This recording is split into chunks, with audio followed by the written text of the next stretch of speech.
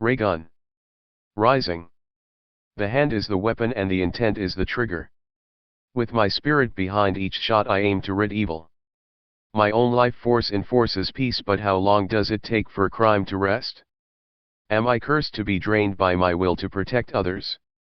And why are those who exist just to harm? Crime never stops and part of me is always missing.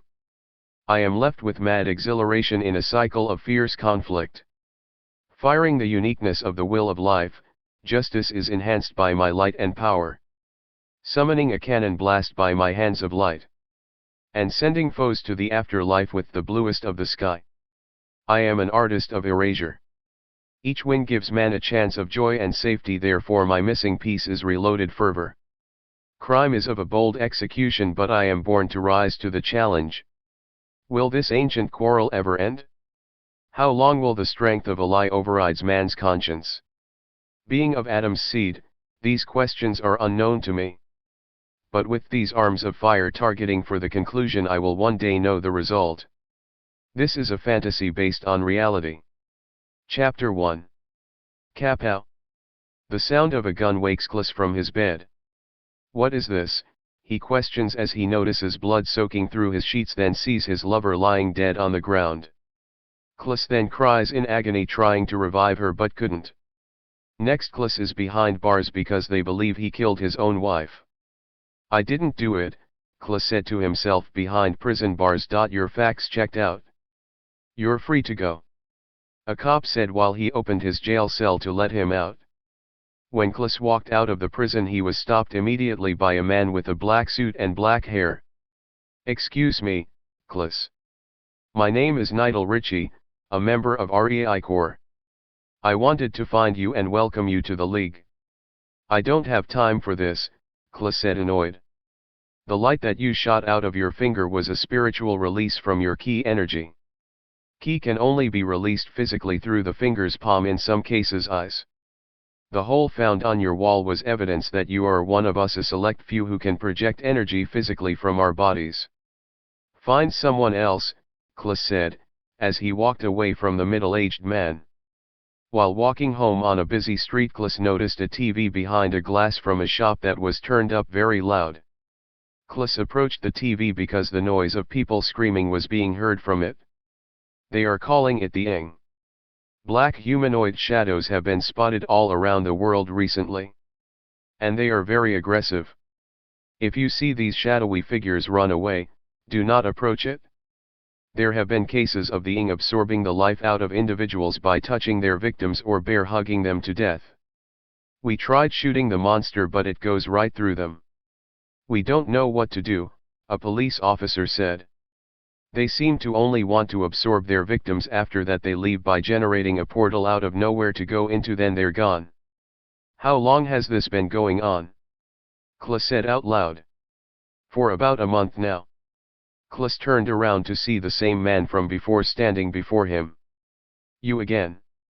The Ing appearance represents a spiritual awakening of the earth for both light and dark. This is why you have the power we need to eradicate these beings that you saw. You're joking, Kliss said. Not even guns can penetrate those things. No, but you can. Then the man turned his back and walked off. PFF, I'm not dealing with this. Kliss walks away from the TV shop, heading to a bus stop further down the road. I'm finally free, and the first thing I'm going to do is play video games, Kliss said to himself. Of course you can have your good old job back. Kliss is talking on the phone in his bedroom. I'm glad to find out that you're innocent. I'll see you early in the morning, friend. Thanks, boss, Kliss said, then hangs up his house phone in his room. Next, Kliss stares at his bed where the incident took place. Later he is shown throwing away the top mattress next to a dumpster. I rather sleep on the floor, Kliss said as he's laying on a mat with covers. How in the world did this happen? Kliss is looking at his palms and fingers laying on his back, then turned on his side and forced himself to sleep. Next, Kliss is dreaming. In the dream, Kliss is looking at his hands again, but this time there is blood on them while being in his room. Then he is teleported on an empty street with many people. Where am I? Kliss asked out loud. Suddenly a huge black liquid-like ball is seen appearing in the sky in front of him. This is the portal that those creatures come through. I saw it on the TV. Kla said to himself. It was spherical and it seemed to be pulsating like a heartbeat. The portal then started to get bigger and bigger, which caused him to run away. While he is running, the people there are still there minding their business as if nothing's happening. The portal soon engulfed the whole world in his nightmare in seconds, covering everything in complete darkness. I can't see a thing, Kla said, confused. Afterwards, instantly a large flare the size of a mountain flickered, which brightened the whole city block in which he was in, temporarily revealing the whole street he is on. When the flare disappeared, he woke up confounded. Chapter 2. While sitting on a bench waiting, a man in his early 20s sat right next to him. Klas, oh my gosh, is that you? The young man said. What's up, Zine? Klas said. I thought you were in prison. I was let go on bail from $1 billion bond. No kidding. Yeah, from a company called Reigun. Reigun, I've never heard of that, Zine said, scratching his hair. Anyway, what's the deal with this atmosphere? It feels like it's still evening, Klas asked. You haven't noticed? While you were locked down, crazy stuff has been happening all over. We're in a permanent twilight that no one is able to explain. These dark clouds from the thermosphere are blocking the light. The UV waves are not coming through enough. Dark creatures have been showing up and people have been losing their minds. How so? Crime has increased dramatically like mad. Some are saying that they are just reacting crazy because of the twilight, others are saying that they're scared. How long has it been like this? About a month. Klas looks at his right hand palm facing up. That's the same time that light shot from my hand and killed Maria. What did you say? Nothing. The bus drives close to the bench and Klas and Zine entered the vehicle. Next, Klas is in a hotel mopping the floor of the lobby in uniform. Great to have you back with us, a fellow co-worker said as he waved. After Klas got done mopping, he then went outside to the parking lot to stare at the sky from the top floor. I can get used to this change, Klas said while staring at the illuminating lights of buildings all over, honoring the lack of light. While gazing at the sky from the roof with a broom in his hand, the sight of a white flying car is seen far away. Nice ride, Klas comments, then begins to sweep. My hands have been getting kinda stiff lately. I don't know what's wrong with me, Klas says in his thoughts. While he is sweeping the roof, a giant purple sphere of dark light appeared above him, which startled him. Then 4 humanoid black figures jumped out of the portal on the roof suddenly. The portal disappeared after the 4th creature came out of it. 3 of them walked in an unorthodox fashion, for clearly they were not usual humans and walked as if they were zombies. And 1 of them walked like a normal human but looked like a troll with green skin. Their bodies were covered in black light that looked like scribbles moving rapidly, and they had glowing orange eyes. They started to run towards Klas. Klas right away ran as fast as he could to the opposite side of the parking lot. Darn it! I can't escape or I'll fall off. Klas then turns around and sees how unnatural the creatures look, running to him as if they came from a nightmare someone has dreamed. I guess I'm gonna die, Klas says to himself, walking backwards slowly, but he notices a broken parking sign on the ground, picks it up and throws it like a javelin at the creature in the middle of him, but it went right through the monster. A flying car can be heard louder and louder with each step of the ing moving towards Klas. Hey kid! Using a megaphone, Klas looked at the direction of the aerial car above him. Catch! Suddenly an unusual white gun was thrown to Klas from the vehicle as the car hovered beside Klas. He caught the gun and positioned the weapon at the same monster. Klas says in his mind, this gun. There's something about it. It's organic. Klas then looks back at the airborne car that was getting even more closer and notices a man from behind the windshield wearing a black suit, black pants, and black eyewear, having a megaphone position in front of his face. Just shoot it, he said through the loudspeaker. Klas grips the gun even harder and aims it at the ing in the middle. Here goes nothing. Kla said, and was immediately surprised after he pulled the trigger.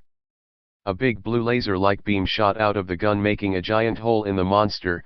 Then the ing fell on the ground and started to decay rapidly as it molded extremely fast.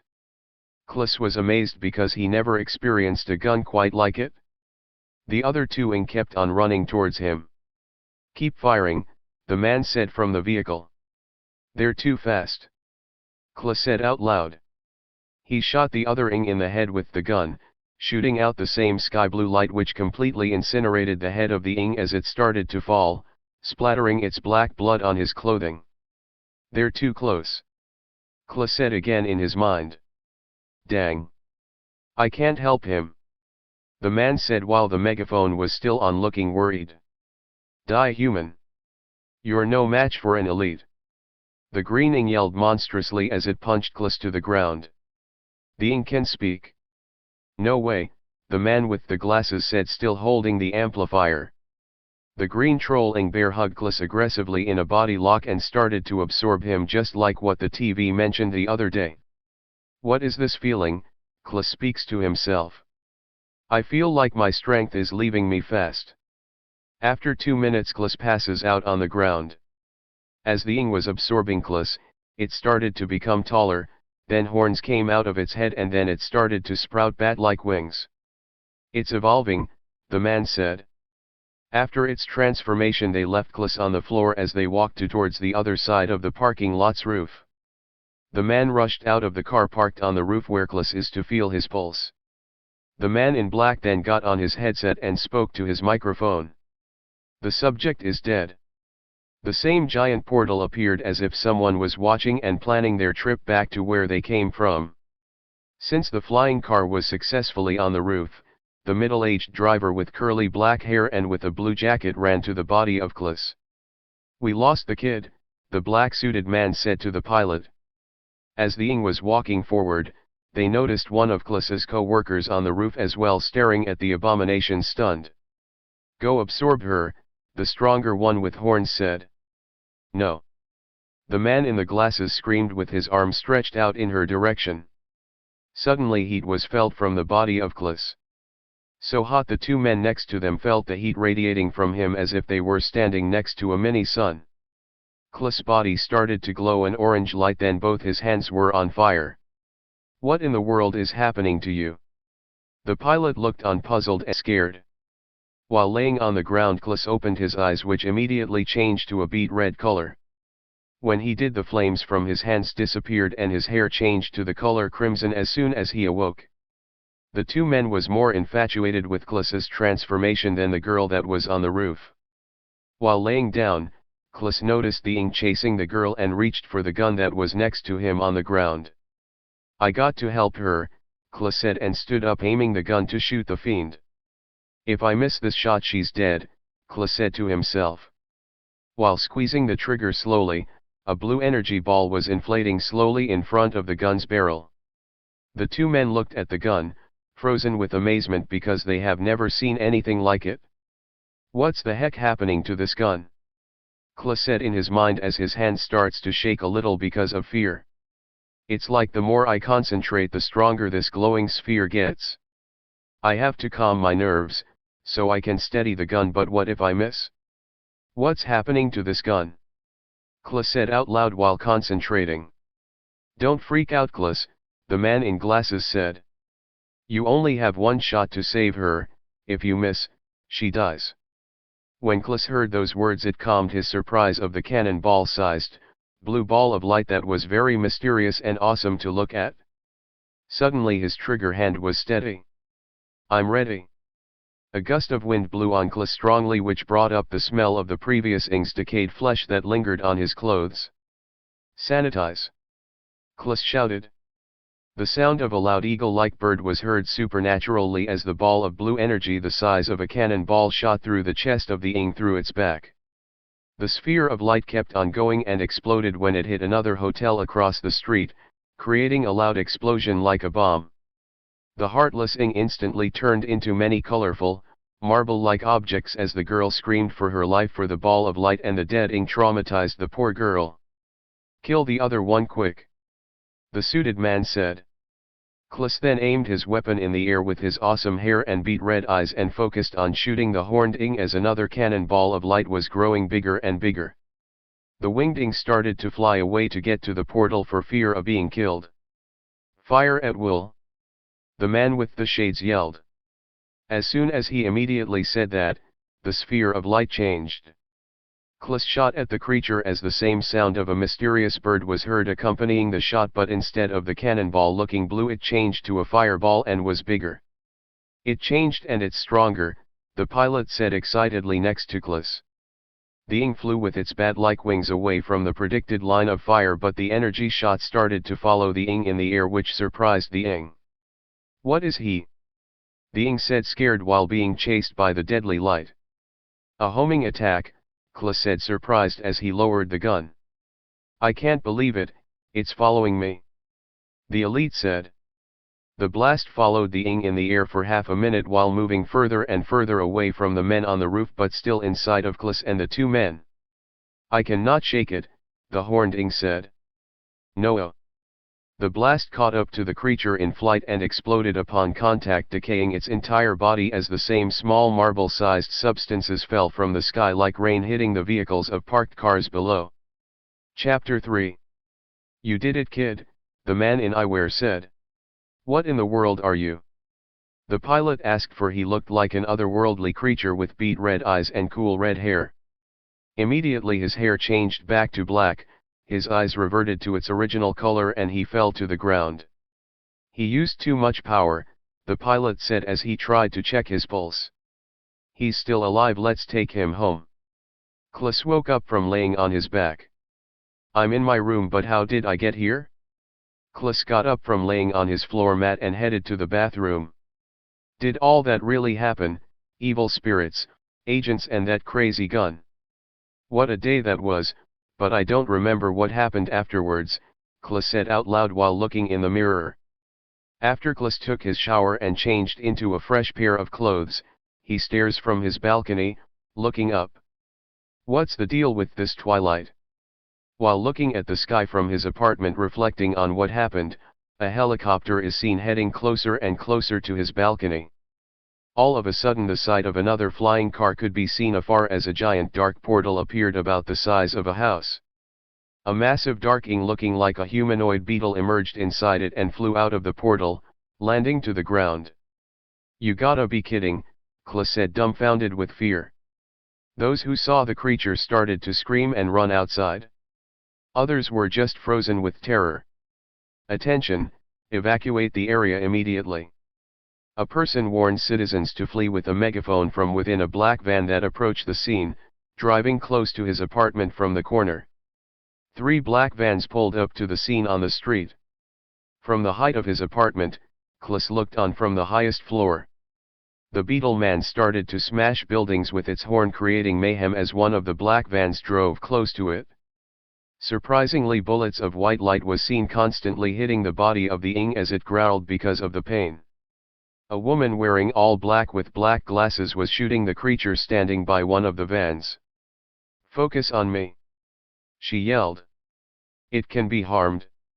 Someone questioned from a crowd while looking on at this fiction-like movie scene. The giant beetle man jumped up and flew around trying to dodge the attacks as the woman kept shooting it with her light.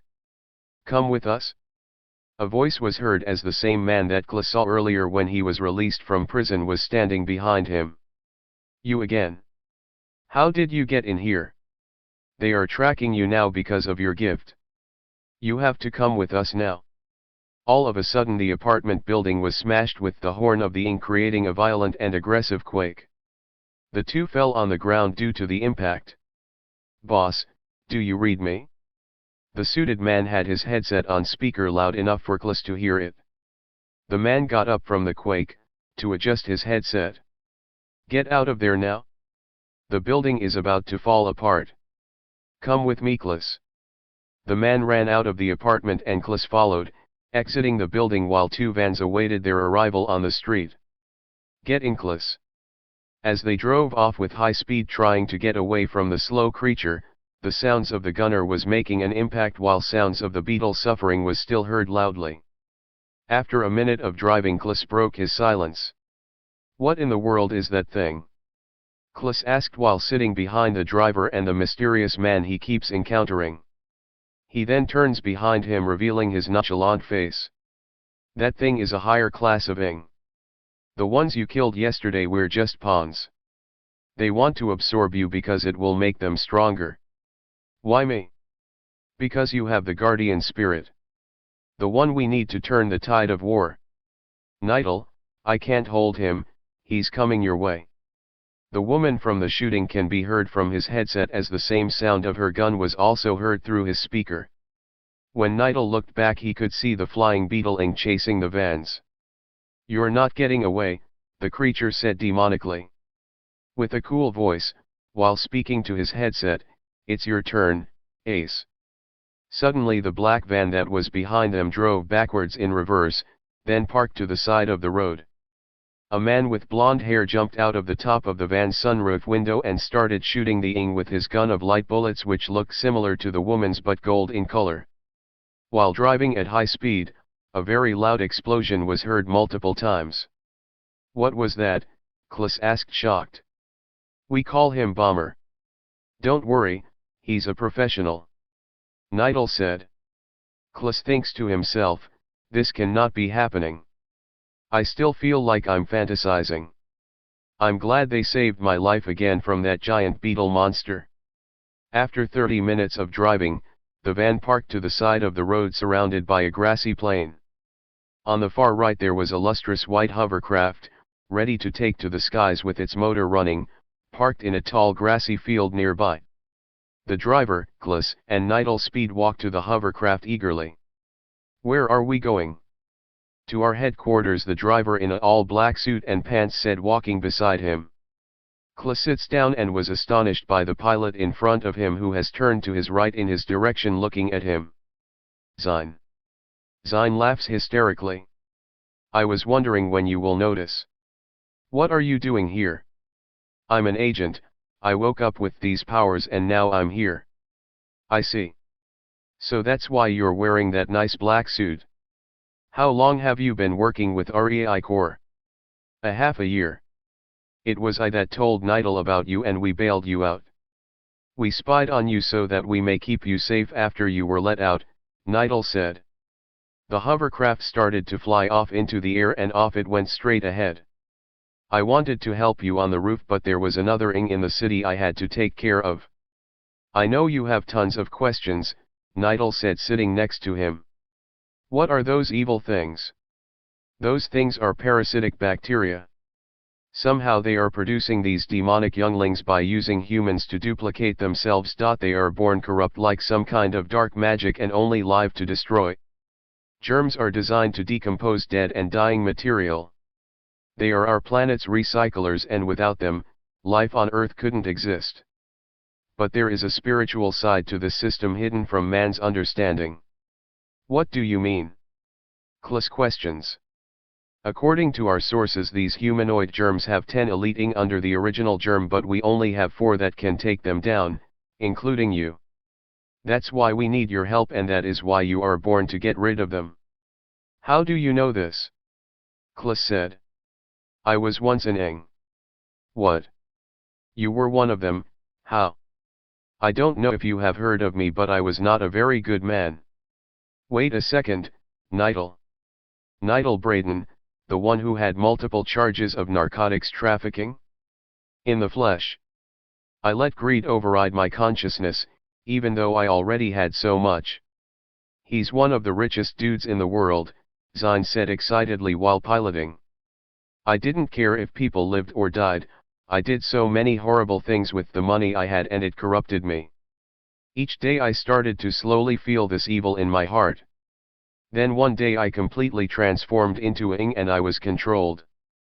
I don't remember being a pawn, but I do remember this giant bird set me free. That same power is in you now, I just know it. I don't know what happened when I was a ing pawn. There are some cases that the ing would absorb people's life force and turn them into a fiend like them. I was one of them. Unbelievable, Klis said, puzzled. Ever since the Guardian set me free, I devoted my whole life to combat these demons, on the side of good for humanity's sake. Zine turned around to look at Klis with his hands still on the controls. Crime has exploded like mad because of the Ing's influence. But with you on our side, we can save the world. We are entering the wormhole now, the suited driver interrupts. Look outside, Klis, Zine said. Suddenly the atmosphere changed to a blue light. For the helicopter entered into a portal similar to the Ing's. What is this? Think of it like a wormhole, Nidal said. After a minute of flying straight through this giant portal, the hovercraft was all of a sudden hovering over an island filled with navy blue buildings. We are home, Zine said as the hovercraft descended on the launch pad. Come with me, Nidal said. Klis followed Nidal along with the driver and Zine through a lustrous building big as a mansion. Welcome to our headquarters, Nidal said with his hands up in the air. It's totally empty, Klis stated looking around as he walked slowly. Nidal laughed, yes indeed. We have just started the agency, but we will soon expand. One question, where are we again? Oriental Town, Zine said. But how? That's not possible. We were nowhere near here. Nidal smiles, the portal we flew through was a shortcut. We'll talk about all this crazy stuff some more. Till then, Zine, please take him to one of the guest rooms, I need to check up on the others. This way man, Zine led Klis to a room after a long walk, for the building was very huge. What made you join up with those guys? Zine walked up to the massive size window and started to unravel an alien-looking green and white sniper rifle from the bag on a desk. Klis stood there in awe as Zine assembled the gun quickly, opened the window and pointed the weapon outside the opening. Do you see that sign over there? I see it. Zine shot the weapon as it gave off a loud sound he never heard before hitting the sign far away. Yours is green? The color of my spirit, Zine said. It's a specialized gun. Our powers come from our palms and fingers, so the gun's handle absorbs a bit of our spiritual energy and shoots it out of the barrel. Sweet, Klis said happily. Indeed, cousin. Wanna play some tennis? We have a court indoors. Definitely. Klis and his cousin have played the sport for a good hour, but our hero started to have a problem. Zine hit the ball with his racket, and as Klis ran toward the ball, but instead it hits him on the forehead. Ouch. Whoops, you okay, man? Yeah, I'm fine, it's just my eyes are feeling stiff. Zine gave Klis medicine and pleaded for him to go to sleep. I don't know what's wrong with me, Klis said to Nidal while laying on the bed. My eyes feel stiff, everything is blurry from far away. It's like I'm nearsighted. Close your eyes and sleep, we'll bring you to the doctors in the morning. In the middle of the night Klis woke up unable to sleep. The second he opened his eyes he noticed a faraway light nearby. Klis closed his eyes again to see it a second time, and there was a red shining light within himself and a yellowish one far away. When Klis opened his eyes he shouted shortly in shock. What in Kepler is this? Every time I close my eyes I see this light from a distance, and there is one within myself. Not only that, but I can see these white flakes forming every material thing with my eyes shut. He then smiles.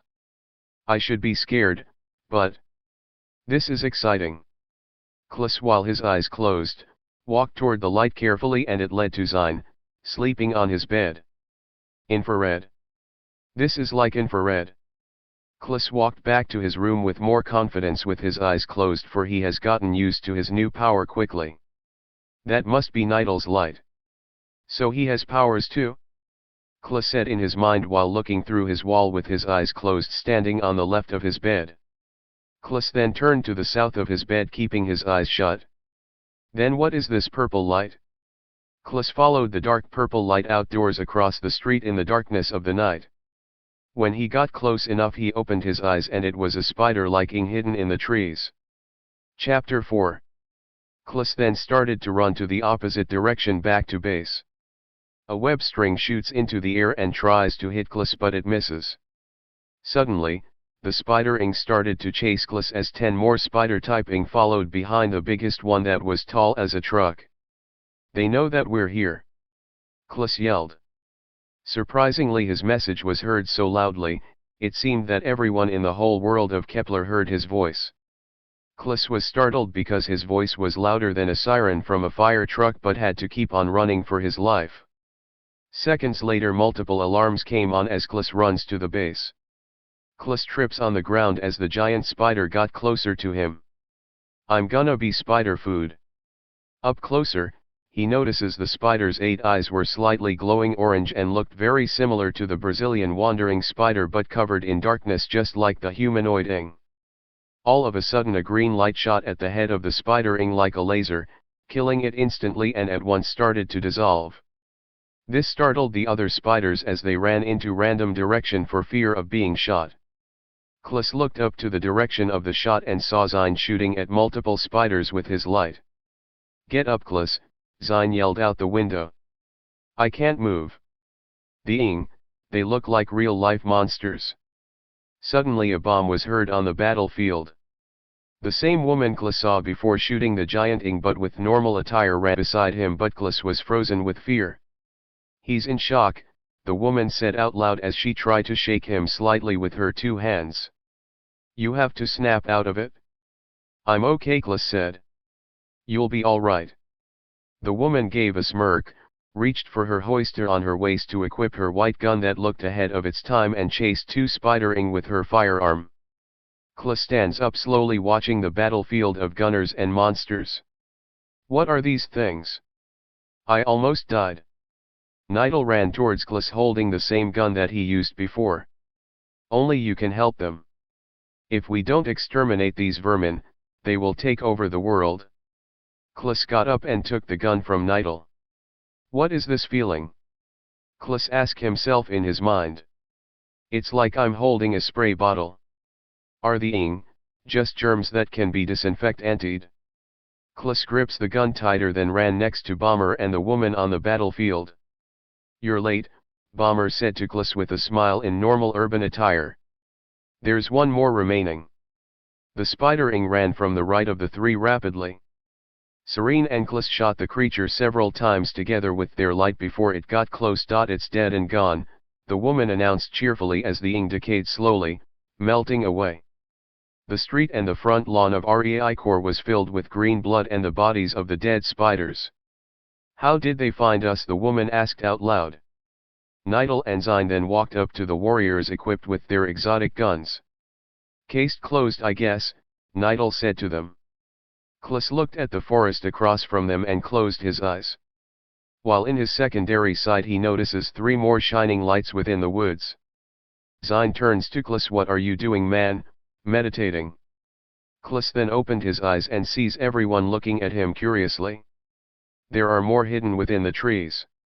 "How do you know?" the woman asked. "I can see in the dark." "Kinda. When I close my eyes I can see where the ing is hiding based off of their dark light." "That's awesome," Bomber said. "Since when?" Zine asked. "It's the Guardian," Nidal said. "It must be helping you." Nigdal then clapped both of his hands forcefully and loudly. "If we don't kill them now, soon our entire base will be ambushed. Please, Klus, we need your help to vanquish them. Normal bullets cannot harm them." Klus looks at the gun in his hands. Then looks directly into Nidal's eyes. "I'm on the job." Chapter 5. Klus, Bomber, Zine and the woman are inside of the forest walking to find the ing using flashlights that are attached to their utility belts, strapped around their shoulders. "These are some powerful flashlights," Klus said as they walk. "Reigun can afford anything," the woman said. "This is suicide," Zine said. "No, it isn't, the twilight is rising, we can still see just fine," Bomber responded. "I forgot to ask, why is it always twilight during the morning, afternoon, and evening?" Bomber, while in front of him, turned around at him and showed him his hand with his palm facing up. Then it started to shine a white light. "This is why," Bomber said, "there is no balance in the world and we are losing ground spiritually. It just means that darkness is winning and the light of the world is fighting to keep the darkness at bay." "Okay then," Klus said. "To the point," Zine said, smiling. "How close are we, cousin?" Kla stopped walking and looked around with his eyes closed, then immediately opened his eyes surprised. Quick, Zine, give me your sniper rifle. Klas positioned his sniper on top of a chopped tree trunk 5 feet in front of him, kneeling behind the gun's scope. He then closed his eyes, positioned the gun to line up where the spider's inner dark light was located slightly towards his right. Are you seriously going to shoot with your eyes closed? Zine said. When he fired the gun, it shot out a brilliant yellow laser light as the sound of the phoenix followed the blast. Klas with his eyes closed saw that he shot a tree branch beside the creature instead and sees it running away because of fear. I missed, Klas said, opening his eyes. Seconds later multiple explosions went off as if there were fireworks all around where he had shot the target. What's that noise? The woman said with shock. Klas closes his eyes tight and sees that his shot created multiple firework blasts made of the same light. It's like a scatter shot. Klas said. The Ing's light that was trying to get away was stationary, as it slowly diminishes to nothing. Klas opens his eyes again. I think I got him. That was cool and all, but now they know that we're here, Bomber said. He needs to hone his abilities, but that was very awesome, Serene said with a smile. After 20 minutes of walking, Klas announces that the 2 Ing left are nearby up front. Bomber, throw your incendiary in the center of the pond at your 2 o'clock. With pleasure, he whispered. Bomber focused, storing light energy into his hands as a flaming ball of white light began to form the size of an apple. Eat this. The grenade landed in the pond, which caused a loud explosion. A monster crying out in pain can be heard because of the blast. I got him, Bomber said, excited. Nice. Zine said. Klas closed his eyes again, but didn't see the other light. No, it's still alive, and I can't find the other Ing. Nice shot. A humanoid owl was standing behind them, about 12 foot tall with gray feathers all around and creepy yellow eyes. The woman immediately shot at the Ing, but it disappeared. Great, it can disappear. Bomber said, annoyed. Klas closed his eyes while looking at the direction of the pond with his special sense. Guys, we have company, Klas announced frantically. Everyone's flashlight revealed an enormous water spider the size of a car. With green blood leaking from its abdomen, the creature ran towards the heroes from a group of trees with its 8 legs. Everyone shot at the creature with their guns, but for some reason it had a shield-like body that was protecting itself from their lights. Spread out, Zine yelled. The team split into 4 directions like a compass. The black water spider Ing followed the woman as she shot backwards as she ran, slowing down the fiend. Zine, while hiding on the east, ready his sniper to aim at the Ing, but was hit to the face by the owl man's clawed hand. Klas stopped running southward and ran back to help the woman by shooting the creature with his unique weapon. Bomber stood there watching, hiding behind some boulders. If I use my explosives I could kill her too, Bomber said, clutching his fists. I'm all out of energy anyway. Why aren't our guns killing it? Klas questioned himself while shooting. I have to use that fire cannon like I did before. If I concentrate and slowly pull the trigger, maybe it will happen again. Klas concentrates while aiming the weapon at the water spider Ing as a fireball was formed at the barrel of his gun. You're mine. Look this way, Klas said out loud. The woman, Bomber, and even the spider Ing stopped and looked at his direction, for he was as loud as a megaphone. Klas shoots the fireball right through the Ing as it explodes. The Ing guts splattered on her body. The fireball eventually hit a wide tree, which caused it to explode as well like a bomb. Klas and Bomber ran toward the woman to see if she was safe. Are you all right, Serene? Bomber asked in front of her. I'm okay, but what in the world was that fireball, Klas? I never seen anything like that before. While Klas was looking at his gun in mystery, I noticed that the light can turn fiery when in desperate situations. I did not want you to die, so the shot was a huge fireball. Wait a minute, Bomber interrupts, where is Zine? It's too late, humans. The team heard the fiend's voice but could not see it. Where is he? Serene asked, looking around. Klis, can you pinpoint his location? Chapter 6. Klis closes his eyes and looks in all directions speedily. He looked up and he sees two lights in the air above the three. Above. Klis announced. The owl man was carrying Zine on his shoulder but looked slightly different. He had smaller eyes, and he had two smaller extra wings on his chest that was stationary but not big enough to stick out of its chest. Put him down, monster! Klis yelled. The humanoid owling dropped Zine as his lifeless body aimed for the ground. Bomber catches him before hitting the ground, which made him fall as well. Is he dead? Serene asked. He's still alive, Bomber said while checking his pulse. Look at him, he looks slightly different. Serene stated while looking at the levitating being. He absorbed Zine, that's why he looks different. Klis said. Yes, and I feel great. I want to absorb some more, but I have to wait for about a week in order to absorb more of your light. Until then, take a look at my new abilities, for I have gotten much stronger. The Ing telepathically shot multiple purple lasers at the team as they ran in different directions. One of the lasers pierced Bomber's right shoulder. This hurts like heck, but I have to keep moving, Bomber said to himself while holding his bloody shoulder. Klis shot back at the owlman as it maneuvered in the air to avoid being attacked. It seemed as if his new transformation made him 10 times faster. Klis yelled. Get back here, he said with a shout as loud as a bullhorn. Klis turned to his right fiercely. Serene, keep shooting, buy me some time. Yes sir. While she kept shooting the Ing in the air, Klis charged his blue homing cannon once more as it turned red, then it was ablaze. Fire!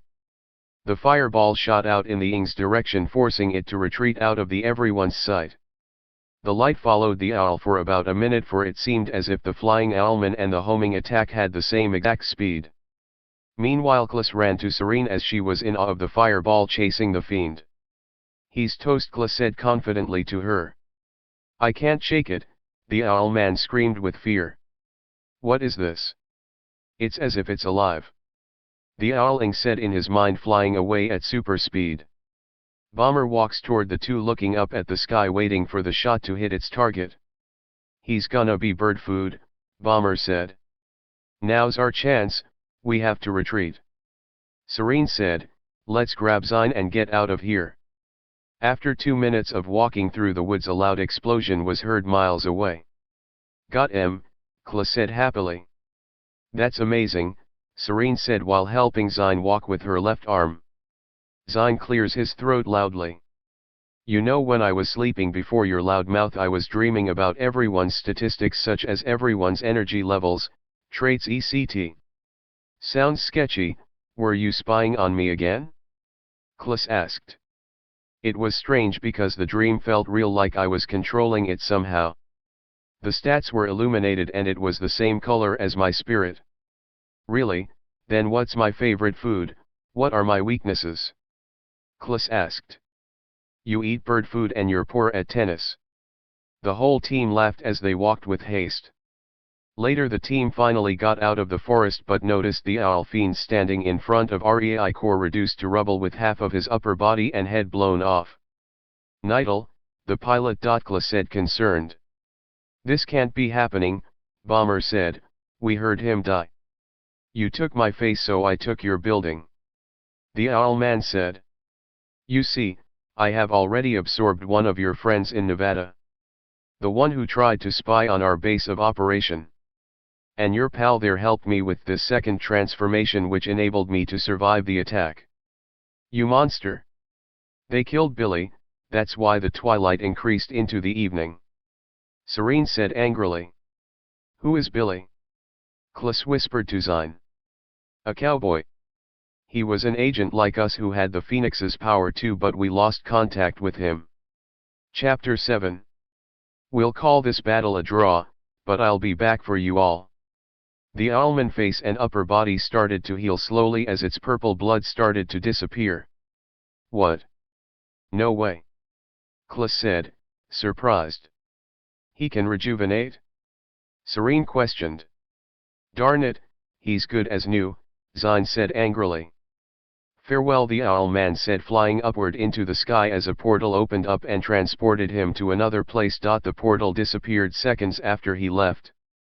All of a sudden fire trucks came on the scene and firemen rushed out to water the wild flames. Oh my gosh, where is Nidal? Serene asks while covering her mouth with fear. He's dead, Serene, Zine said to her sadly, putting his hand on her shoulder. The whole team watched the raging flames dumbfounded and upset.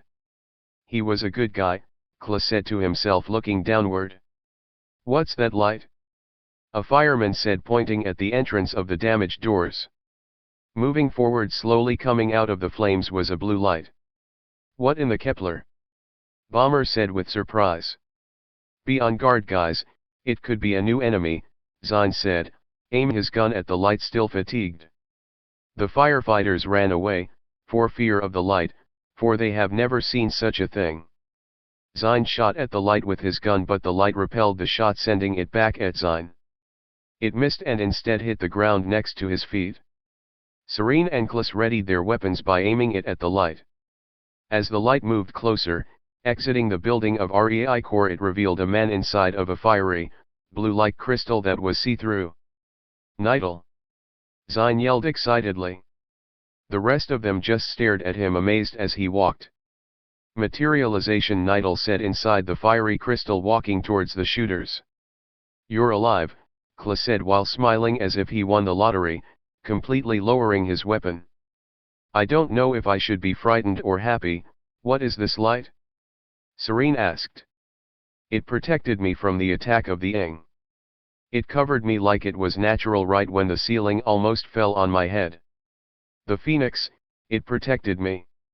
Nidal looks around the solid light from within. I don't know how to turn it off. You'll probably suffocate in there, Kla said, try getting away from the fire. Our powers, I know now that it reacts to how we feel of the dangers around us. The five moved away to the flames across the street as the shield slowly diminished, then it disappeared. Pilot is dead, Nidal said sadly. But our ride should be coming to our location. Where do we go now? They know our location, Zine asked. I have another base on another island where we can stay. Come, let us walk to the east so they can pick us up. As they walked further away from the destroyed headquarters alongside the forest, a narrow-body aircraft was heard and seen from afar. It landed on the street across REI Corps as it moved forward on wheels towards the team. Nice, an airplane, Serene said excitedly. How can you afford all this stuff, Nidal? Zine asked.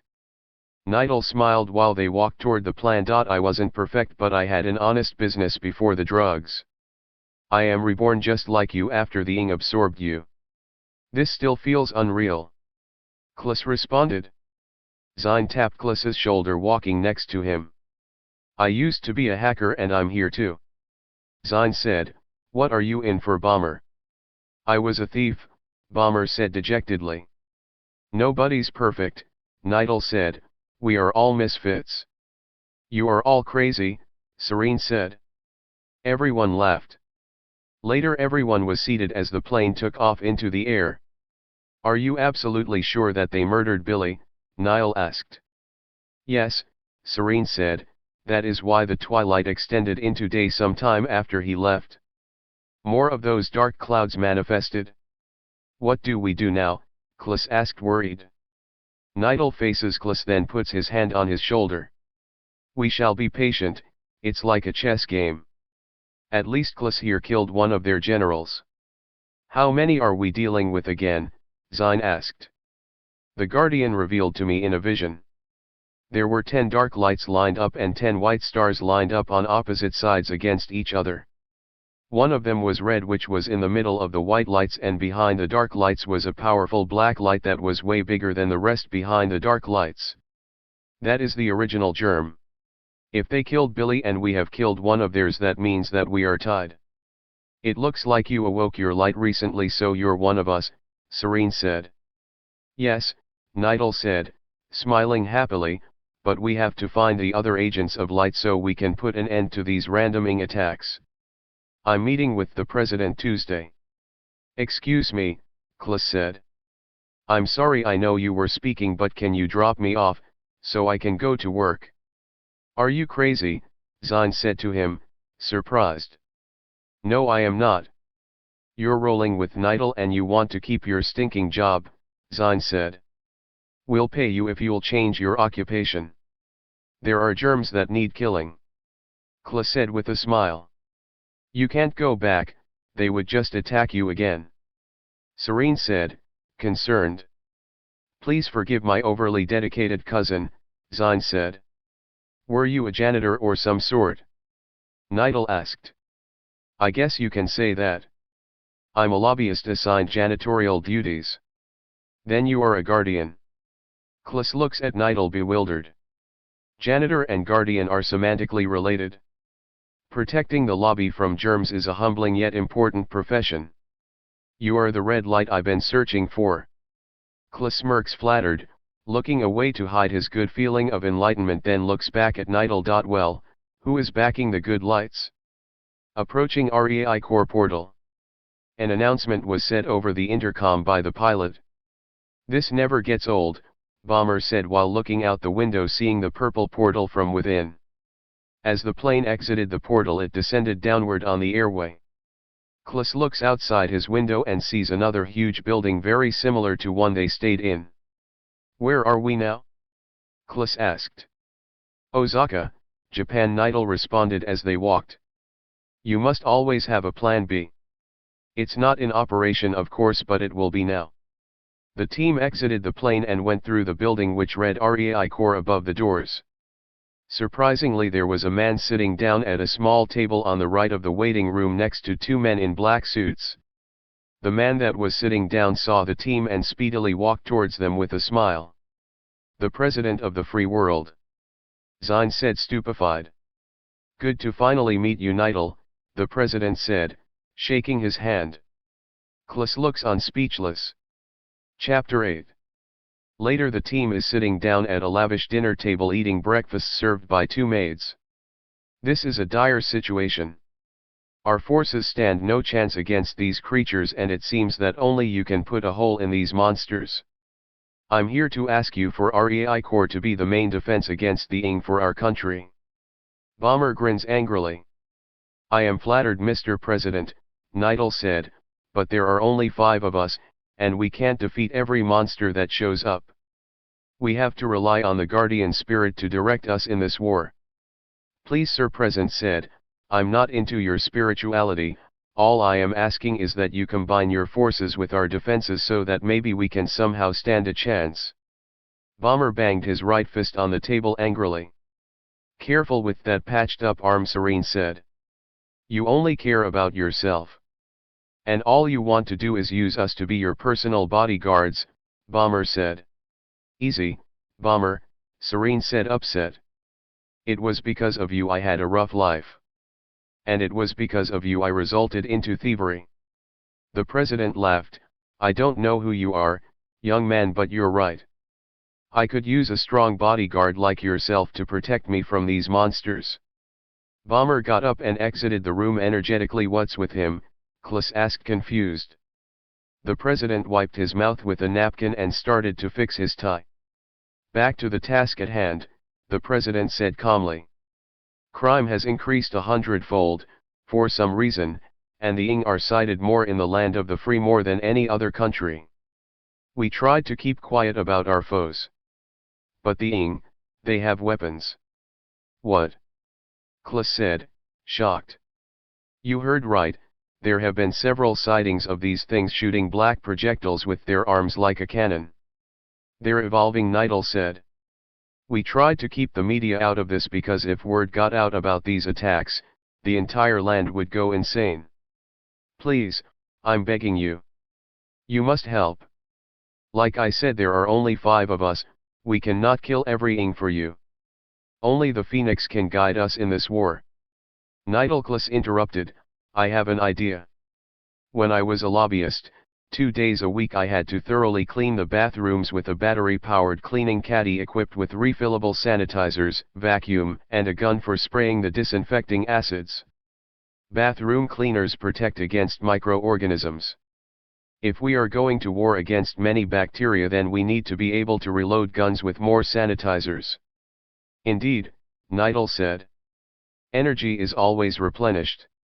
What if our spiritual energy can be stored for mass quantities so many others can shoot and kill the germs? The president slammed both fists on the table. That's it? He said. You're a genius, Zine said. But how? Serene asked. We should be able to do it. Nidal replies. The gun that we have created is able to draw the spiritual power from the palm or fingers in and out the barrel. We must transfer the light for containment. Nidal turns his face to Serene. It is possible. I know who you're thinking about. The man behind the Reigun, Serene said. Fine, we accept your terms, but only if the Phoenix will guide us through this all. President Blake Johnson. Nidal said authoritatively. The chairman puts his hand on his forehead. It keeps getting worse. Policemen are abandoning their work because of fear all around the world.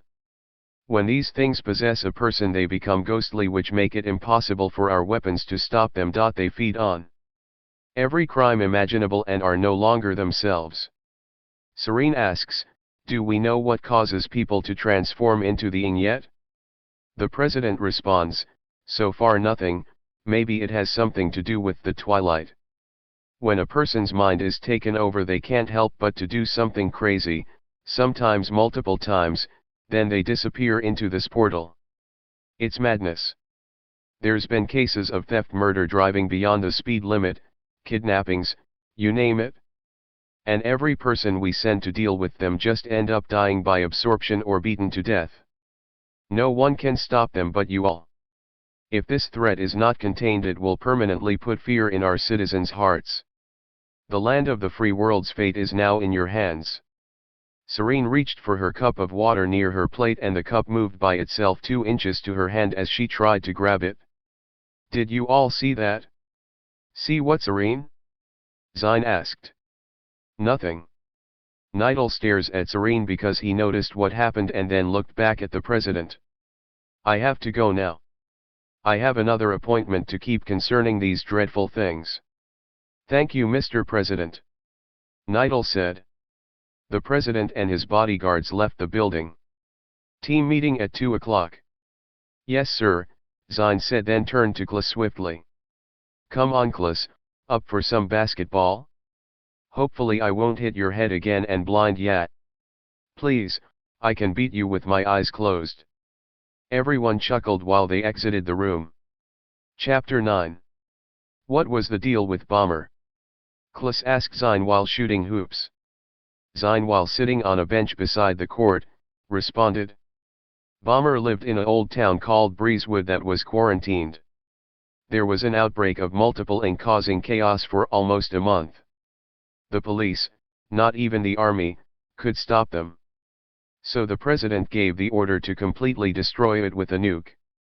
Klaus stopped shooting and looked at Zine sad. I was locked up, so I had no idea of this. Klaus said. Bomber somehow survived. The nuclear explosion didn't even kill the Ing, only the people. That's terrible, Klaus said. Don't tell him I told you though. Bomber, what's up? Zine and Klaus turned around and sees Bomber and Serene walking towards them. Speaking of which, Zine said quietly.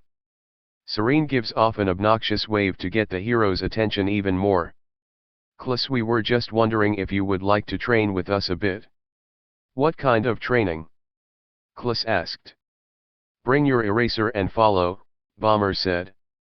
Klaus, Serene, Bomber, and Zine are outside at a shooting range behind REI Core with metal targets lined up in columns. To each their own, they shot their targets to their ability. Serene is heard complaining loudly. Why am I always missing? Serene asked herself. Every time I shoot, the bullet flies off in a different direction. Maybe you have telekinesis but don't know it, Zine said to her. Haha, very funny, Zine. Serene lowers her gun slowly as if she recognized something. Come on, come on. Klaus missed the bull's eye each time he fired his weapon. Bomber, which was closet to him, walked to him to see how he was doing. "Hey Birdman. How's it going?" because his gun sounds like an eagle each shot. "I keep missing the center," Kliss says, lowering his gun.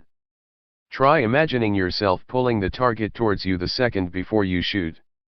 Kliss aimed his weapon again at the target and missed it, completely shooting outside of the target. That usually works for me," Bomber said. "When I shoot these things I want to imagine them as the filth thing are." Kliss aims at the target. "I don't want them to come near me." Kliss then shoots the bullseye perfectly, then smiles broadly. "Yes, I got it. Not all ing are monsters, you know." Bomber walks back to his column. "What's with him?" Kliss asked in his mind while staring at Bomber walking. "It's like we're complete opposites." "Time's up, guys," Serene announces. "It's meeting time. Conference postponed. We have a local dilemma." Nidal says to the team, standing up with his arms behind his back as the gunners are sitting by a large office table. "The Ing are terrorizing Tokyo too. Civilians are reporting vandalism, shoplifting, and a tengu like Ing in the mountains." "A tengu?" Zine questioned awkwardly. "The entire police force is freaked. Japan only has a few good men, but they are useless against them." "Kliss, I'm afraid I must ask you to slay the tengu one. I believe it is an elite and only you can kill it with your homing cannon." "That's not true," Zine said childishly. "I can take him by myself." "You wish," Kliss responded. "Bomber, you will go with Kliss, Serene and Zine will handle the other two. We have to take care of this now. The more we wait, the more lives will be lost." "Let's move out," Zine said. "We'll postpone our meeting. Let's cleanse these germs," Keitel shouted passionately. The team, except for Nidal, are riding in a black limousine with black suits, earphones, and tinted glasses, but Kliss doesn't have on glasses. They are all sitting on the last seats in the back of the vehicle. Suddenly they hear people screaming in terror. They all looked out the window and saw a white ink spraying graffiti. "Graffiti is art, graffiti is love," the ink said to himself while spraying. "This one's yours, Serene," Zine said. "I'm on it." Serene turned to the door and reached for the handle to open it, but the handle lifted by itself, opening the door slightly, which froze Serene for a moment. "Hurry, Serene," the driver said. She got out of the limousine and started shooting. The Ing growled at her with his shark-like fangs, then ran weirdly towards her as the limousine sped off. "Will she be okay?" Kliss asks. "She's a professional like you," Zine said, smiling. "You're up next, Zine," the driver announced through the limousine's intercom. "The roof is all yours. There are 2 Ing stealing from that outdoor fair." "Ah yeah," Zine says. He exited the vehicle, running to the parking lot for high ground. After 5 minutes of driving, Kliss says to Bomber, "So what's our strategy for eliminating the tengu?" "Simple, we just blow it up, but wouldn't it have wings?" "Maybe we should try to flank it?" Bomber just keeps quiet, looking back at the river from the window, dejected. "This guy seems to have no humor and serious-minded," Kliss said in his mind, looking back at his window. The sound of a strong wind was heard abruptly and the limousine started to fly into the air some 4 feet. "What's going on?" Kliss said, worried.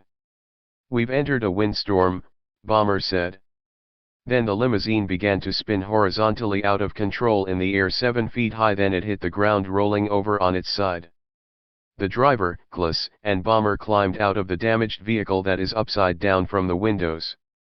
The formerly dressed driver was the last to get out of the limousine. Then he turned to Kliss and Bomber, which were waiting for him to get out.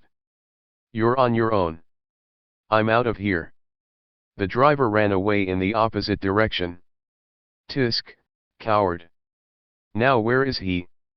Bomber asked, facing the mountains a mile away. Kliss closed his eyes, looking at the surroundings from within. Kliss opened his eyes nonchalantly. "He's underground." "What?" Bomber asked, shocked. "It seems to be abandoned underground tunnels near these mountains, and he's peeking at us beyond this tree by its opening." He's mine, Bomber said as he rushes to the downhill opening of the underground tunnel, which was faced in the opposite direction of the two. Wait, Klus yelled, we have to attack from afar. We don't know how powerful it is. Suddenly Bomber was blown away by a gust of wind and fell on his back. The creature came out of the tunnel and revealed itself walking from behind a wide tree where Klus could see it. The Tenguing was the same size as an average human but with a black bird head and black wings like angels, wearing traditional Japanese clothing. Hello, Reikor. The Ing said with his creepy birdish voice. The Tengu walked towards Klus with murder in his red eyes, for this creature too was atrocious yet humanoid. Klus backs away slowly as he shoots 2 times, but somehow it evaded his shots with swift maneuvers. All of a sudden Bomber's light grenade was seen in the air, thrown in the middle of the two, and immediately the explosion sent Klus flying in the air, then hitting the ground as the Tengu flew upwards unharmed. My bad, Bomber yelled. We have to work together, Klus said angrily. You trying to get us both killed? Bomber raised his head up and sees the Ing in the air 20 feet high. It can fly? Bomber shouted. I tried to tell you that. Klus shouted, picking himself off the ground. Right, heads up, Bomber says. The Ing starts to accurately throw sharp knives from above, but he misses several times due to Bomber sprinting like mad. The creature turned around while flapping its wings and started throwing his projectiles at Klus from the air. Klus started running northward as Bomber tries to shoot the Tengu in the air, which made it stop attacking Klus, making it maneuver swiftly away from his shots. The Tengu flew higher upwards supernaturally. He's fast. Bomber shouted. Then immediately the Tengu dove with high speed towards the blonde in a dive bomb. Take cover, Klus said extremely loud. But he just stood there shooting. In Klus's mind, its speed is out of this world. If I turn my back now to run, he will surely kill me because it is way too fast. He has eyes of a demon. I have to finish this now. Klus gave an awkward look because he read Bomber's desperate thoughts from his mind. All of a sudden the Ing stopped flying in mid-air and inhaled mildly. Achoo! A big whirlwind generated from his mouth got bigger and bigger as it moved towards Bomber. I'm not done yet, in your face. Bomber threw his light grenade at the heart of the whirlwind, knowing that the blast will hurt him too. This is for you, Brianna. Then suddenly, as the whirlwind moved closer to him, a ball of fire shot from behind him and collided with his light grenade, making a loud explosion. The explosion blew off his eyewear unexpectedly. The blast sent Bomber flying backwards 10 feet, then he fell to the ground violently. Immediately the whirlwind turned into a wide firenado and moved quickly upwards towards the Tengu that was staring at the wonder confused. The Tengu yelped, turned its back and flew forward with haste, scared, but the flames caught the Tengu, for it was a homing attack as well. The firenado stretched by, bending towards the Ing speedingly as if the fire whirl was a living predator. The Tengu screams while being burned alive in mid-air as the pillar of fire twisted furiously. Bomber looked on while standing. What is going on, he said amazed. Klus's eyes started to glow red. Incinerate. Bomber looked at Klus's direction, for he was extremely loud. Immediately the firenado exploded with a loud bang, the moment Klus spoke. Half of the Tengu's burnt body covered with smoke blew away a half a mile away after the blast. The firenado subsided, then disappeared straight away. I'm still alive. We got him. Bomber yelled cheerfully, running towards Klus that was behind him. We make a great team. The two high-five each other. But how in the world did that happen? When my fire cannon hit your bomb, it created its own wind which spawned vertices of flames, completely changing his attack to our own. Interesting, Bomber said, still confused and staring at his eyes. Now let's finish sanitizing the bacteria. It's still alive. Klus said at ease, walking forward. Wait a second, cool guy. What the heck happened to your eyes? Klus stops walking and turns completely around. What are you talking about? Klus's eyes were back to its normal hue. What's wrong with you? Bomber stares at his face, bewildered. It must be the hidden bird man, Klus said with a smirk, then walks back to his previous direction. Klis and the eyewireless bomber walked slowly to the direction of the severed ing. Her name was Brianna. In Breezewood everyone knew each other. There was no conflict or issues. And everyone got along. But slowly people started to go mad transforming into ing. Some people commit random crimes before transforming into parasites. I lost her due to these monsters. Bomber said. I too lost my lover, so I know how it feels. I'm sorry for your loss, but what causes people to commit these random ing crimes? Klis asked. If there's a hint of desire to sin, then that person can contract the possession, or if they absorb you in some cases. But what drove Brianna to want to sin? Hatred and jealousy. Brianna killed my mom because we were close. She raised me and my brother on her own before my dad passed away. He was a preacher and I was training to become one too, but when he passed away due to cancer I stopped. My mother had a heart disease after he died, so I spent more time nursing her than being with Brianna for a while. Then one night she stabbed my mother in the chest mercilessly multiple times. She was no longer herself, she was a ing. I couldn't bring myself to do anything. I got scared and ran off to the next town. I escaped the quarantine by sneaking past the security. I had to run because no one was doing anything about them. When I went back to find my brother, it was too late. My home, my family, everything was nuked. As I watched the destruction, I witnessed the ghostly ing still walking out of the fire and rubble, and one of them was Brianna. I'm so sorry, Klis said as they walked. I had it rough after that, homeless, stealing and starving until Nidal found me. Chapter 9. Are we getting close? Klis closed his eyes, entering in his infrared-like state. Then opened them. There are two dark purple lights. One of them is faint but the other one is normal. Darn, Bomber said, we might need backup. Suddenly a portal opened up and a figure started to merge from afar. It was the giant beetle ing from before, with the severed Tengu, which had no legs and only one arm in his insect-like hand. It's the same ing from before.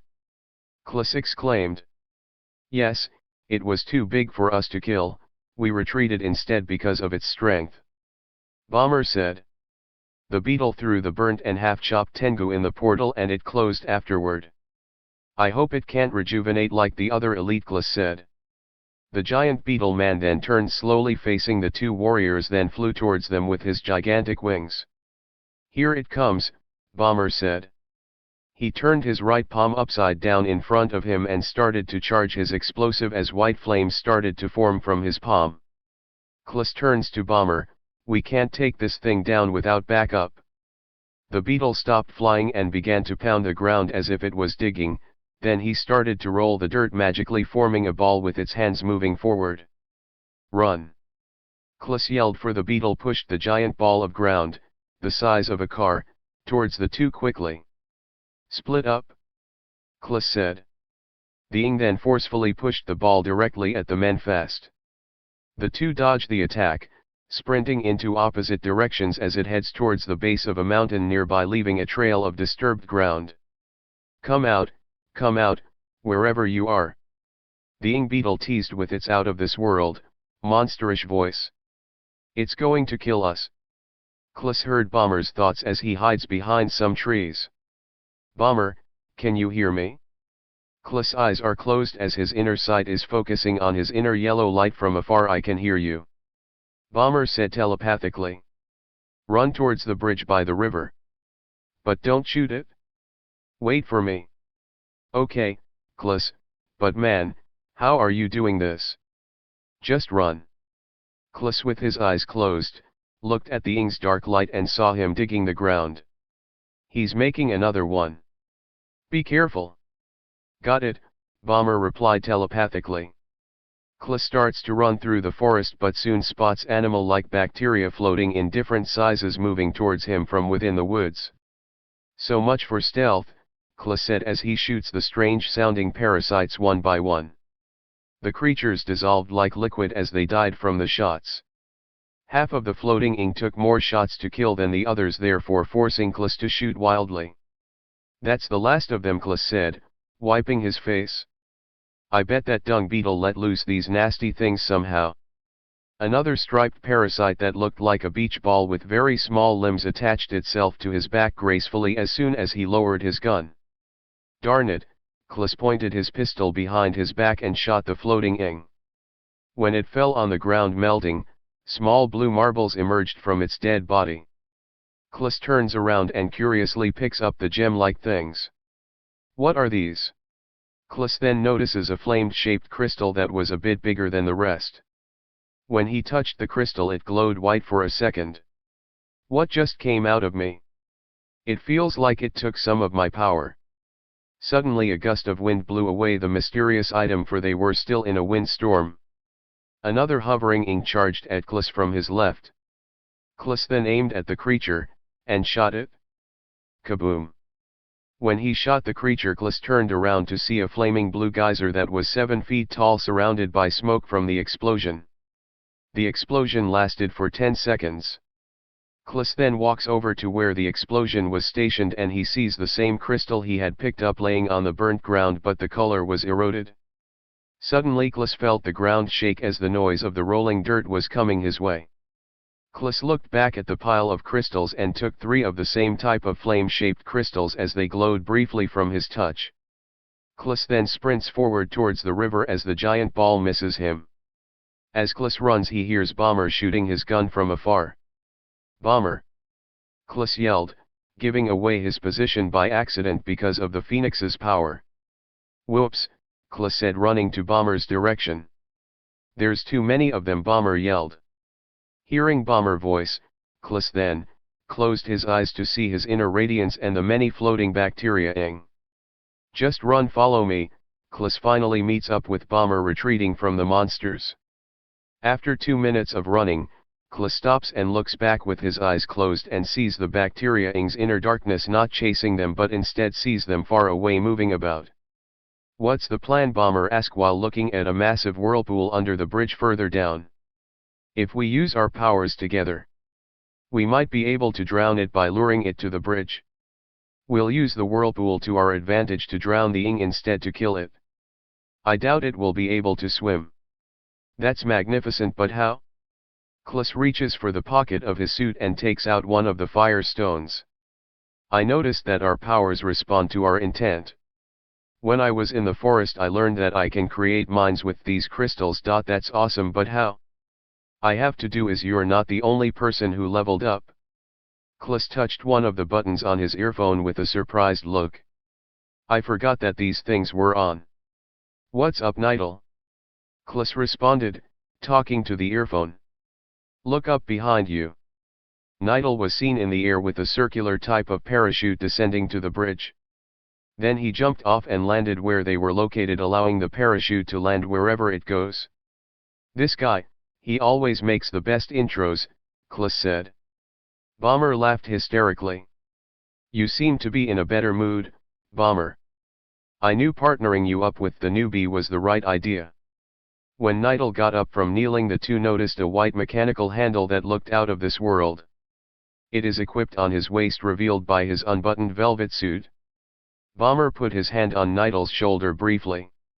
You won't believe this, Klis and I completely obliterated an elite by working together. It was the most exciting thing I've ever witnessed. Wait a sec, what are you doing here?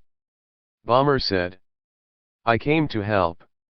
Nidal reached for his grip and centered it horizontally in front of his chest, and immediately a purple beam sword manifested from within the handle. Wow! Bomber exclaimed. Klis just stares dumbfounded. Nidal, solid light. A energy sword, this can't be real. Bomber said. This is why I was late to the party. Wallace and I were trying to see if I could equip a gun now that I have the Phoenix's gift.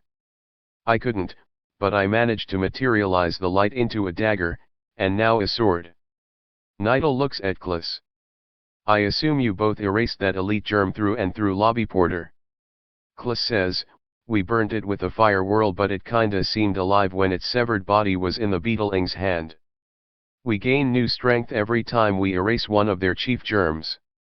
Bomber, it must have died off from its injuries. Bomber, take this gun. That was Billy's gun. Bomber said, surprised. You told me before when we first met that you can produce bombs from both hands, but your left hand is way less powerful. Try shooting this gun with your left hand. Bomber took the gun, points it in the direction of the water and starts shooting his light multiple times. Yeehaw! It works. I have ascended. Thank you, Billy. As I thought, we gain new strength every time we kill an elite, Nidal said. Thump, thump, thump. Here it comes, Klus said. The squad looked in the same direction of the ing coming closer slowly and noticed the hovering germs moving to the bridge behind it. Klus, I'll set up the mines. Bomber, you like it up close and personal, distract it with your dual wielding, luring it backwards so I can detonate the explosives. All right, said Bomber. I'll take care of these eyesores, Nidal said as the same blue shield shaped like a flame covered him. Let's go. Bomber shouted and runs to the front of the bridge shooting the floating bacteria while the big beetle man walks slowly towards them. Nidal also runs to the front slaying the ing with his sword one by one. Klus then runs towards the middle of the bridge where the maelstrom was underneath. He then looks at the sides of the gigantic whirlpool. Nothing happens by coincidence. Sin must be erased. I just hope this works. Klus puts the 3 flame mines on the ground lined up while the sound of each step became louder and louder. Okay, there are a lot of them, Nidal said out loud while slashing ing beside Bomber. Just kill as much as you can. I have faith in the new guy, Bomber shouted. Nidal starts to be overwhelmed as 2 ing latched to his leg. Get off me. Suddenly the 2 ing were sniped from a distance, killing them instantly by a green light. Bomber and Nidal looked at the direction of the shot and sees Zine from afar on top of the bridge's tower further back. Zine shot again with a thicker green light bullet at the group of ing, and many green and yellow firework-like lights killed many of the floating ing all at once. Nice! Bomber exclaimed while dual-wielding a scatter shot. Afterwards Bomber and Nidal notices the sound of unearthly gunshots near them while they shoot. Who's shooting next to me? Bomber asked, shooting and luring the slow beetle ing. Is that Zine? Nidal stopped slashing to see why ing was magically being killed by light bullets the color of crimson. I think someone's shooting with us. Nidal said. Whoever it is, I'm glad he's on our side.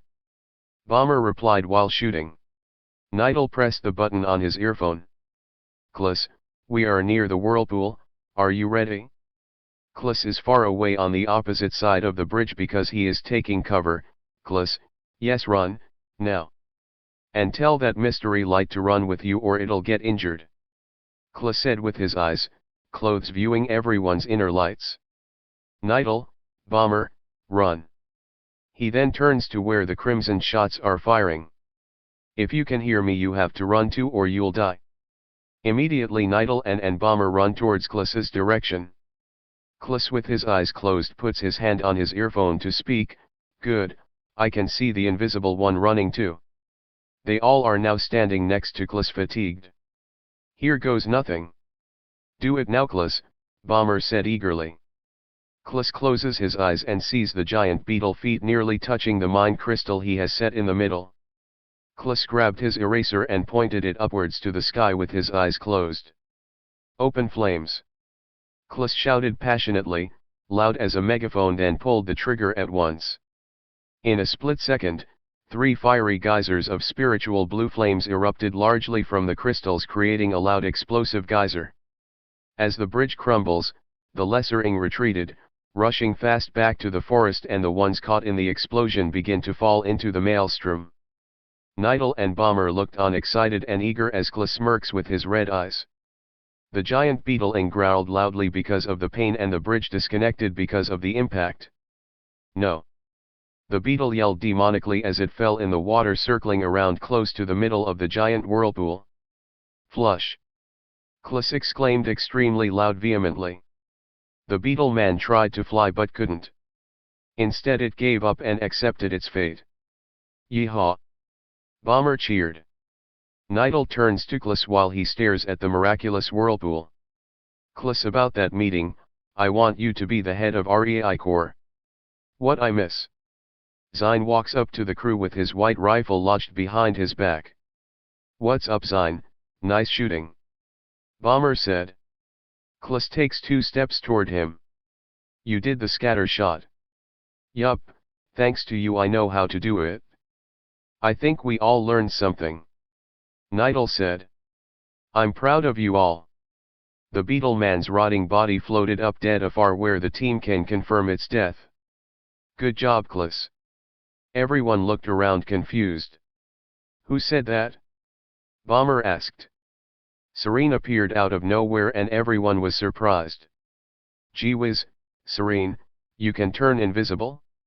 Bomber asked shocked.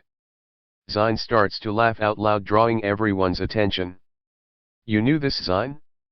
Klus asked. We called one of our guys from REI Corps to drive us to your location because we never heard from Tim who was supposed to pick us up to assist you after we killed the small fries. The coward ran away, that's why he never came, Bomber said annoyed. I just discovered that I could disappear after I dealt with that tricky graffiti-ing. How, Serene? Bomber asked. It's like instinct. When I think I'm in trouble it happens. Klus says in his mind, I knew it. Somehow these guns, no, our spirits react to our will. This still feels like a fantasy dream but I'm getting used to it. We've all grown, Zine said. I can do the scatter shot now by slowly pulling the trigger on the eraser. I am proud of all of you, Nidal said. Now we're even. Stab. Bomber's back bleeds instantly from the pain as the owling starts to pull out the black hunting knife. Bomber screams in pain. Nidal summoned his sword and tried to cut the owl man but it was too fast. Then Serene, Bomber, and Klus started to shoot the ing flying away to the portal which appeared close to the side of the anchor part of the bridge. Bomber falls to the ground on his back. Bomber! Serene screamed. Nidal dropped his sword and spoke to his earphone. Emergency, emergency, we need a medic ASAP. Klus in his mind, Bomber, my friend. Bomber looked at Klus almost dead. We war against sin, Bomber said. Then he closed his eyes. Klus stares at Bomber's lifeless body on the ground grievously. Murder! Klus said mad, then charges behind the owling furiously. Klus, get back! Zine shouts. Klus! Nidal yells worried. The owl man teleported away as soon as it flew into the portal. Klus stops running, standing in the opposite direction of the portal. He then climbs on top of the railing, then jumps in the portal as it vanishes afterwards. Chapter 10. My nightmares have become my enemies. What people dream of since childhood have become non-fiction. Children are afraid of the dark and this darkness terrorizes grown men. All we can do is cleanse our minds with what we fear or flee like scared children. The night absorbs what it can and blinds its foes mercilessly. When we sleep we see the darkness. But a living nightmare is unavoidable. We live amongst microscopic monsters. This is the shunned reality.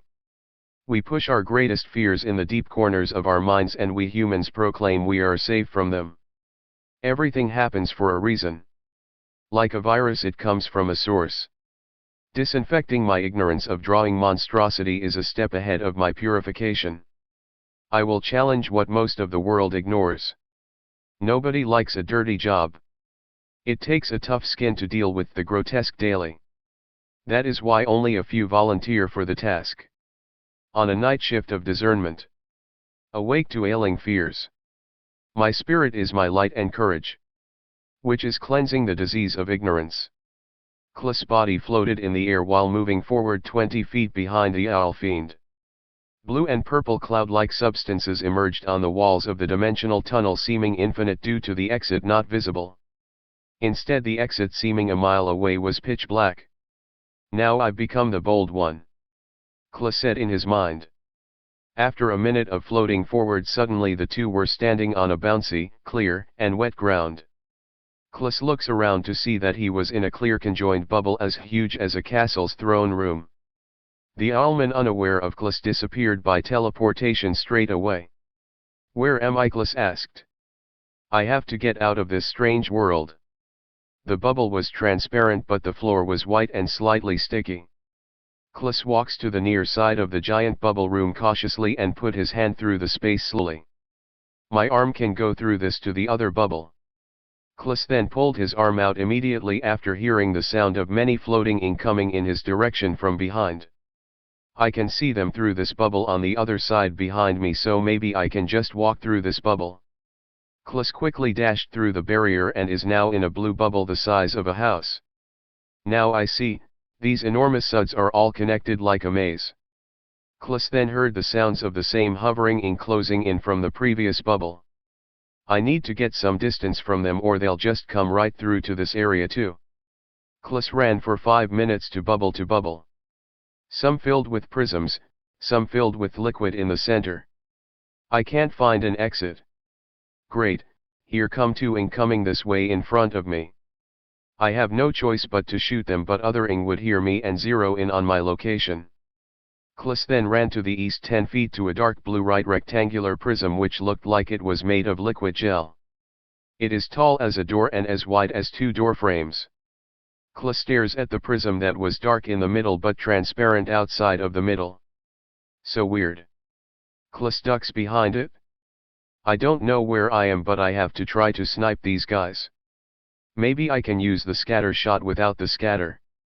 Kliss aimed the gun at one of the ing that was on opposite sides of the other one.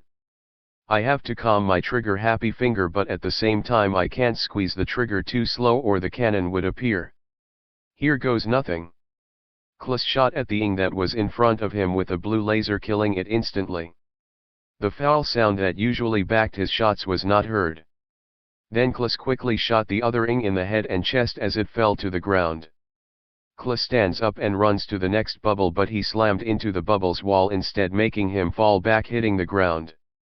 What the hey? It's solid.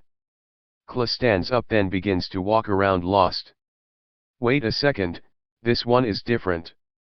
Kliss notices living bacteria in the shape of spheres, having their own colors at the center of the room. The balls were red, blue, and yellow. They all are mixed together in the center of the bubble room in a sandbox-like structure.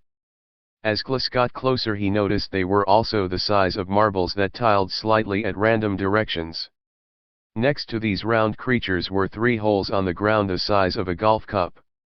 Kliss slowly tries to pick up one of the bacteria while squatting down. Ouch! Kliss dropped the living sphere because it was extremely cold. Kliss examines his hand. I think I have frostbite. Kliss said sarcastically. But there's something about these things. Kliss looks around and sees sticks of wood in a clear vase.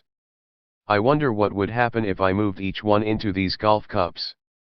Kliss takes a stick out of the vase, then notices a smaller vase filled with willow twigs. Then Kliss reached into his suit's pocket and pulled out a fishing line roll. I hope this works. With these materials Kliss has crafted an acceptable broom out of the items he's taken and began to separate the hundreds of colored balls into separate piles by sweeping. Then he swept the colored balls into its own hole. Immediately what sounded like a force field powering down surrounded the bubble room. That ought to do it. I have to sweep my way out. Kliss with his handcrafted broom ran to the same wall that he slammed into, then put his hand through the wall. Shields down. It seems to have defrosted. Kliss walks through the bubble wall slowly. How did you get in here? Kliss immediately sees 5 strong ing looking like muscular warriors with the same sticks he saw in the vase but covered with dark light. Their faces looked alien, as if they were another creed of species. And they seemed to all have on clothes like medieval Greco-Roman. The dark purple light seemed to be vibrating throughout their entire bodies. They begin to run towards Kliss like humans compared to the zombie-like ing.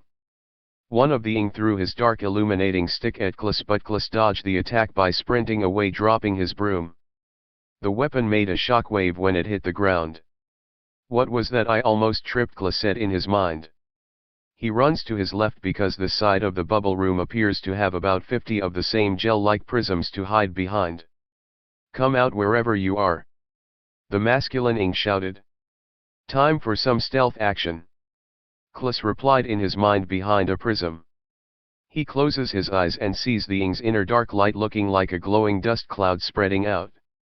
He's on my right. With his eyes closed, Klis poked his body out of the blue right rectangular prism and shot the chest of the Ing 2 times with his gun fixed to silencer. Got him. But the Ing gave a final shout because he knew he was dying from the shots dissolving away. Darn, they heard him, he said in his head. With his eyes shut, Klis sees the other Ing's light walking faster towards his position. Klis ran southward, then sprinted to his right some distance to hide behind another prism. He then peeked his head to his right, noticing the walking around confused. Klis peeked half of his body to his right behind the prism again and shot his weapon that killed 2 of them simultaneously because the light went through their heads. The 2 Ing left over spotted Klis immediately from the side and charged at him furiously. Klis runs some distance to hide behind another prism once more. Got you in my sights. Klis aims his weapon at the back of the soldier Ing as it walks 20 feet away in front of him. But when he pulled the trigger, nothing came out of the barrel. What, am I out of spiritual energy? Klis asks in his mind while examining the gun. Dang it, those light crystals must have taken a fraction of my power. Gotta make a run for it. Klis closes his eyes again and sees the Ing northeast of him with his special sense. I'm back where I started. I'm taking this whisk with me. Klis runs to the western side of the bubble. Please let me through. Then he put his arm through the bubble exterior. I'm going in. As soon as he went inside, Klis looks around curiously. I'm in a red bubble room now. Now I see, some of these bubbles automatically locks itself every other time I enter through a room, it seems. Klis sees the same colored marbles on the floor next to 3 sockets and starts to sweep. This is the strangest lock I have ever come across, he said in his mind. This time, after Klis swept each pile of what seems like living bacteria into their own separate hole, the colored spheres burst out of the same golf cup-like socket and a negative buzz sound was heard from underneath the ground of the holes. Hundreds of the marbles gushed out of the hole like a fountain. You've got to be kidding, Klis exclaimed. Klis starts to sweep the balls into separate piles once again speedily. This time I'll put the blue ones in the center. Klis swept all the balls into the holes again and instantly the sound of a force field powering down was heard. Klis grabbed the broom and ran through the bubble. How long do I have to keep doing this? Klis sees another pile of colored balls all mixed together, but this time there were orange balls on the ground with 4 holes on the ground. If I don't open this door quickly, I'm done for. Klis starts to separate the balls once again. You do realize that they can be controlled remotely? Klis looks around and sees nothing. Who said that? Down here right beside you. Klis looks at the right rectangular prism beside him and sees another soldier typing inside of the prism. Klis walked backwards, startled. Another one, Klis said. I'm a probio who resisted the Ing's brainwashing methods. They have already turned the rest of us into Ing soldiers. Please, you must kill us. This facility is evil. We are no longer ourselves. Klis speaks in his mind, he's somehow not like the others. How did you resist becoming a Ing so far? Luck, I guess. Look closer inside another pod. Klis walks over to another right rectangular prism and sees another soldier like Ing unconscious right side up. All this time these prisms were filled with Ing. Klis walks back to the Ing. Yes, human, they are trying to start a war by turning us into weapons. There's about 100 of us so far. They are all turned, but I pretended to be one of them. Please find a way to destroy this facility. But how? The soldier like Ing started to shake violently. I can't resist the Ing anymore. There's a remote hidden if you step on the symbol by the ball so you can escape the room. Good luck, human. Wait, what is happening to you? The good Ing started to grow monstrously and his eyes started to glow orange. Suddenly the Ing's arm burst through the liquid prism, grabbing Klis's suit. Dang it! Klis yanked its arm off of him and ran to the colored orbs. Where's that switch? There. Klis steps on the hidden symbol as the remote control appeared on the ground and it moved upward attached to a skinny pillar. Now I see. Klis controlled the orbs into their separate slots with the remote controller, which was far more faster. The balls automatically went into the holes with the press of a button. Klis failed 2 times, making the orbs gush out again, but the 3rd time he got it right. The sound of the force field powering down could be heard throughout the room. Emergency, emergency intruder on the run. Releasing probio-infused pods. Klis runs to the next bubble as big as a warehouse. The space was filled with the same prisms that are pods. As Klis ran, the ing started to walk out of the pod slowly. This is a nightmare, Klis said in his head. While running to the opposite side of the bubble, the pod next to his right growled monstrously, and the ing grabbed Klis's arm. Darn it! I can't use my gun. Get off of me. Wait a minute, if I pushed off that ing arm before with my dominant hand, then maybe. Klis performed an open hand strike at the face of ing, which burned his face. When he did this, his hand glowed white, knocking him out. I can't shoot them, but I can hit it. Klis quickly ran to the next bubble undetected. After 10 minutes of running and hiding from the ing, Klis sits on a clear block exhausted. Guess I'm stuck here. My earphone is not picking up a signal and I'm starting to get hungry. Klis stood up, took off his suit, threw it on the ground and rolled up his sleeves. It's funny. I hated my job at the hotel, now the very germs that I have loathed has captured me. Suddenly a fire appeared in front of him, then a shining yellow light from the midst of it. Klis got in a fighting stance, ready to strike the unknown phenomenal in desperation. An eagle-like bird appeared, all in golden light from the flames, then it ascended to the air, flapping its wings. Klis was frozen with fear. The phenomena landed on the ground in front of Klis and walked to Klis's leg, then bumped its head on it. What in the world are you? This can't be real, Klis said, then slowly reached to pet its head. The awesome creature flew again and flapped its wings very hard. The words Phoenix appeared on the ground, all in blue flames. Then it screeched hawk-like. It sounds just like my gun. You're the one that gave me this power. The bird screeched again, as if it understood. Suddenly the sound of the hovering ing and crawling ing, which looked like the hovering ones but with limbs, appeared out of nowhere from the sides of the bubble room within. Huge drips of liquid magically flooded the sides, then the dripped beads turned into big white bacteria ing that floated. Their whole body looked like a big-eyed lemur head. The phoenix flew to the air with its loud cry. Klis starts hand-palming the floating ing, which immobilized them but not enough to erase them. Suddenly hundreds of them manifested as it moved to Klis speedily to absorb him or kill him. The warrior-like ing came from the sides of the room, running towards him too. Klis says in his mind, I guess I can't say that I'm a good lobby porter. Maybe janitorial was not my strong suit. Where's REI Corps when you need them? You are REI Corps. A voice spoke in his mind. Immediately the phoenix flew downward, then it went through his chest. A small radiation was created within Klis invisibly. The surge spewed out of him softly, then flowed through the entire area violently, creating a rough vibration. The ing stopped moving because of fear. Klis transformed again with golden wings made of solid light, gold hair, and glowing blue eyes. Klis with his new transformation flew upward, flying through the bubble, being able to see the outside of the conjoined bubbles that was actually on top of a black lake. The water looked murky, dirty, and defiled. Then he aimed his gun at the bubble containing the hundreds of bacteria flapping his wings. Klis slowly pulled the trigger as the homing cannon was being formed, but this time it was flaming purple light, twice as big, and it had a new supernatural sound while it was growing. Charge shot. Wash. The sound of the phoenix cry accompanied the blast as it blew up all of the germs and the entire bubble facility in a fiery blaze. Chapter 11. How am I flying?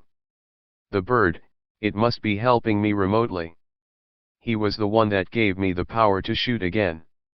Klis then flew remotely for 4 minutes above the dirty water to an island and descended slowly to the ground as these unusual humanoids gathered around where he was expected to land. The phoenix creature flew out of Klis's chest when he landed. His eyes and hair reverted back to normal. The wings Klus diminishes slowly. What just happened? Klus asked himself, staring at the phoenix flying away upwards. The chosen one. Someone muttered. Klus turned his back and flinched, for he was astounded to see more otherworldly beings moving closer to him. They all gathered around Klus, smiling cheerfully. He's here, he's here. The creatures were all light blue, transparent, with almost medieval Grecian and Roman clothing. They looked as tall as normal people and sounded like liquid when they spoke. Greetings. I can tell by the look on your face that you are surprised. A humanoid said with black hair in front of him. We are germs. Klus then backed up 2 steps, astonished, and pointed his gun at the same humanoid and alien-looking creature. Wait, we're not the enemy. You don't understand, we're on your side, it exclaimed. Who and what are you? An elderly-looking germ with a cane walked up front beside his target. My name is Yogurt. We just want to help you. We are probios, a different type of germ. Klus lowered his gun. Our hero is now sitting on a futuristic chair alongside 5 of the unique life forms at a cylinder white table. The home was a moist, clear dome which seemed to be made of glass. The ground was wet to the touch, similar to the facility. And the little furnishing the home has was too otherworldly for him to comprehend. Are you here to save us, my brother? The brown herring asked with his excited brown eyes. I don't even know how I got here. The phoenix helped you and now you are here. The white-bearded elderly ing said, sitting across from him. The phoenix, if it wasn't for that thing, Sarah would still be alive. I never asked to get involved. It's just that everything escalated so quickly.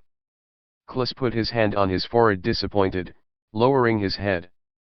Suddenly this hand started to glow white, which made him flinch a little as he examined the light from his hand. The probios looked excited. That's amazing, the brown-haired germ said. Then Klus's glowing hand stopped glowing and looked directly at the elderly germ, perplexed. I'm sorry for your loss, but you must understand that you are born to help us. There was another chosen one like yourself, but he failed and now lives alone on another island. You are the one to win. What do you mean he failed? The elderly took a sip of his beverage from his strange cup and cleared his throat. Years ago this so-called chosen one created a solution to the menacing ings. All types of ing died here in Biosis. And there was long-lasting peace in our world, but then, our enemies learned to resist the solution and instead grew more powerful because of it. That was how the elites were born. I know of them, I killed one of them that absorbed me. The 5 germs' faces changed to great surprise. And together we erased a giant beetle and severed a Tengu elite. What? No way, the white-haired germ said, surprised. The elder then smiled. You've just made history. Klus banged his fist sideways on the futuristic table, startling the 5 slightly. Where is their leader, the original germ? I want to end this once and for all. These monsters killed one of my friends and I want to get revenge. Don't be fooled, the blonde herring said, he is not the original germ. He's a liar and he tries to control everything by manipulation. The eldest one turned to Klus, he rules everything but it is a tyrant. I don't care, tell me where he is. There are too many ing on the planet, we have to decontaminate the germ running things now. A flashback of the owl-ing stabbing bomber made him quite sad. No offense, Sonny, by yourself alone, you can't even put a dent in it. Klus' face changed to disappointment, but perhaps if you gather the 10 heroes of light, then perhaps you can win this ageless war. What are you talking about? You must seek out James. He is one of you, but he stays here in our world. Who is he? An outcast here. Some would even say he is one of the heroes of light. Go to him, for more answers. The blonde germ led Klus on a 20-minute hike on the unknown island from an alien-looking small ship that was only 10 minutes long. As he walked on a bronze peaceful path walk on a tundra that had blue and brown moist soil, he noticed germs similar to microscopic ones on Earth hovering and crawling nearby. Some were transparent, looking like the humanoid germs moving about. They were also different species, just like there are different types of animals.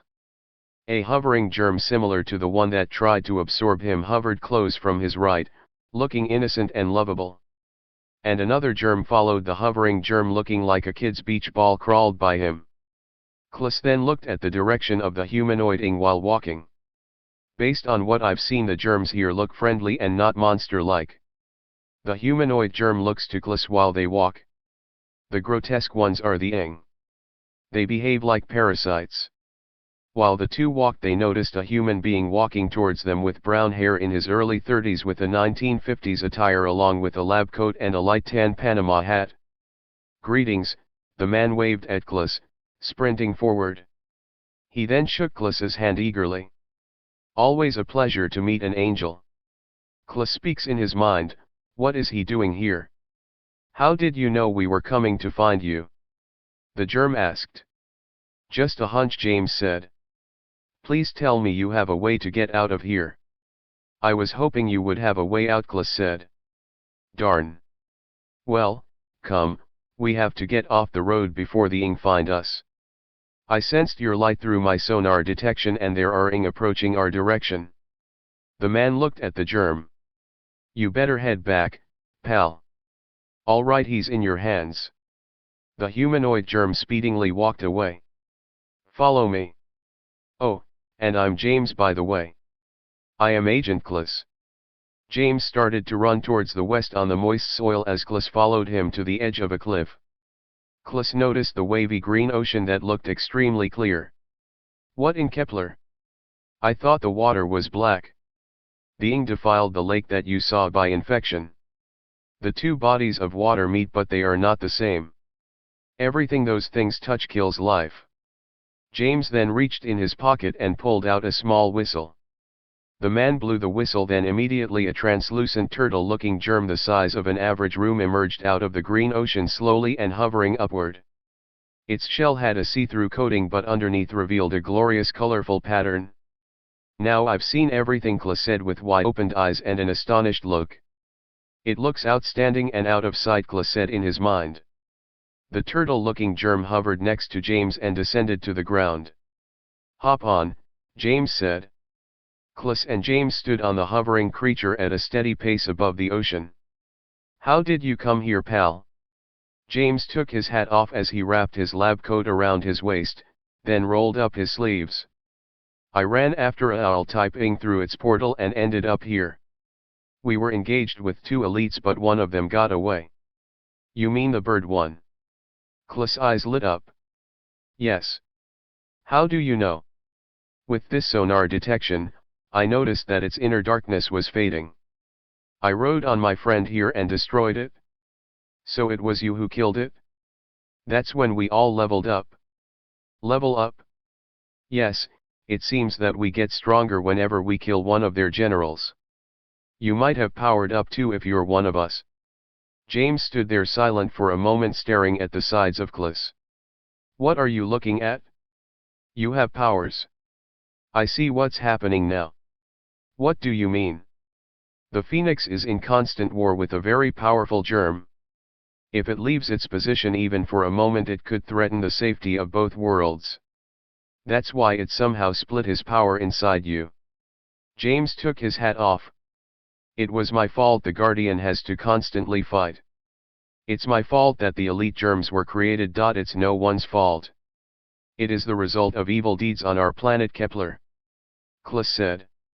The enormous hovering grunted randomly. I am an archaeologist and a scientist. When I was stationed at an ancient site in Satara, I realized that my dominant hand was starting to glow more and more each day for about a week back on Kepler. It's extraordinary. James rolled up his sleeve further upward and demonstrated his right arm glowing white. Finally I realized next that it was a part of me now. I could summon this light mentally like a light switch. Then afterwards I started having visions of those ing monsters I was supposed to destroy. James mentally dismissed his light, then turned to Klis. Now just recently I realized I have an inner sonar ability. I found that cleaved elite creature based on its frequency and killed it before their kind could help it. You got that gift when I erased this green-skinned ing on the roof. Clis said. Nice work, James smiled. Now I definitely know what's going on. How did you end up here, in this world? Clis asked. While on site, studying ancient writings in Satara, I noticed the Ing's portal that was lit up a mile away. I went inside because of my curious nature. And that's what landed me here. What are the Ing trying to accomplish in our world, I wonder? Clis asked. It's like they're planning something by sneaking in and out. World domination, what else? James responded. Like your typical fantasy story? Clis added. I met the germs here and they treated me like family. It didn't take long for me to not notice that the Ing constantly terrorize the good germs here. So I came up with a solution. With the requirements I came up with an antibiotic, the so-called solution to rid the Ing. James put his hand on the top of his hat, disappointed. All types of Ing died. There was peace for a moment, but then, our enemies learned to resist the solution and instead grew powerful because of it. That was how the elite were born. They are just copies of their former selves but far more powerful. They already took over this world thanks to me, and now they're trying to expand their territory in the physical world by absorbing people's life energy. Yes, we've seen this firsthand on the Earth. But what do they do with the energy? Clis asked. Nothing, said James. A person's life is their food. Look up, said James. For some reason the sky was more night the closer they stood on top of the levitating germ. What in the world was that? James asked himself out loud. What's wrong? Clis asked. Oh, it's nothing, James said. Even though it was day in this world, it has transformed into night, and it seems as if everything was upside down, for the ground was somehow above them. What just happened? Clis asked. Suddenly the sound of a powerful hawk-like cry could be heard, as loud as train. A giant bird the size of a skyscraper flew in the night sky as orange lasers seemed to come out of its wings, targeting something afar. It was translucent, the outline was glowing a gold color, and it was wildly maneuvering in the air. What's happening? Clis yelled at James. They're fighting each other. It's been like this for years, James yelled back. The phoenix gave out a cry and it started to glow with the color as the star Kepler rotates around. Then 4 beams of light constantly shot out of the creature's wings with lightnings in its wings. Who's he fighting? Clis asked. The original germ. It's far away from it because of its toxic odor. If anyone get close to it, that person will get affected and die. Not even the phoenix will get too close to it. He's better off shooting it from far away. Let's land so we don't get crushed. James tapped his foot 2 times and the giant jellyfish started to slowly move downward to the surface. 2 giant balls of purple light shot towards the phoenix. The phoenix shot 2 blue laser beams from its eyes, creating an explosion as it collided with the original germ's projectiles. This caused a strong wind and almost knocked James and Clis off their feet. They're shooting each other, Clis yelled, amazed. Ain't it awesome? James yelled back. The flying creature landed on the same blue soil and the 2 walked off. Then the germ flew away. Clis stares at the creature flying away. I guess there are good germs also. That was the most epic thing I've ever seen, Clis says in his mind. Then he quickly looked at James. Still shocked? That was only about half of its power. It gets weaker every time he shares his strength with us. That is what the legend says. The heroes of light, you mean? Clis asked. He had 10 stars above him, but he planted his artillery to 10 of his own elites. It's a stalemate. Where is the phoenix's other half of power? If he had it, then maybe he could erase the original germ on his own. James glanced at Clis again, then smirks. Look in a mirror. The heroes walk down a pathway leading to another home off to the side. Where are we now? This is my spot. Clis and James walked in another white dome house, and they both sat on regular Earth-like chairs that looked handmade along with unusual furniture.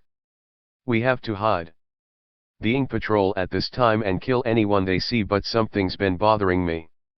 James turns around in his seat, looking behind him as if he noticed something.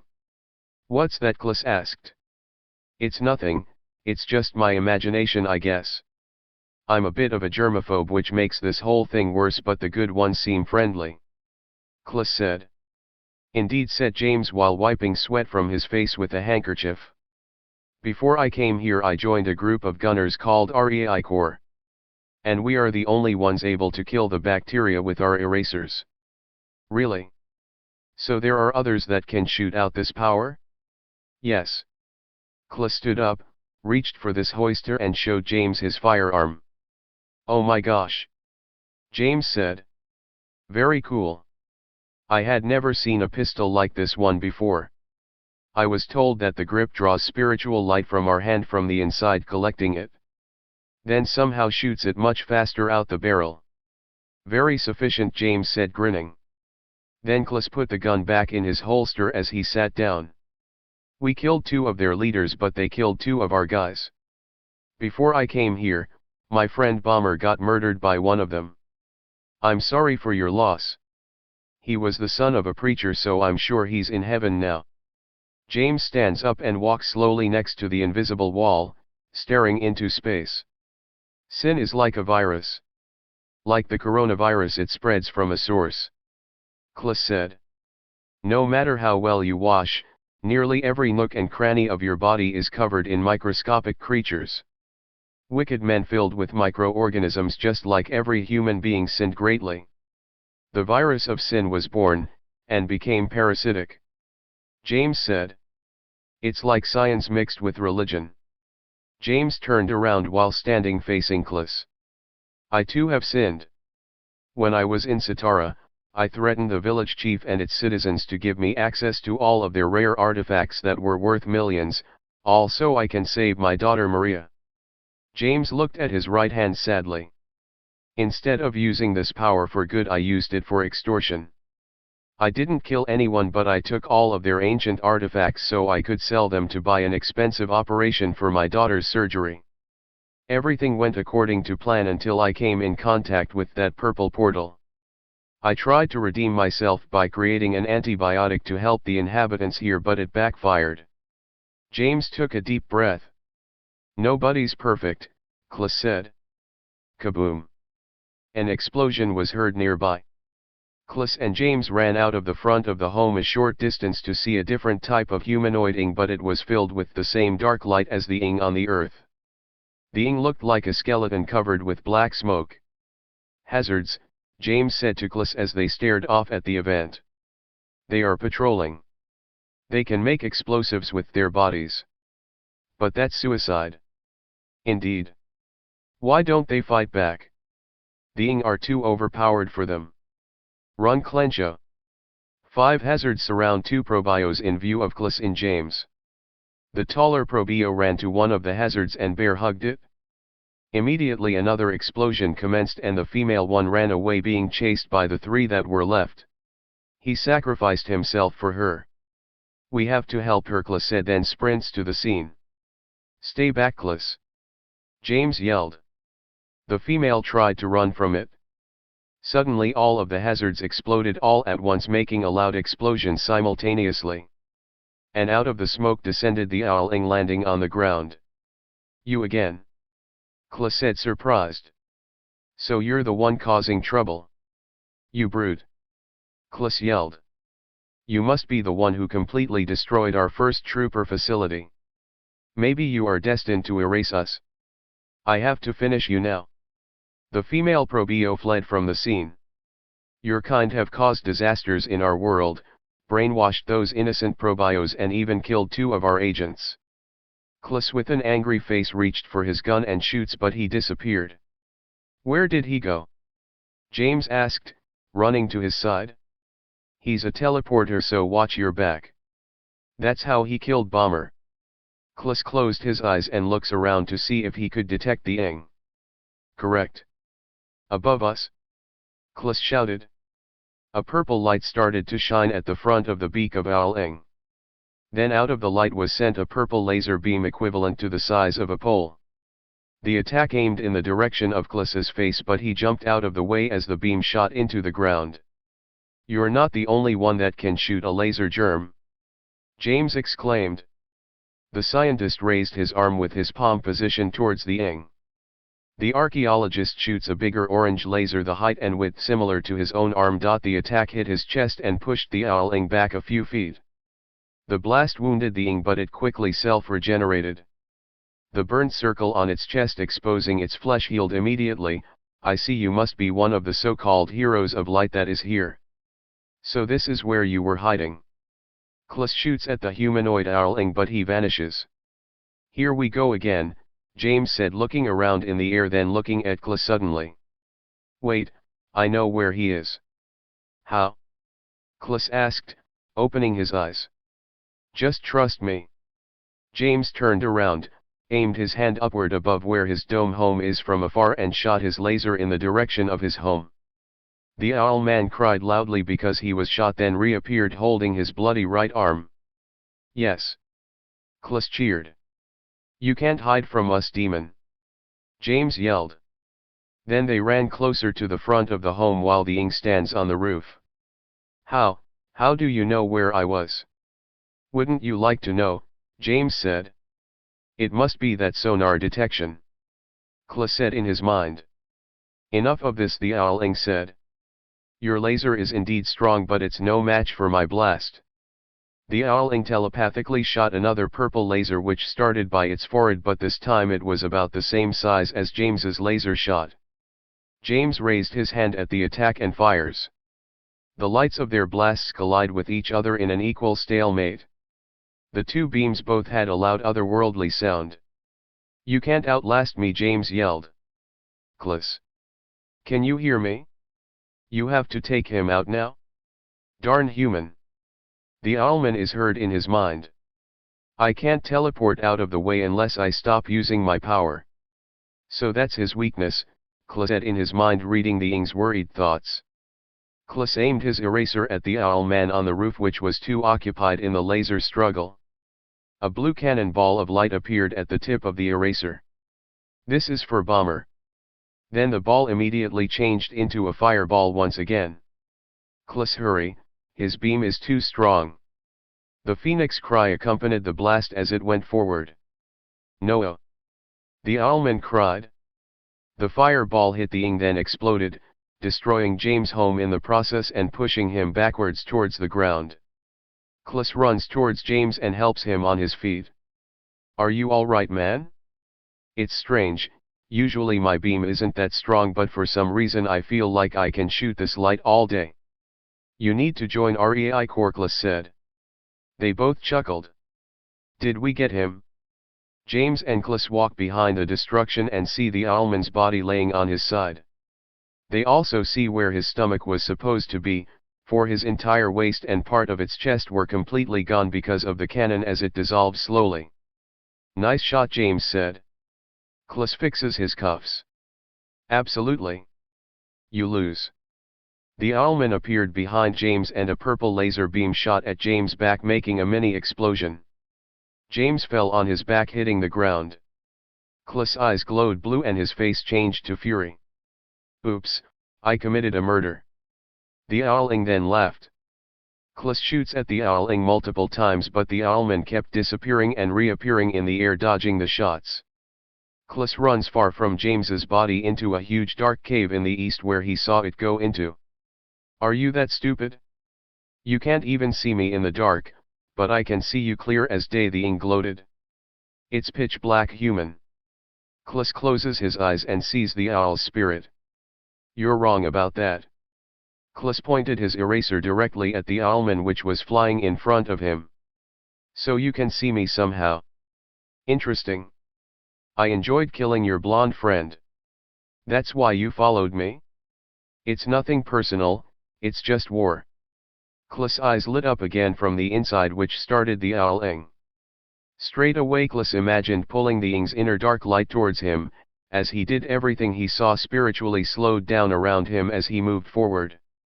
The small streams of water that was next to Klus flowed slowly. With his special sense, the water droplets from the previous rain that dripped around him too fell extremely slow. Then in slow motion, he shot 2 bullets with his light. In bullet time the owling seemed to move slowly as it tried to dodge the attacks, but the shots went through his back as he tried to avoid the shots. Kla stopped bullet time when he stopped trying to pull his target towards him with his mind. But how, the owling questioned while being on the ground with holes in his back. Klas walked towards the ing with his eyes shut. Bomber once told me to imagine pulling my bullseye in front of me before I pulled the trigger. The same man that you killed in cold blood. Why you, the owlman screeched. But you're forgetting one important thing, human. The creature turns around while on the ground looking at Klas. I can regenerate. He stood on his feet and teleported. Your tricks won't work on me, demon. Klas turned his back again, but this time there was 4 owling copies flying in the cave.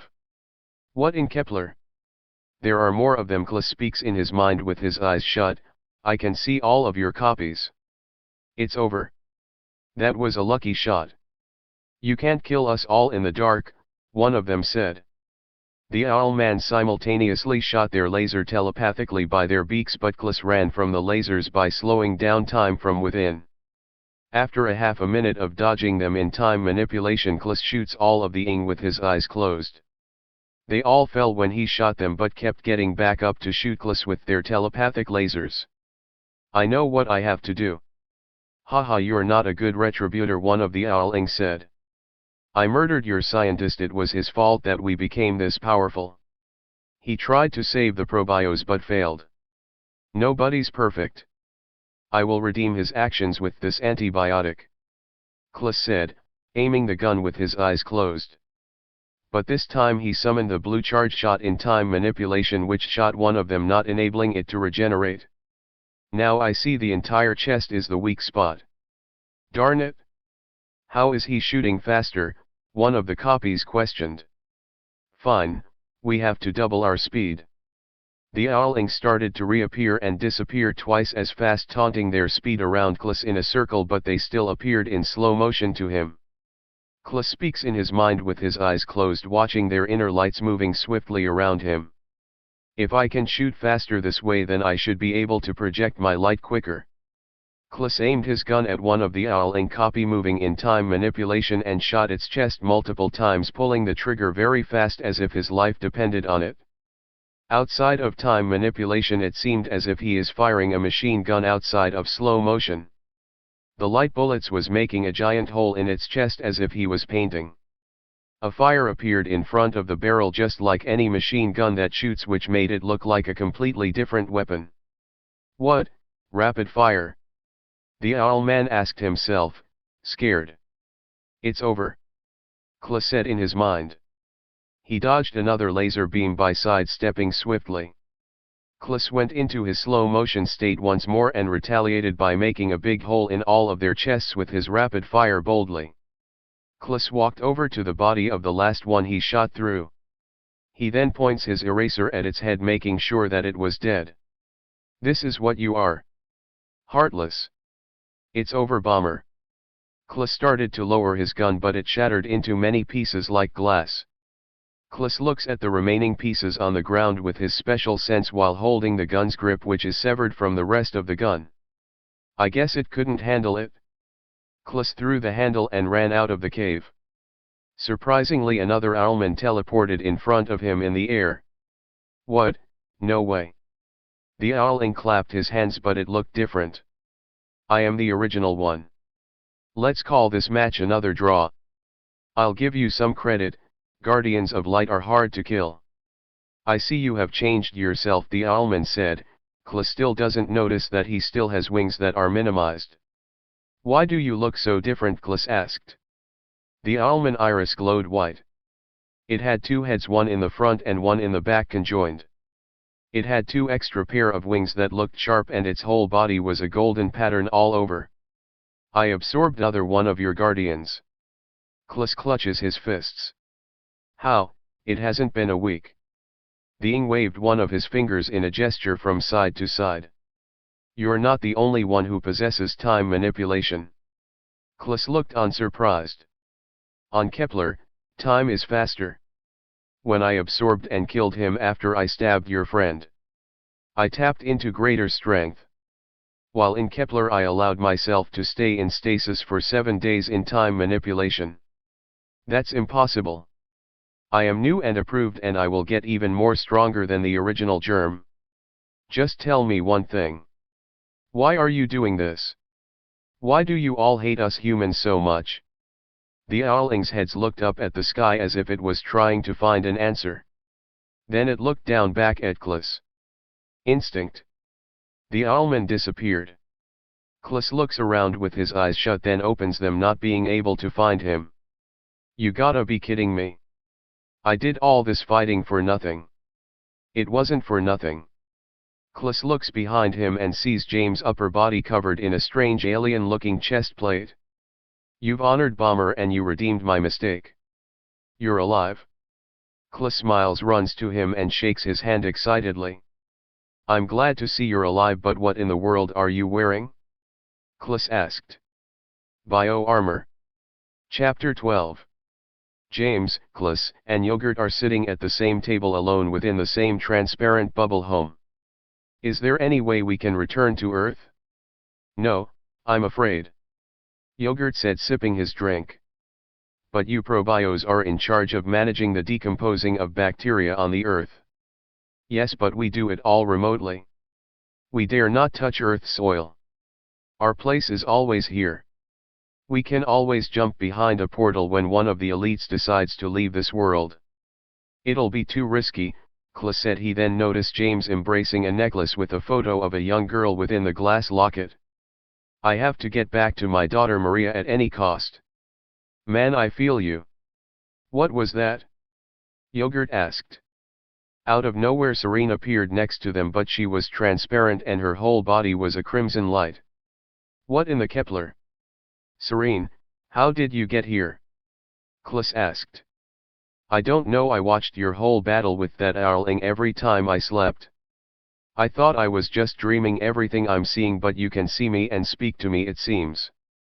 Yes, Serene, you're not dreaming, you're here with us in the germ world. Klus said. Yes, hello young lady. My name is Yogurt. She must be performing some type of astral projection or remote viewing, James said. Serene, try to become invisible. Think of something that might frighten you, Klus said. Okay, here goes nothing. Serene closed her eyes and appeared in their world in an instant, in the flesh. Serene, you're here, Klus smiled, then gave her a hug. James took his hat off and shook her hand. Nice to meet you. I'm James. This has never happened before, Yogurt said, surprised. Serene looks around. This is a strange world. Welcome to Biosis. Yogurt said. I've been dreaming about you for 5 days straight. Now I know I was really here. 5 days, Klus questioned. It hasn't been a full day yet here. Time must be slower in this world, James said. Serene, what's been happening on the Earth? How's REI core? Klus asked. It's terrible, Serene said. The Ing have spread more like wildfire. We cannot contain them anymore because there's too many of them. It's total chaos on the Earth. Immediately Serene turned transparent with a crimson light covering. Then randomly appeared in the physical over and over. What's happening? Klus asked. Serene examined her body, looking transparent by looking at her arms. I think she's waking up. James said. Serene, bring another gun with you when you dream of us again. I'm going to destroy the original germ and put an end to this madness. I told you, you can't. Yogurt said, worried. Serene starts to fade away, randomly switching between the physical and the transparent. Okay, I will. Wait a second, said James. James reached into a clear bowl of colorful small balls that was in front of Yogurt. Hey, I'm eating that. Then threw the snack at Serene's shirt, which stuck. Hey, what's the big idea? Serene asked. Then she disappeared. Yes. James shouted. When she comes back, I'm getting out of here. If time is faster there, then she'll be back in no time. Before you two leave, I want to show you two something. What is it? James asked. Just come around back and follow me. Clis James and the Probio walked 10 minutes within a forest of cherry blossom trees and frost grass. Not one of the blades was uncovered by the frost. This is the most beautiful area I have ever seen, Clis said, looking up at the trees as they walked. Come on, old man, you haven't told us what we're doing.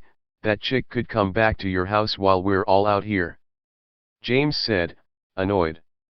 Don't worry, James, if she dreams of us then her spirit will remotely view us no matter where we go. Apeka Ianipa. What did you say, old man? James asked. Nanayuki. Why are you talking funny? Yogurt turned around to them with dilated pupils. Then his whole body melted like hot chocolate. What's going on? Clis said. Be careful, it could be an elite. Greetings, Reikor. A purple ray of light shined down in front of them and a beautiful woman with long black hair wearing a black medieval dress descended from the light. Another human, James said, stunned. Who are you? And how are you able to use the Phoenix's power? Clest asked. What, how can you tell? James asked. Her inner light, she's one of us, use your sonar power, you can sense it too. I am Beatrix, and I am your enemy, winged humanoid. The woman pointed her fist at Clis. Expensive rings, Clis joked. Suddenly the two ringless fingers shot out white light from her fist. Clis imagined pulling Beatrix in front of him, entering bullet time. Then dodged the attack, moving to the side. Then the woman raised her left fist at Clis and shot the same light again. A dual wielder? Clis questioned his mind. The attack went through Clis's right shoulder in slow motion. You're fast, but I'm faster, said the woman. Clis cried in pain. But how? She shot me faster than my rapid fire, Clis said in his mind. James raised his hand towards the woman and shot out his laser from his palm. A white circular shield of light appeared in front of her, which exploded upon contact, pushing her to the ground. You're finished, James said, and raised his glowing hand and arm in front of her as she kneels. Wait, Clis said, holding his right shoulder, walking towards them. Show mercy. She's one of us. You gotta be kidding me, she almost killed you. James starts to lower his arm slowly. Immediately orbs of white light appeared above the woman's head as she knelt. She then jumped high in the air and hovered while the light stayed above her while being stationary. One of the orbs shot a bigger white ball at James, which exploded when it came in contact. James! Clis yelled. The explosion sent James' body flying away from the scene. His body hit some of the tree branches afar until he was no longer seen. Clis closes his eyes and looks at the direction of James's body. I can still see his inner light, but it's faint. The woman descended slowly in front of Clis. Why? Why are you doing this?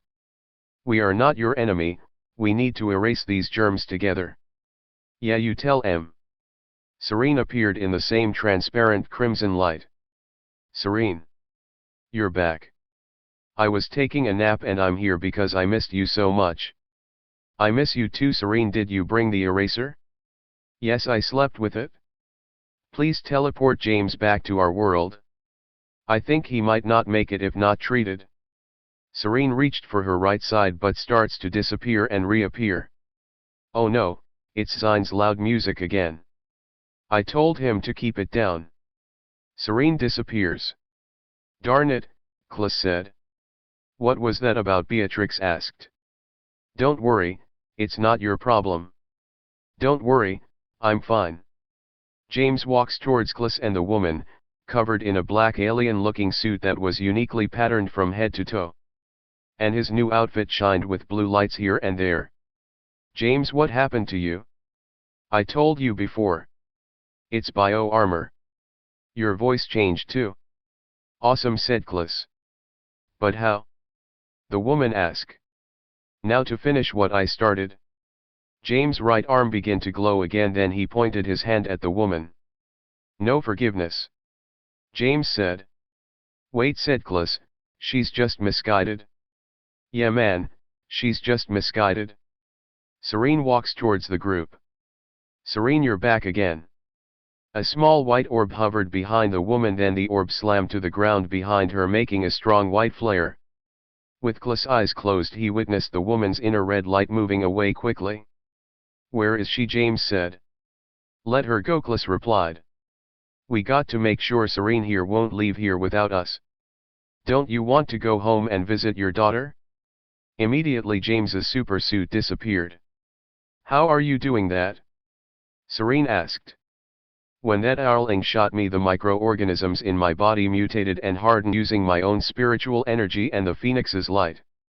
Okay then, Serene said, confused. James grabbed Serene's arm softly. I'm not letting go. If I don't do something soon, then my daughter will perish. I can help you, Klis said. Since you helped me in this place, I know a guy that could pay for your daughter's surgery with one condition. James' eyes widened with hope. That's impossible. She needs a heart transplant.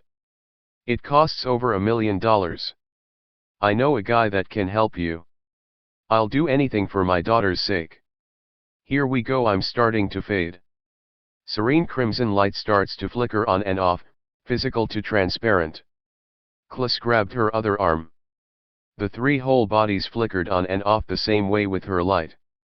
What about Yogurt? Klis asked out loud. Yogurt's fine, I saw him walking out of some cage nearby. I guess that lady can be nice. Klis said. By the way, nice wings. Serene said, looking at Klis's side. Klis turns around and sees his right wing glowing, which surprised him. How did I not notice? They've been condensed. The three vanished from Biosis. Chapter 13. Seconds later, Serene awakes from her bed next to Klis, who is also on the bed, laying on his stomach. James is on the floor on the left of the bed, still holding on to Serene's arm. We made it back, Klis said as he stood up near the bed. Then he looked at his wingless backside. They're gone. We must be in Kepler now, Klis said. Yes. I made it home at last, James exclaimed excitedly, walking slowly around. Welcome to the Atlantic Ocean, Serene said, sitting on the bed. You're kidding, how? James asked. Reigun gets around fast, Klis said while looking out of the ship's window. Woohoo, you're back. Zine walks through the open door with his usual black suit, pants, and shoes. But Zine had multiple screens that were made of green lights hovering around him. James' face lit up in excitement. My word, what is that? Data analyzing, Zine said with a smile. And according to my records, you are an agent. Say cheese. Zine snaps a picture of James' face behind one of his screens with a flash of white light. Got you in my stats, Zine said. Then Zine snapped his fingers, at once. The screens disappeared. Where can I learn to do that? James asked, bewildered. How was Bomber's funeral? Klis asked. Serene smiled at Klis. Bomber is alive. What? I thought he died. Then Serene's face changed to sadness. But he's in a coma. Klis looks at Zine's downcast face. Well, I'm glad he's still living. Suddenly a loud explosion was heard nearby. Serene, we need you out here. Nigel's voice came from a walkie on a small table. Take Zine with you.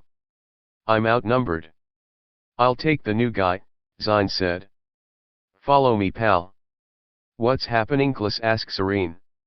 We have to exterminate these airborne germs. They're the hovering types but more deadlier. We have to deal with them now or they'll spread. But how? We can't kill them without our light, Klis asked, running behind Serene. It'll work, she said. The group are in a small room dressing up with white pilot attire for flying a jet with haste. Then the team ran on top of the air carrier, viewing 10 white jets equipped with turrets, and the words Reigun on the sides. I thought we were on a ship, but gosh, Klis said to himself. The president must be desperate. Serene took the pilot seat while Klis positioned himself in the seat behind her. Zine got in the pilot seat of another jet and James went into the passenger seat behind him. The two jets took off into the twilight sky and flew next to each other for 3 minutes. Suddenly another aircraft exactly like theirs can be seen in front of them, closer and closer. "Great, you're here," Nidal said through the jet's intercom and through their white helmets. "Say hello," Serene said. "What's up, Nidal?" Klus said. "Klus, no way," Nidal said. "We surprised you with a guest," Zine said, flying on the left side of Nidal. Nidal's head turns to see Klus in the back of the cockpit while in flight. "The Phoenix has returned," Nidal yelled excitedly. "I'm back on the clock, sir," Klus said. "But how, Serene? It's a long story. Tell us the situation." "All right, there are the 4 bigger germs that look like microscopic jellyfish that are shooting out green acid like a stream. Like acid rain, but far worse." Serene muttered. "I shot down one of them, but they keep sending more of these things from their portals. Then you have the usual floaters that are somehow shooting some kind of purple light from their mouths. One of them almost got me when I was by the air carrier. We have to find and destroy the probe so they can stop coming through to our world." "Probe, what is that?" Klus asked. Serene turned to Klus for a moment. "We found out that they come through to our world if there's a probe nearby. We found one in the mountains in Japan as soon as you left. And they're popping up all over the place more and more frequently. That's how they are spreading." "Something is coming," James said. "What do you mean?" Zine asked. "Watch out, I sense something," James yelled. Suddenly a dark purple light shot at Nidal's jet in the middle. Smoke covered his entire jet. "Nidal, are you okay?" Serene asked, frightened. After the smoke cleared around his jet, a spherify blue-tinted force field surrounded his entire aircraft as he was within the see-through sphere. "I'm not going down that easy," Nidal said. "A force field?" Klus said out loud, astonished. "Spread out, team, we have company," Nidal said. "I live for this," Zine said. "Time for a dogfight." The 3 jets separated as the hovering ing revealed themselves chasing towards them. 10 hovering ing was in front of Serene and Klus's jet. "I see them up ahead, but how can we shoot them?" Klus asked again in his mind. "Eat this," Serene said. At once crimson lights rapidly shot out of the jet's gun, creating an unearthly supernatural sound each shot, which killed 2 of the flying ing, making them explode. "Now I see, she's shooting the ing with her energy power. Incredible." Zine joins the fight, flying on the right of Serene's jet, assisting the attack with his green-colored shots, killing 2 also. "Booyah!" Zine said excitedly over the intercoms and headsets. "Stay focused, Zine," Nidal replied. Nidal plane is spotted by Klus while he shoots along with them with his purple light. "His shots look like light daggers," Klus said. "Outstanding. This is the best day of my life," James said. A floater shot its dark energy at Serene's aircraft, which almost hit her cockpit. "Serene, are you okay?" "I'm fine." After 10 minutes of shooting down every last ing, flying with high speed, appeared 5 white puffy ing as big as a small house chasing the group from behind. They looked like coveted spiky fuzz balls. "Behind us," James exclaimed. "Wow, Nidal, you didn't say that they were that big," Zine said. "How can they stay in the air?" Klus asked. "Okay team, fire at will," Nidal commanded. The team separated as they shot the big ings with their ammunition. "Why aren't they dying off?" James asked. "They have stronger resistance like that crab ing," Zine replied. "Any missiles or bombs?" James asked. "Negative," Nidal replied, "only our energy can kill them." "Oh, of course." Serene's jet while flying did a barrel roll while flying, dodging another shot from the enemy. "What's wrong with Serene?" Klus asks in his mind.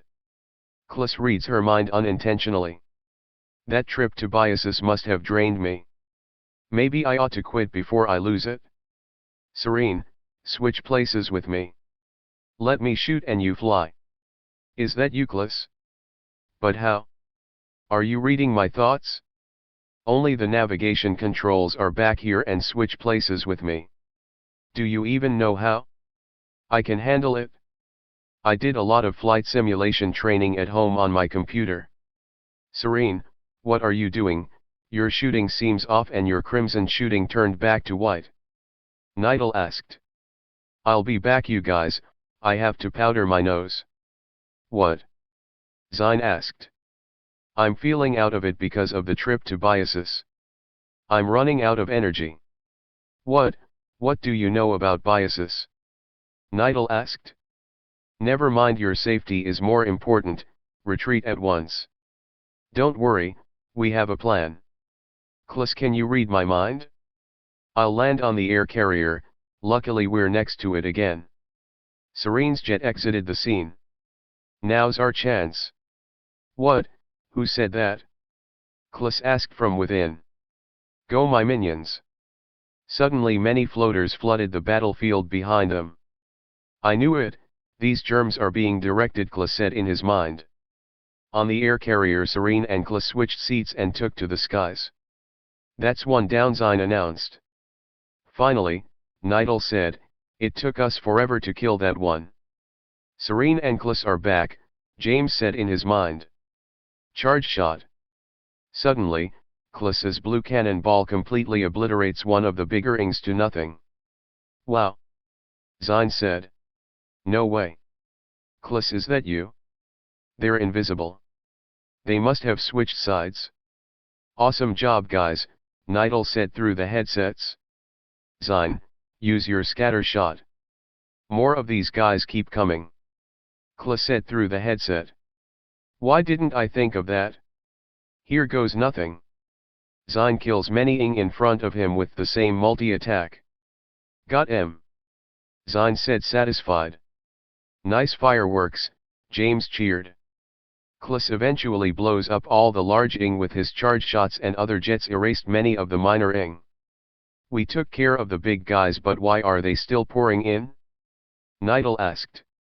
Good question, Klus said in his mind. I'm picking up a weird energy signal in the air. I think that probe thingy is in the sky. James announced. Of course. Nidal exclaimed. Wait a moment. Klus turns behind his seat quickly. Serene, fly above everyone so I can scan for the probe. Maybe I can see it with my eyes closed. You got it, boss. Klus closes his eyes and sees everyone's light, good and evil, from afar and above. See anything? Serene asked. No, I'm only seeing the ing's inner lights. Klus, I think the probe is higher up. In the mesosphere directly above. James said by the headset. Klus looks upward with his eyes closed. I still don't see it. The probe is hidden inside an ing hovering above us. James replied. They can keep probes inside of themselves now. Mankind is finished, Zine said sarcastically. Our crafts should be able to handle it. We'll go, right Serene? Roger. Serene and Klus flew upwards to the mesosphere after an Immelman turn. There it is, Klus pointed out. In front of Klus's craft revealed a transparent flying wasp, but it was as big as a small storage shed. It was covered in a vibrating purple and black light which flowed down its body continuously with red glowing eyes. The ing also revealed the source of the probe from the inside because it was transparent. And its stomach revealed a black pillar within which gave off its signal. Megaphragma Mimarapen, Klus said. What are you saying? Serene asked. I studied about them in high school when I was younger. I never thought I would see one this large. Destroy it? Serene commanded. While moving forward, Klus squeezed the control stick's trigger slowly, creating a charge shot. Swat! Klus exclaimed. The cannon blew up the creature with his special attack, knocking out the frequency. We got it, the probe is destroyed. Good job, Klus, Zine replied. We're all done here. There's no more visible. Nidal said. How about you, new guy? Are we clear? Zine asked. All clear, James replied. Nidal hands could be heard in their headsets. Good. Let's head back to the carrier. Chapter 14. The gunslingers are all sitting in a meeting next to Zine's floating green screen, which is as big as a large-size television. Nigel is standing in front of all in a brown suit and brown pants with his arms behind his back. Alongside him is another man dressed in a lab coat who is middle-aged, oriental and has curly white hair with rimless glasses. Nigel clears his throat. "Klaus, thanks for helping us out again. To be honest, I thought you were dead. Since you left us, the Ing has expanded their infection even more now. And only we are able to destroy them. Until now," the man next to him said. The man stepped to the side, revealing a tray of white futuristic rifles. And each rifle had a glowing white transparent tube connected to a futuristic style backpack which looked like a pod. The backpack's rectangular window at the top shines smoothly and supernaturally white. "No way," Zine said in his seat. "Is that Reigun?" Serene asked. The man picked up the gun attached to the tube and held it in front of him to display it. "Yes. Thanks to Klaus. We found a way to store this energy for the erasure of the germs." The man turned to Klaus. "We took your idea about the mobile cleaning caddy you used and made a portable energy caddy for shooting the Ing.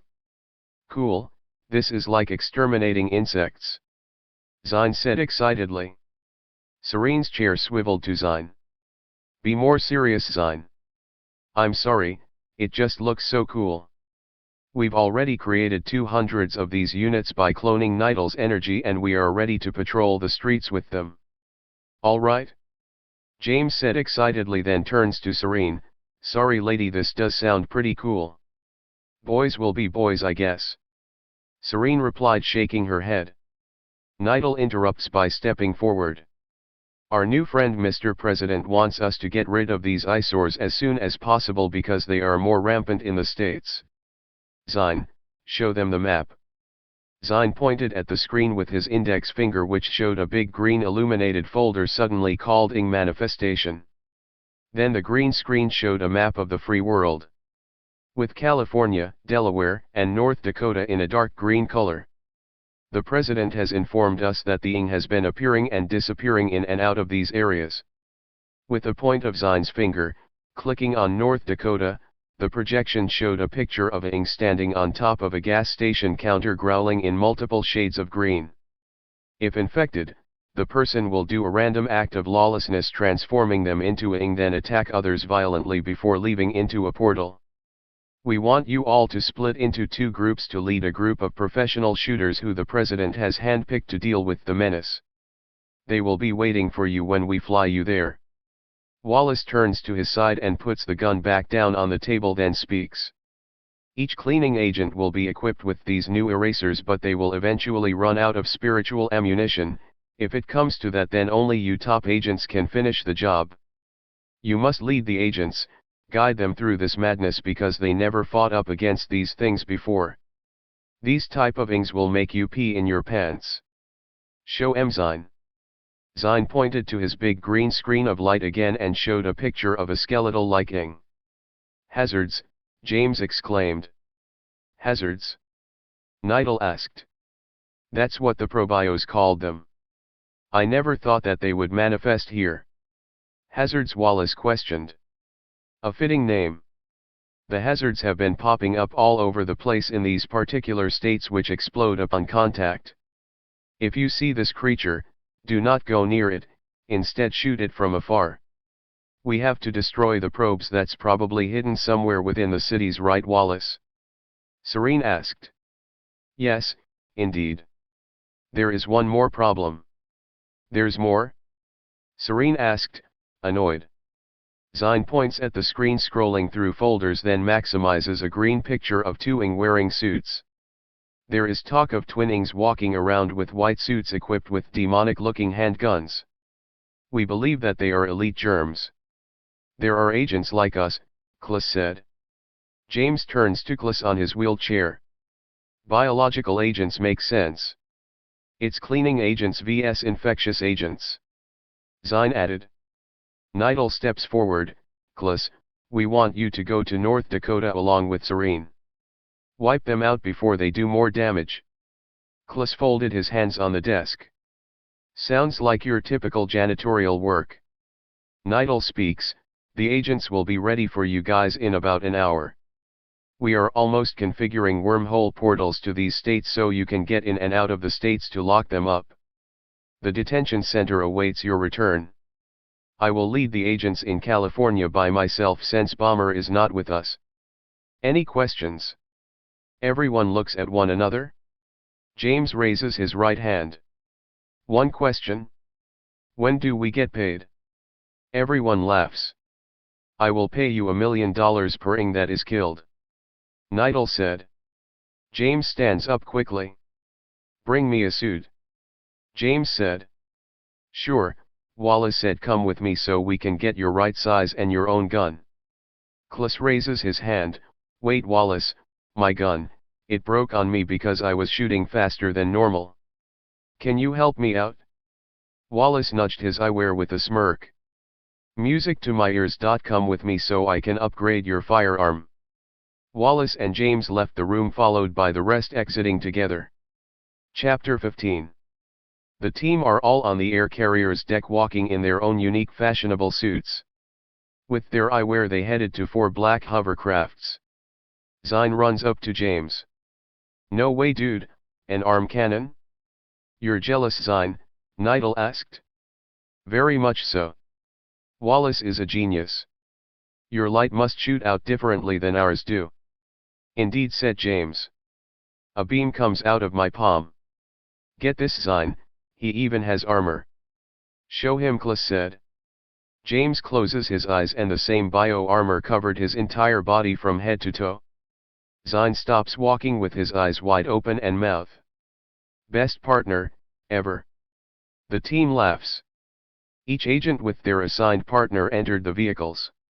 Each hovercraft also had their own pilot.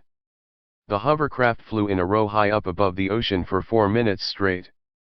Suddenly 3 light blue portals appeared in front of each hovercraft. Good luck guys. Zine said over the earphone. Come back to REI core in one piece. You too Zine Klus said. Each aircraft went through its own portal then immediately closed behind them by disappearing. Klus's hovercraft appeared out of the portal hovering over a large grassy field filled with corn. Welcome to North Dakota. The pilot says. I've never been, Serene muttered. How about you Klus? First time? I've never been. Klus speaks in his mind, this is all moving so fast. Will I be able to keep doing this? I know we have the power to stop these things but we are still putting our lives at risk. Then you should quit. Klus's eyes opened wider. Who said that? It sounded like an inhuman voice. We're here, the pilot announced. The hovercraft parked on a building's roof downtown. A parade was active on a street with hundreds of people walking to and from. Follow me Klus. Serene and Klus exited the aircraft and walked for 5 minutes to an abandoned construction site east of the parade. Where are the agents? Serene asked. You're looking at them Klus responded. 10 men wearing black suits pants and eyewear noticed them and started to crowd around them. You gotta be kidding, there's only 10 of you. Where are the rest of the agents? A plump man from the group stepped forward. They did not stay. Why Serene asked. There's supposed to be 50 of you. They are afraid Ms. A blonde gentleman with wavy hair said. How can we patrol the city with few people? Klus asked. I guess we have to take what we can get. Serene said with her hand on her forehead disappointed. Ma'am the parade just started so we better go to our posts even if there's only a few of us. The problem is, that the ING has already been causing chaos in the city. B unit was sent to infiltrate these things but got scared and ran off. Why were they scared? Klus asked. They had new weapons to kill them. The plumper man took his glasses off. It's these skeleton-type germs that are causing the worst of problems. The hazards explode upon contact. Then there's another type of ING that looks similar to each other wearing white suits. They are able to manipulate the mind by speaking into our brains causing the spirit of fear. That's why they ran away even though we were supposed to intercept them. Serene takes her glasses off. Alright team, if anyone is afraid of crazy mental abuse, leave now. All the agents looked at each other silently. Good. She said, follow me. All the agents got in their own stylish blue Bentley vehicles with the words REI Corps on the side. Serene and Clis rode together. They all drove behind Serene's Bentley with their erasures and backpacks filled with white energy. I cannot believe we are rolling in a Bentley now after we just got done flying a jet. Serene smiles while behind the wheel. I've lived a humble life cleaning bathrooms. I never thought that I would have a job like this. It's a dirty job, but somebody has to do it. Serene said. How did you join REI Corps, Serene? I volunteered after I noticed that my arm could glow. I posted it on social media. One day Nigel messaged me about what I was supposed to do with it, and now I am here. Don't you think that there's no coincidence that these three wicked states are being judged? Clis asked. Nothing happens by coincidence, Serene responded. If Bomber was here he would say that we war against spiritual wickedness in high places, Clis continued. Serent looks at Clis briefly. I was in the military once. Without armor, it's suicide to fight a battle. That's why I asked the agents if anyone was afraid to be attacked mentally they should just quit and go home. You're right, Clis said, without his protection we are vulnerable. Heads up. We have a suspicious character. Serene exclaimed, pointing at a man on an outdoor stage. He's too high? A man yelled out. On the stage there is a man with long hair playing the electric guitar passionately without a care. The bodyguards can't hold him back. He's transforming. Serene said, speeding up to the scene. About 100 people were there dancing to the hard rock music of the guitarist obsessively without a care in the world in front of the stage. Serene parked the Bentley on the street across the event and ran out of the car to the action as she turned invisible. Clis runs in the same direction to the scene. Too strong, the bodyguard said while having the man in a bear hold. Then the wild man transformed into a typical Ing, giving the host body strength to completely throw the bodyguard off the stage. Half the crowd cheered the Ing on and the rock musicians continued to play their music. Suddenly a crimson light shot the head of the Ing, killing it instantly. Half of the crowd ran away and the other half of the audience, including the musicians, started to transform into the Ing randomly while they danced or played. Darn it! They're already infected, Clis said, running to the stage. You all have to evacuate now. Clis said as loud as a megaphone supernaturally, but the people were still dancing wildly. Clis stares off at the crowd momentarily. It's like they're possessed, he said to himself. The already transformed Ing started to run towards Clis, and two of the musicians that transformed into Ing walked towards Clis as fast as they could with their zombie-like walk. Clis, it's too late. Just start shooting. Serene said unseen. Immediately her crimson shots shot continually at the two musicians that transformed close to Clis, killing them. Clis reached to the side of his waist to retrieve his newly designed semi-automatic. He then points the gun at the crowd of Ing moving towards the stage. Spray. Clis' gun rapidly kills each Ing that he targeted one by one as the sound of the phoenix accompanied each blue bullet of light. They are more harder to kill. Clis said in his mind. Good thing I can shoot faster. While Serene in her invisible state and Clis shoot aggressively at the germs. The other agents joined the battle, pulling up in their Bentleys. They ran to the mayhem equipped with their erasers and energy packs filled with light assisting the cleansing. Aerial Ing. Serene yelled out. Out of nowhere 50 hovering type Ing flew to the agents trying to absorb them. The backpacked agents regrouped next to Clis on stage as they shot white energy at the Ing because Clis shooting was more effective and quicker, providing the other agents space and cover to shoot. This is odd, Clis said to himself. Why are they keep pouring in like this in droves? Ah, get it off me. Get it off me. 3 Ing attached themselves to one of the agents. Clis runs to the agent that was on the ground being absorbed. Clis kills the hovering Ing that was on the long-bearded agent with his gun. Are you alright? Kliss asked. I'm alright. It feels like I have burns on my skin. Kliss, Serene speaks while being invisible, there must be a probe pillar somewhere nearby. Can you detect it with your gift? They are drawn to negative aggression. Kliss closes his eyes looking around. There is an energy signal miles away from here. I can see its dark aura pulsating. Chapter 16. We can take it from here. The bearded man with black eyewear said while shooting with his injuries. Serene appeared next to Kliss visibly out of nowhere. Let's go Kliss so we can destroy that probe. Good luck boss. The injured agent said. Kliss and Serene ran to their Bentley. You'll drive. Serene said entering the passenger seat. If you insist. Kliss drives on a highway with his eyes closed passing by many people partying because of the parade. Are we getting close? Serene asked. We're closing in on it. Just a little further. Immediately a police car is heard behind them speeding up. Then the police alarm was heard unwelcomely. Oh great, are you serious? Serene said looking at her side view mirror. I guess we have no choice but to pull over.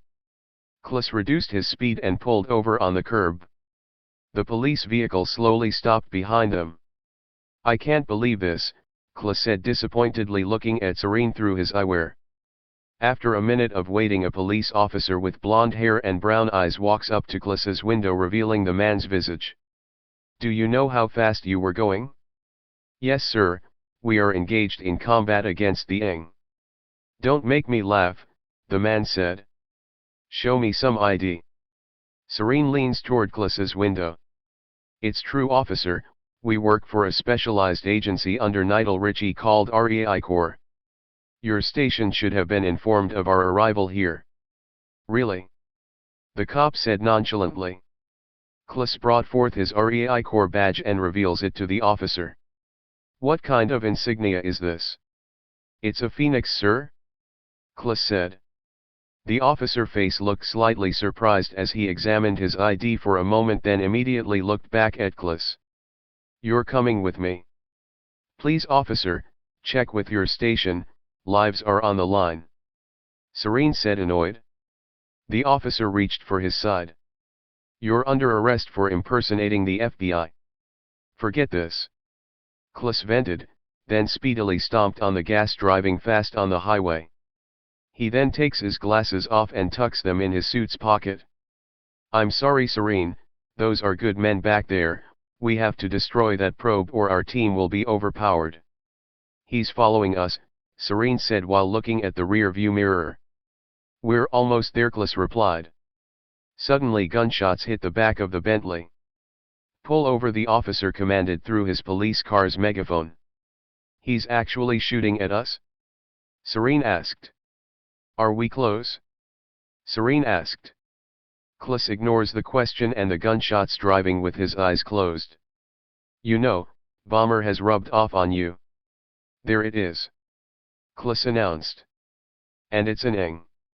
Serene stares at the creature's curiosity. What in the world is that? Speeding the car with haste revealed a black snake Ing the size of a moving truck stationary at an abandoned construction site. Kliss rolls down his window and starts shooting the snake with his semi-automatic erasure. The snake that looked like an anaconda hissed because of the pain but started to slither towards them with supernatural speed. It's fast, Serene said, assisting Kliss by shooting it through her side window. It has some kind of protection like that crab Ing in the forest. It should be dead by now. Kliss yelled. The giant snake got in front of Kliss's speeding vehicle, opening its giant mouth. But Kliss drifted to the right avoiding the attack. The snake then noticed the police that was chasing Kliss's Bentley. The creature slithered towards the police car speedily and as it got close enough it started to swallow the vehicle. The police officer jumps out of the car to avoid being digested. Kliss drives towards the snake and starts shooting the snake by pointing his gun outside of his window. The Ing chuck out the totaled car and the snake starts to hiss violently because of the pain of the shots. Purple blood spewed from its body. The police officer stands on the highway street too stunned to move. Agent Klas speeds towards the man, pulls up next to him. "Get in!" Klas shouted. "All right," said the cop, then ran to the car, entering the back seat of the Bentley. Klas drives away from the snake and the snake follows. "Serene, we can't hold these guys much longer," an agent spoke from his headset to Klas and Serene's. "Copy that. The probe is inside the ing. It's harder for us to take it down by ourselves. Get in your cars and retreat to the entrance of the tunnel." Serene takes out her phone and begins to type. "I'm sending you the coordinates. We have to take this ing down together." "Roger," said the man. "Good plan, Serene. We all have to kill this thing together with all the erasures." "I'm heading there now," Klas said. "Who are you guys?" the officer asked, amazed. "Agents from REI Corps, like I said." "What was that light that your gunshots have?" Klas responds. "It's a phoenix." The officer looked puzzled for a moment, then the officer pulled his gun out of his gun holster and aimed it at Klas's head. "Pull over. You are the most hard-headed police officer I have ever met. You're both going to jail." Serene turned invisible and snatched the gun from his hand and threw it out the window. The officer screamed. "What just happened?" Then she reappeared in the seat. "You're a ghost. What are you freaks?" The cop turns around and sees the ing snake chasing behind them. "And why is that thing still chasing us?" "Just keep quiet," Serene commanded. After a dramatic hasty drive, Klas, Serene and the officer are viewing the agents equipped with their guns in hand standing in a perfect line in front of the highway's tunnel. Klas touches the button on his earphone. "Okay guys, it's behind us. Shoot it as soon as you can get a clear shot." "Roger, Klas." Klas did a sharp U-turn, revealing the entire serpent to the agents, and immediately they fired away at the ing with their erasures. The ing was immobilized due to the multiple gunshots. Its purple blood spattered on the ground with each shot as it hissed violently because of the pain. The serpent opened its mouth and spat venom like a water hose, reaching far, hitting one agent, and it did so again, hitting another member. The men hollered because of the pain. Klas and Serene ran out of the Bentley directly towards the back of the ing as they constantly shot it. Klas, with a voice as loud as a megaphone, announced, "Spread out and fire at will." The agents ran away for fear of being poisoned, as the poisoned victims were on the ground tossing and turning because of the pain. "Forget this," the officer said. He then got out of the back seat and started to run in the opposite direction of the battlefield. Two cars at high speed drove through the tunnel, immediately stopping in their tracks because of fear of crashing into the serpent. This caught the attention of the serpent and the cop, which looked back while running. The bloody and fatigued ing mustered the strength to crawl to the car closest to it, then bites down on its hood as the two females, seeming like a mother and a daughter, screamed in fear. Klas speaks in his mind. "Darn, it's gone wild." Hearing the noise of the women screaming from within their rolled down windows, the officer sprinted back to the scene. "Good thing I carry two." "Get back," one agent said to the officer. "I have to help." "Watch how it's done, fakers." The officer then pulls out a secondary handgun and starts shooting it several times, but the bullets went right through it. "Klas, can you hear me? He's going to get himself killed." "I know," Klas responded telepathically. The ing threw the car into the air with its mouth while still getting shot by the agents as the vehicle rolled down a ditch on the side of the road. The car 20 feet behind the thrown vehicle revealed a fearless man videotaping the action with his cell phone from inside. "That idiot! Get out of the car, VTuber, before you get hurt," the cop shouted next to an agent shooting at the snake. "VTuber is a social media platform. Keep shooting, team. I can see its inner spirit depleting," Klas announced through the agent's earphone while shooting his semi-automatic. The snake surprisingly leaped and lands nearly by the cop.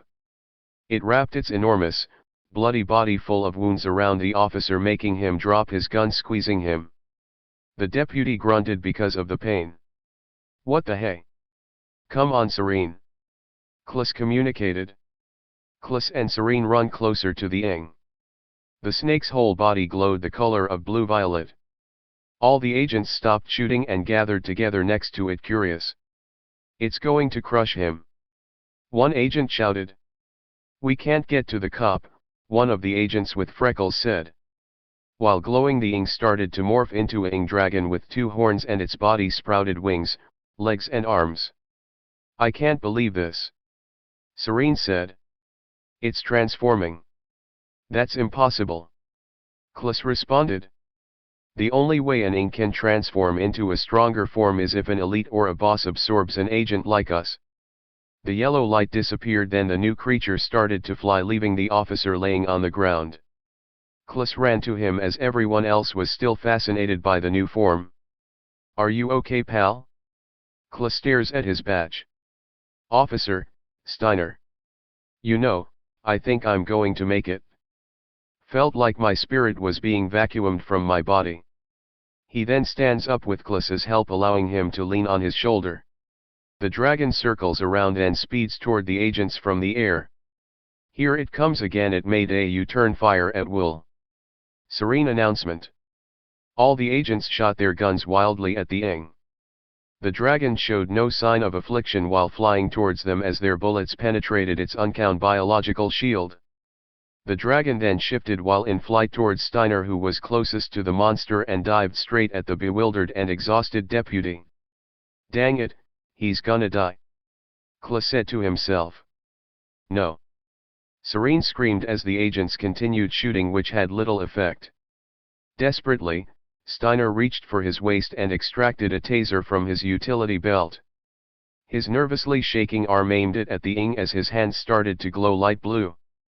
As the dragon got within firing range, Steiner shot the dragon with 2 bolts of wild electricity. The ing dragon dropped on the ground screeching and stunned. "How could he?"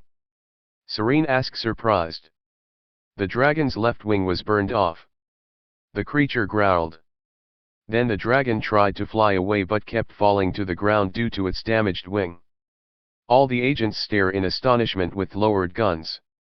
Klus closes his eyes calmly and sees Steiner inner light glowing with the phoenix's yellowish power, then looks at the dragon's inner essence, which is usually purple like the typical ing, but there was another brown light disappearing and reappearing surrounding it. It disappeared and reappeared constantly as if it was trying to stay put but couldn't. Then suddenly the glowing brown sphere disappeared from its aura completely, followed immediately by the dragon's howl of pain. Klus opens his eyes with a stern look. "Its shield's down. The lightning must have staggered it. Erase the germ." All the agents fired the ing as it growled and stopped moving. Then spontaneously the dragon exploded, sending its purple guts flying everywhere on the road. The rest of its destroyed body rotted away slowly every second. "We did it!" one agent yelled. "Good job, team," Serene cheered. "That must have been that probe that was inside its body," Klus said. Klus and Serene walked to Steiner, who was examining his hand, which was still glowing sky blue. "You're just like us," Serene said with a big smile. "I am not a fake FBI agent." "What have you freaks done to me?" Steiner asked while examining his right hand. "But how can he shoot electricity?" Klus asked. "I guess maybe because electricity is heat as well," Serene asked. The car that witnessed the battle drove next to the gathered agents slowly. "Woohoo, you guys are awesome." A man in his early 20s in athletic attire got out of his vehicle and aims his phone, recording Klus and the rest of the agents beside him. "Who are you guys?" he asked while recording. All the agents looked at each other. Klus reached into his pocket and put on his styling black eyewear. "We are REI Corps. Look on and tremble, you bioterrorists. We stopped your snake and erased your dragon. And we are coming to erase you. Human life are not for your absorption." An agent ran up to Klus. "Sir, there is trouble in Velvet Street by Valentina Square. Crimes are starting to erupt because of the demonic parade." "All right, team, if you can walk, get in your Bentley and head to Velvet," Serene commanded. "Wait a moment," Steiner said. "You are all under arrest." Klus turns to him with a smirk.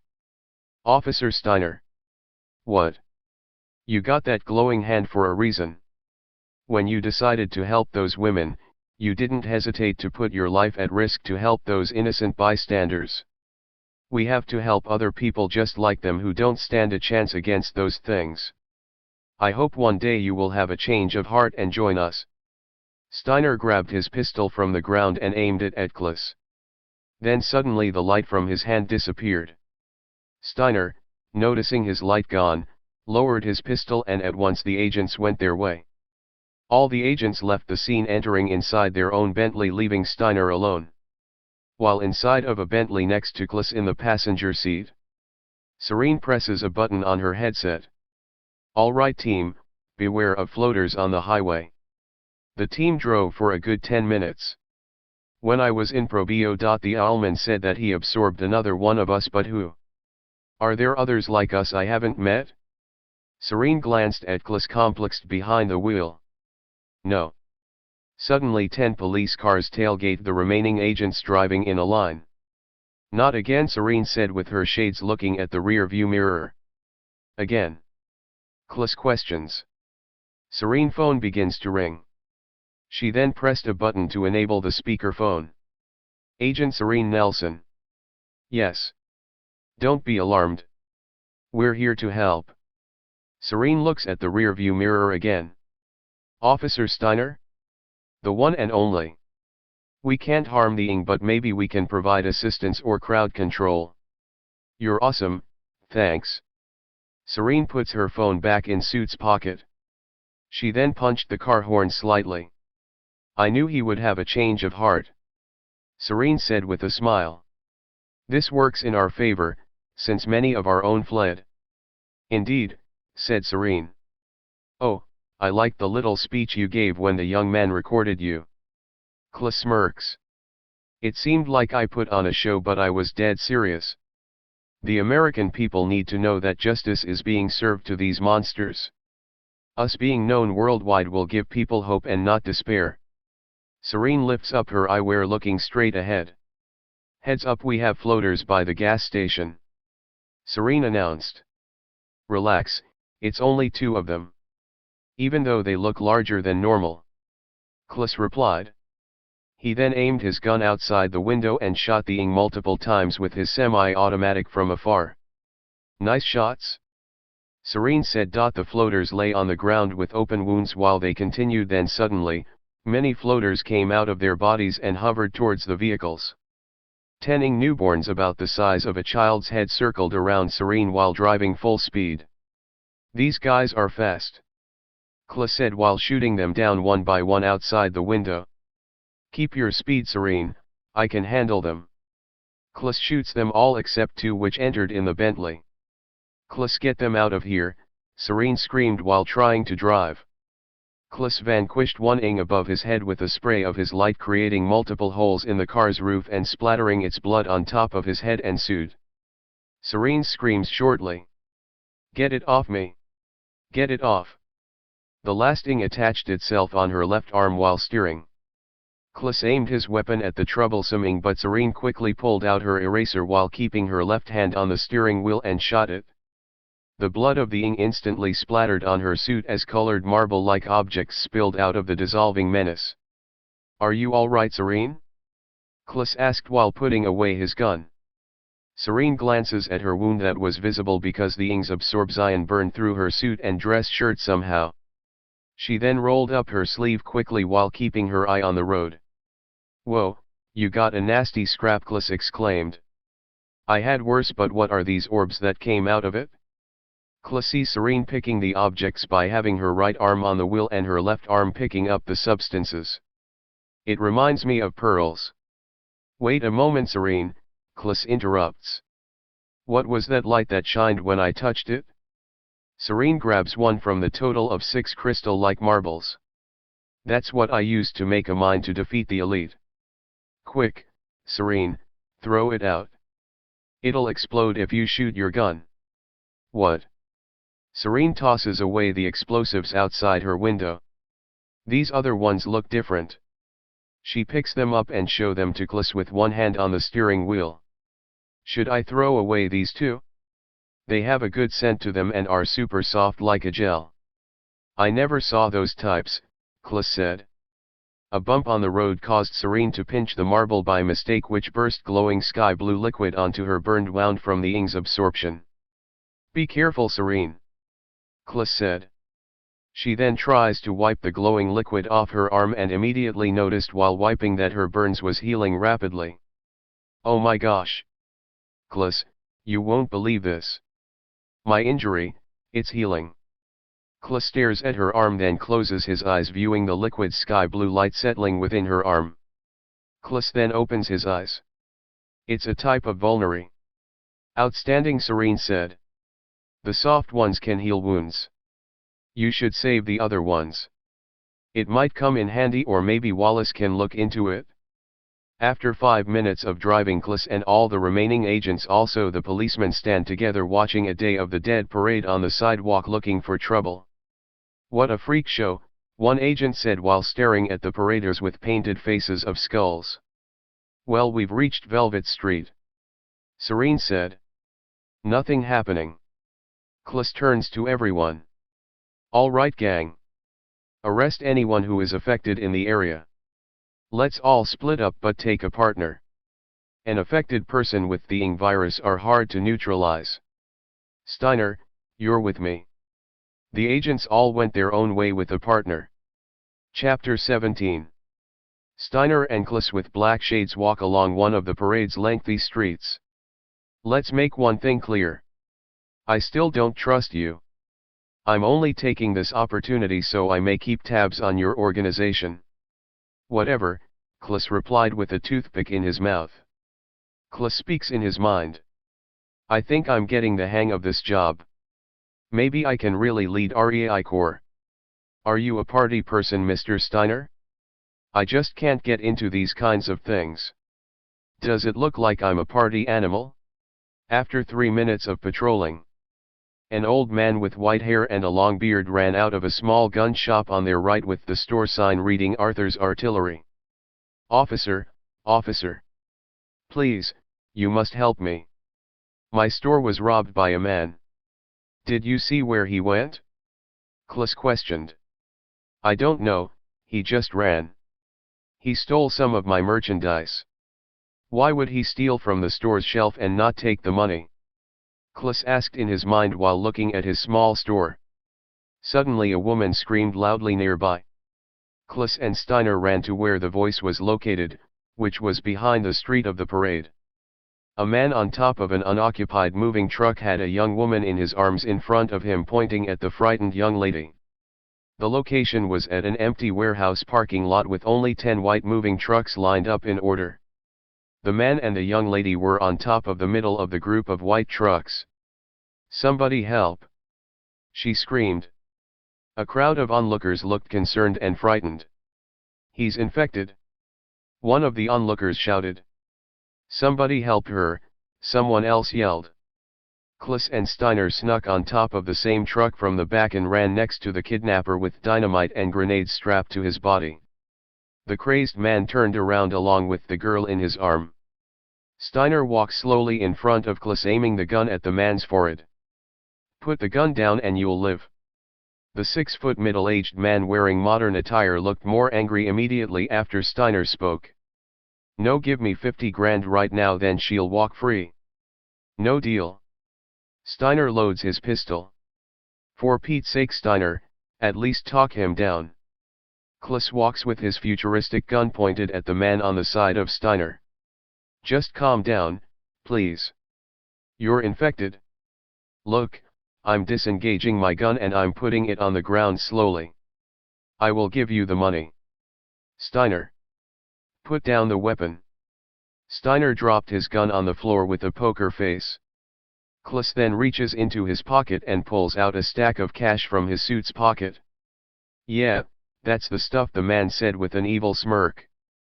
Put the money on the floor and walk away. Whatever you want. Just let the girl go. Klis counts the money, then puts 50 grand on the floor and walks backwards. The man points the gun at Steiner next. Get walking, buddy. Steiner stares momentarily at the girl, who is saddened with tears. Then at once Steiner quickly grabbed his taser from his belt and aimed it at the man. Time to make magic happen. The stressed out foe looked at him curiously. The infected man then targeted his weapon at the girl's head. Dirtbag. Steiner pulled the trigger and the probes of the weapon struck his neck. The man immediately fell down stunned. Klis runs to the girl crying. Are you okay? Matilda, are you all right? The girl noticed her mother behind Klis by the roof's door and runs to hug her. Klis looks down at the stunned victim and pulls out his handcuffs. I better arrest him now or he'll snap out of it. Steiner examines his taser and his right hand peculiarly. Why didn't the lightning shoot out? The crowd that looked on cheered. Some had their phones pointed at the men to record footage. This is going on YouTube, hooray, one woman yelled joyfully. Klis handcuffed the man and with the help of Steiner dragged him off the truck and dragged the infected man along with Steiner as they walked back to Serene's Bentley. You just wanted to see the magic happen. That's why. Oh, and you need a better gun made for the power. Klis answered his previous question. Whatever. Steiner replied. Within walking distance of their parked cars they see Serene talking on her phone. When they stood next to Serene they noticed a fat man with a muscle shirt and shorts handcuffed with a special muzzle in the back seat, possibly sleeping. Serene hangs up her call and puts her phone in her pocket. It's like dealing with exorcism, she said looking at Klis without her shades. Klis speaks in his mind. Serene really is a professional REI Corps agent. And a very good one. I'm impressed. I was just about to take him to the detention center. I see that you arrested one too. Great job. Yes, thanks to Steiner's help. Steiner gives Serene a nod while grabbing the arrested man who is in a daze.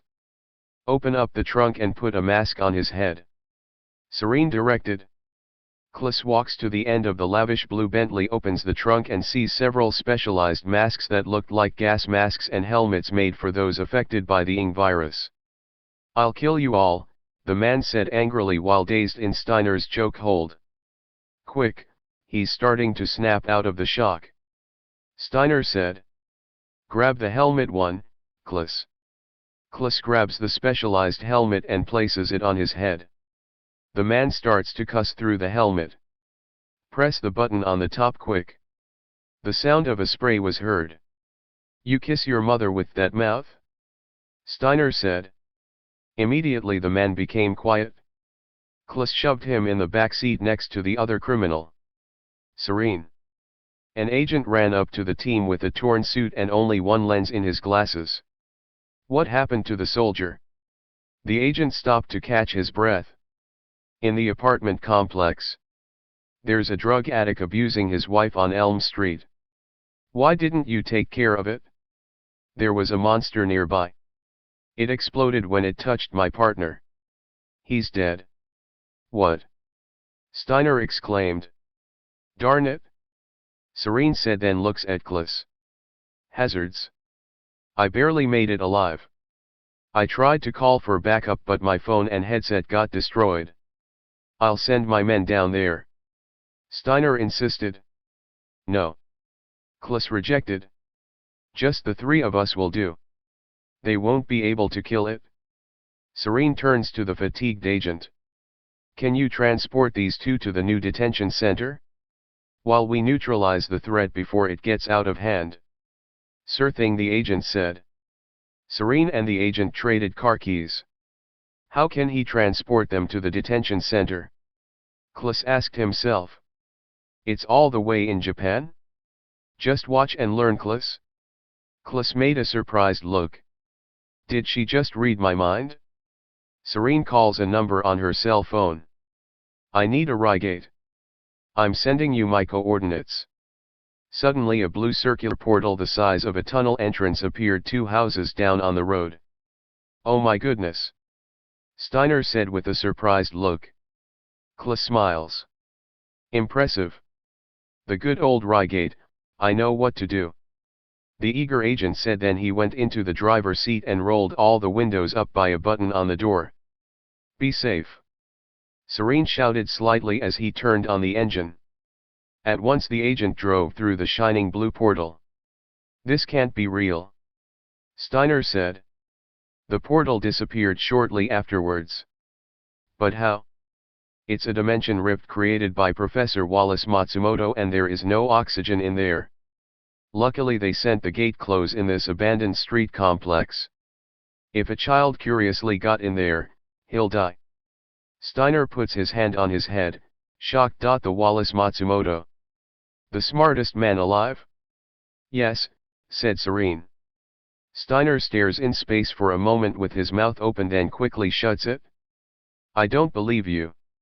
Serene smiles, maybe someday you will meet him. Steiner looks at his dominant hand then closes it into an upside-down fist. Maybe, he muttered.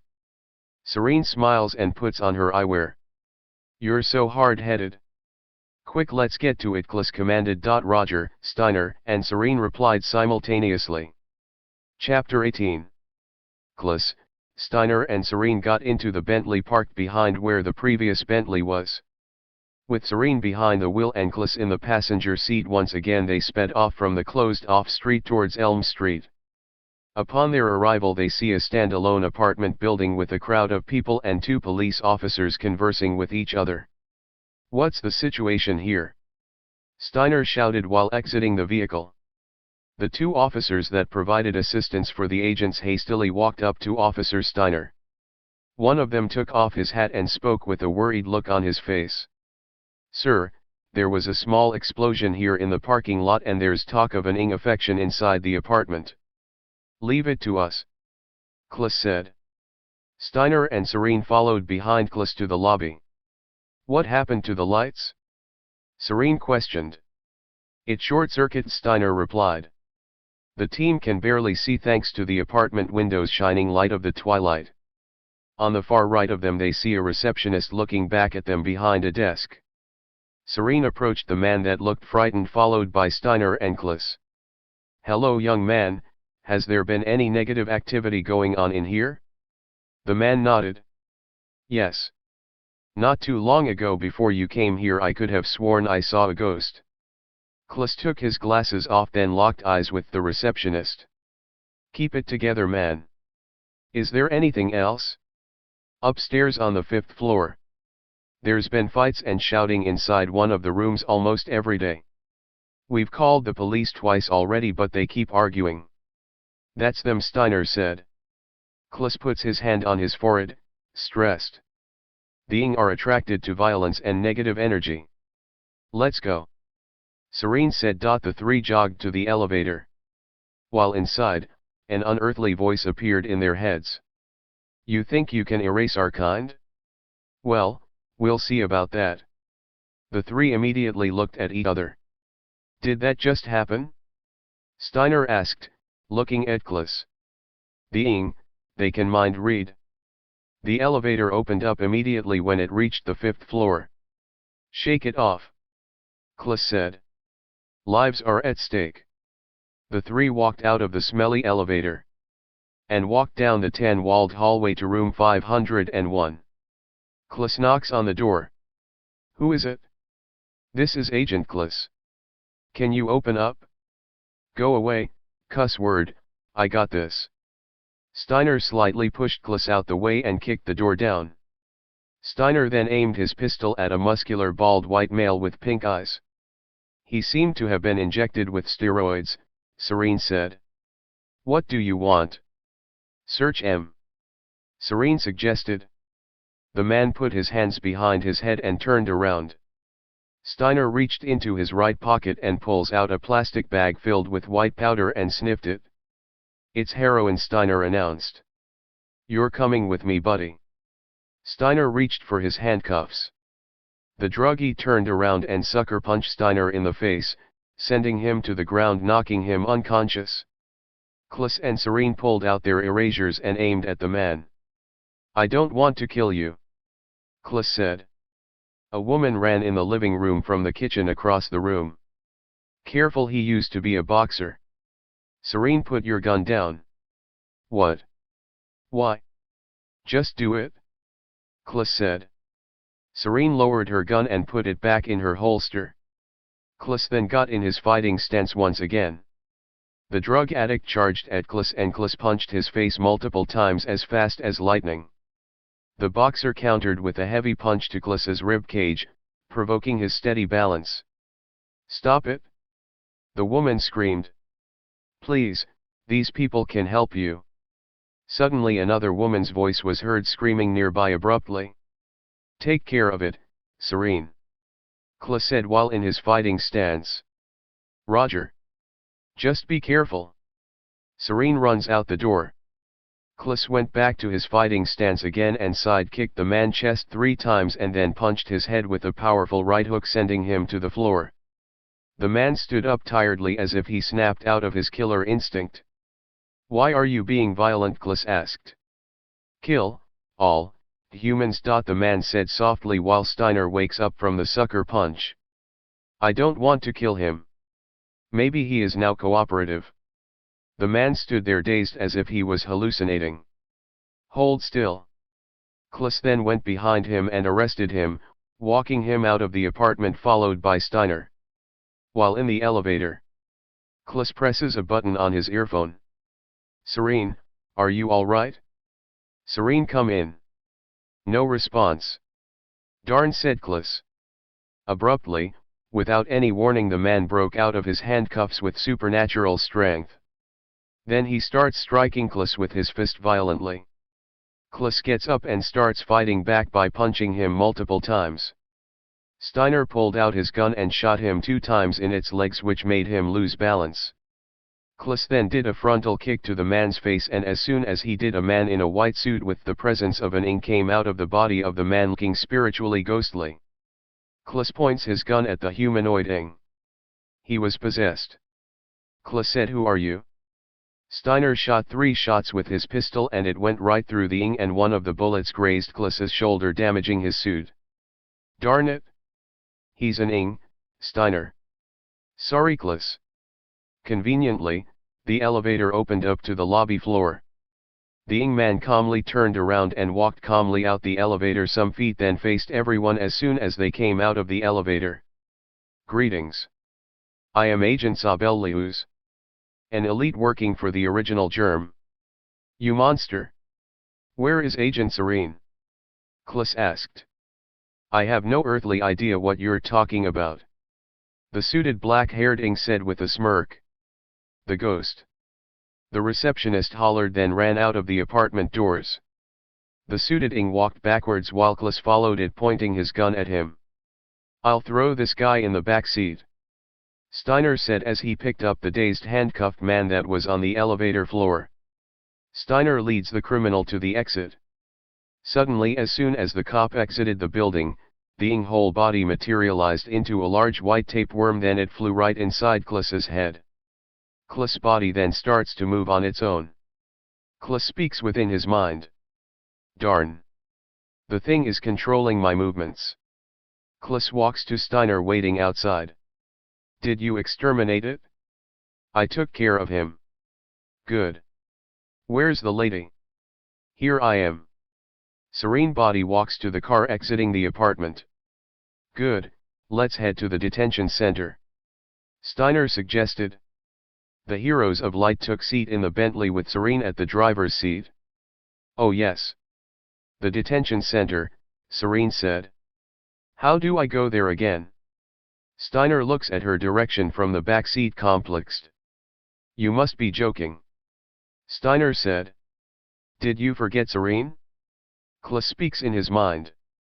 "Wait a minute, don't tell me she's..." Serene grabbed her phone and viewed the recent call folder. And called the most recent number on her call log, stating the words Reigate. "Hello Serene, do you need another Reigate open?" "Yes. Got you covered. Establishing a gate on an unoccupied market 8 minutes away from your location." "Roger." Serene starts to drive following the phone's GPS. Kliss speaks in his mind. "Darn it! Get out of my body, parasite." "Kliss, can you hear me?" Serene. "Yes. That white-suited ing has control over my body. He caught me by surprise and overpowered me." "Me too. How can we get out of here?"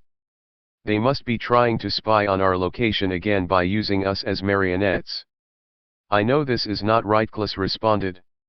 Stay comfortable, because once I get close to every one of your agents I'll erase them one by one just like you've erased our kind. You monster! Kliss responded.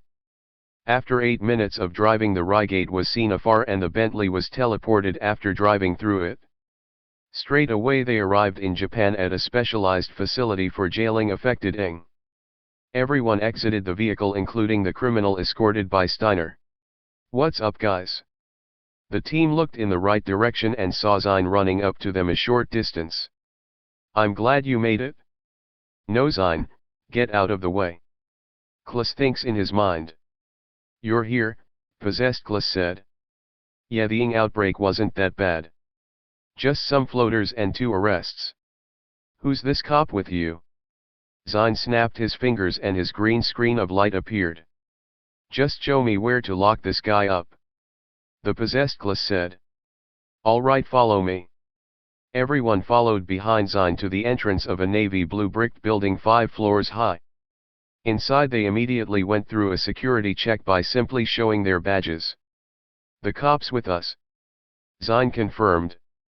As they walked further in, immediately jail cells were present with 10 criminals occupied within each one.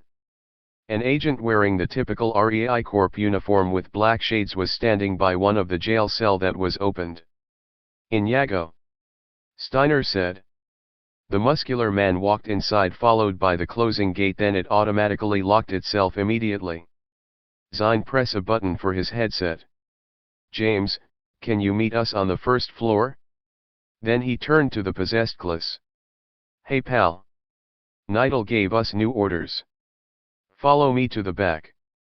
James accompanies them while they all stand outside the back of the building, which was just a grassy plain. What's this new order from Nidal, Zine? The possessed Kliss asked. Zine reached for a ray gun by his waist and aimed it at Kliss's head.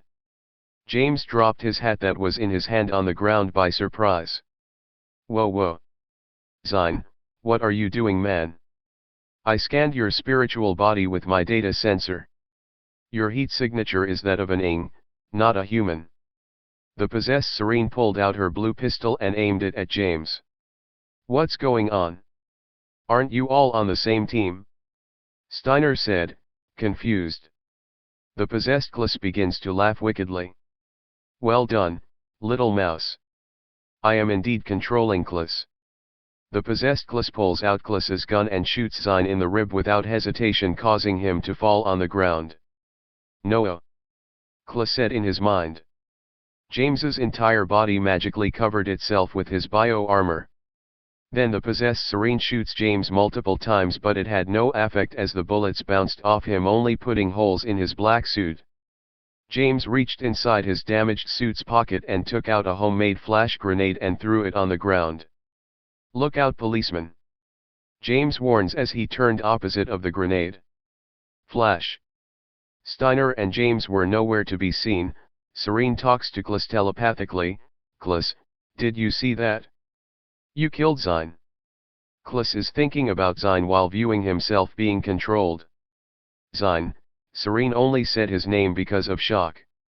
You've always looked after me when I needed you. Since we were kids, we were like brothers. If it wasn't for you I wouldn't have this amazing job. But now you're dead. And it's now my fault. Kliss's controlled body started to generate tears. I cannot allow this to happen again. Noah. Kliss's possessed body started to glow a red light. His body gave off heat like a mini yellow star once again, and his hair changed to red along with his eyes.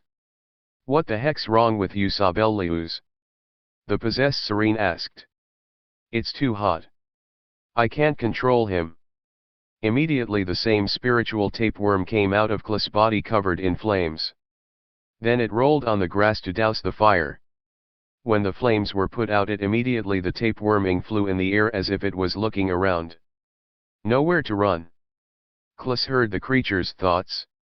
Then immediately the germ dropped behind a group of bushes.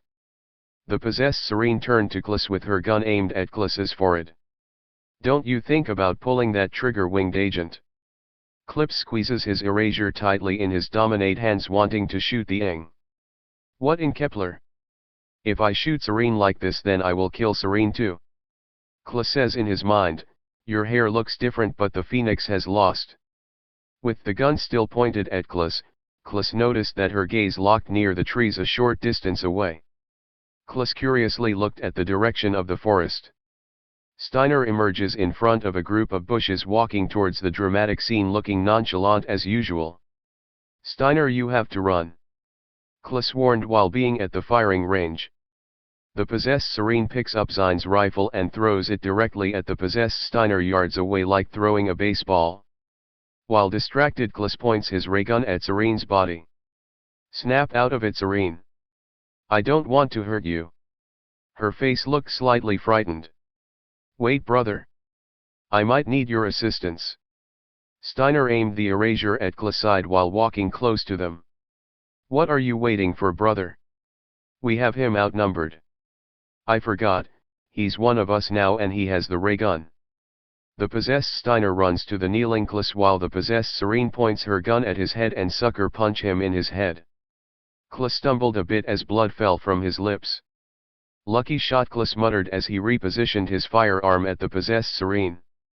I have to reach him somehow before it's too late. I have to use time manipulation. It's the only way. Klips imagined pulling his target into himself, entering in slow motion. He then closes his eyes. Steiner, if you can hear me. You are being controlled by the twin Ing. Remember when you were going to kill me but your light vanished from your hand? Now the very thing you are supposed to erase is using your power to kill me. Don't be a tool. Not for the police or for the Ing. Only you can break out of the hold that wants to control you. Klips, how is this happening? This is a miracle. I'm sorry I hit you. Focus, Steiner. Klips commanded telepathically. You're right, Klips. All I ever did was follow orders under bad leadership. I even did things I'm not proud of under a corrupt leader. Now I see that bad attitude has rubbed off on me too. I've always wanted to be like my father. He was a tough as nails kind of guy and he was ahead of my police station at the time before he died. I emulated his character for too long to not see all the wrongdoings we have done. I need to stop the cycle of selfishness and be my own man. Thank you, Klips. Suddenly Steiner's controlled body started to shout, which startled the possessed Serene. At once the ghostly tapeworm revealed itself again by wiggling itself out of Steiner's left ear while electrocuted by Steiner's blue electricity. The lightnings covered its body as it was shocked uncontrollably on the mowed grass. Brother, what is happening? The tapeworm continued to roll on the grass violently. Sabellius. Afterwards the tapeworming morphed back to the suited, humanoid form as it lay on its back, still shocked invisibly. Now's your chance. Klips exclaimed into Steiner's mind, which shook him out of the bewilderment. He then looked at Klips and calmly nodded. The possessed Serene ran to the white-suited agent on the ground and dropped one of the healing vulneries that was clutched within her left fist. It knelt next to its brother curiously. Multiple balls of sky-blue electricity went through the damaged Ing chest, killing it instantly. The possessed Serene looked back at Steiner, who had Zine's rifle, then observed his glowing hand of light behind the weapon. You brute, you killed him. Serves you right, Steiner said. Steiner tore off his police badge and threw it on the ground. Then he points Zine's ray gun at the possessed Serene. I know now what I'm supposed to do, he muttered. Is he gonna kill her? Klips wondered to himself, looking on. Get out of that poor woman's body, right now, you snake. The possessed Serene begins to scream. No. You humans killed my brother. The suited Ing body starts to melt away. Then James came onto the scene, armored. Then there is one. James said. The Ing's portal magically appears close to the possessed Serene. Stop him. Klips shouted. What are you waiting for, Steiner? Shoot her. James commanded. Steiner disengaged the gun, letting the possessed woman free. The Ing ran into the portal and the portal vanished. Steiner looks back at James and Klips. We'll find another way to help her. I just know it. Then the light of his hand vanished. Awesome. Klus said. You can control your power. Yeah, thanks to the Phoenix. Klus' hair and eyes reverted immediately. How'd you do that? Steiner asked. Shoot. Serene's gone. I've always liked her. Zine said, coughing blood while laying on his side. Zine. You're alive.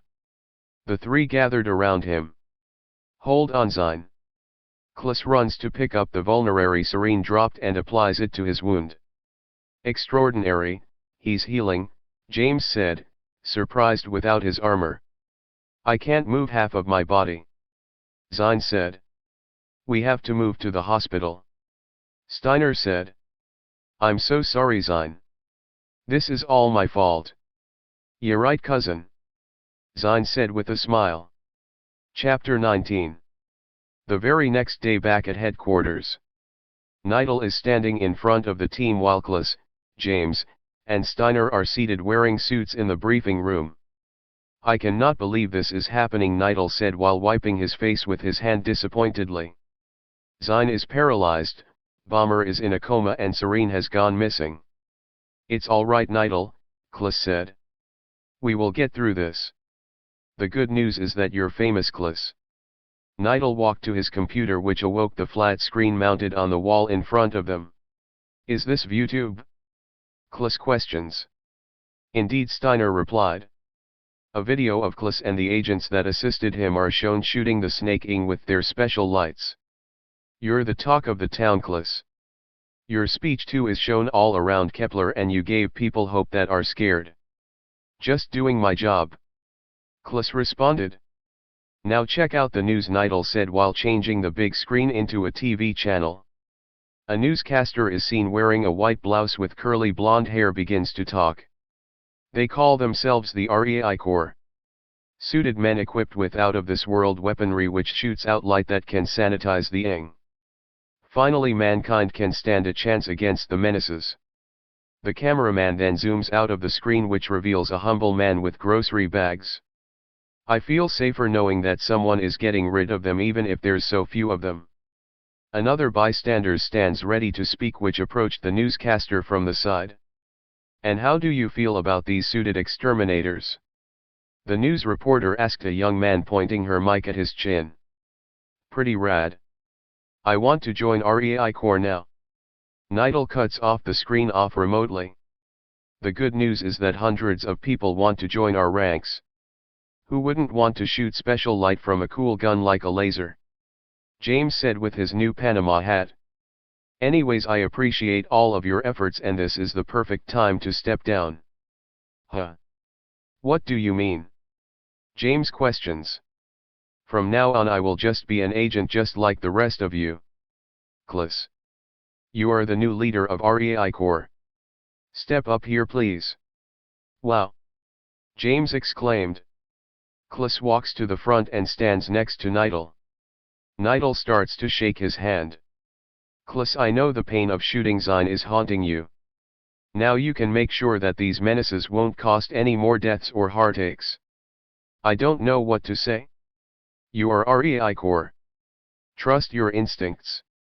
Nigel walks to the last chair on the end by the table. This is exactly what that Phoenix said to me before I transformed in biases. Klus thinks to himself, then turns around facing everyone. You're lucky, Steiner stated with a big smile. Tell us, Commander Klus. How do we proceed? Nigel asked, folding his hands. Klus stares at everyone blankly. Clears his throat. All right then, thanks to Steiner's inner strength, another elite is destroyed. Therefore, based on what James told me, the Phoenix Guardian must be winning because of our efforts and the Twilight seems to be diminishing.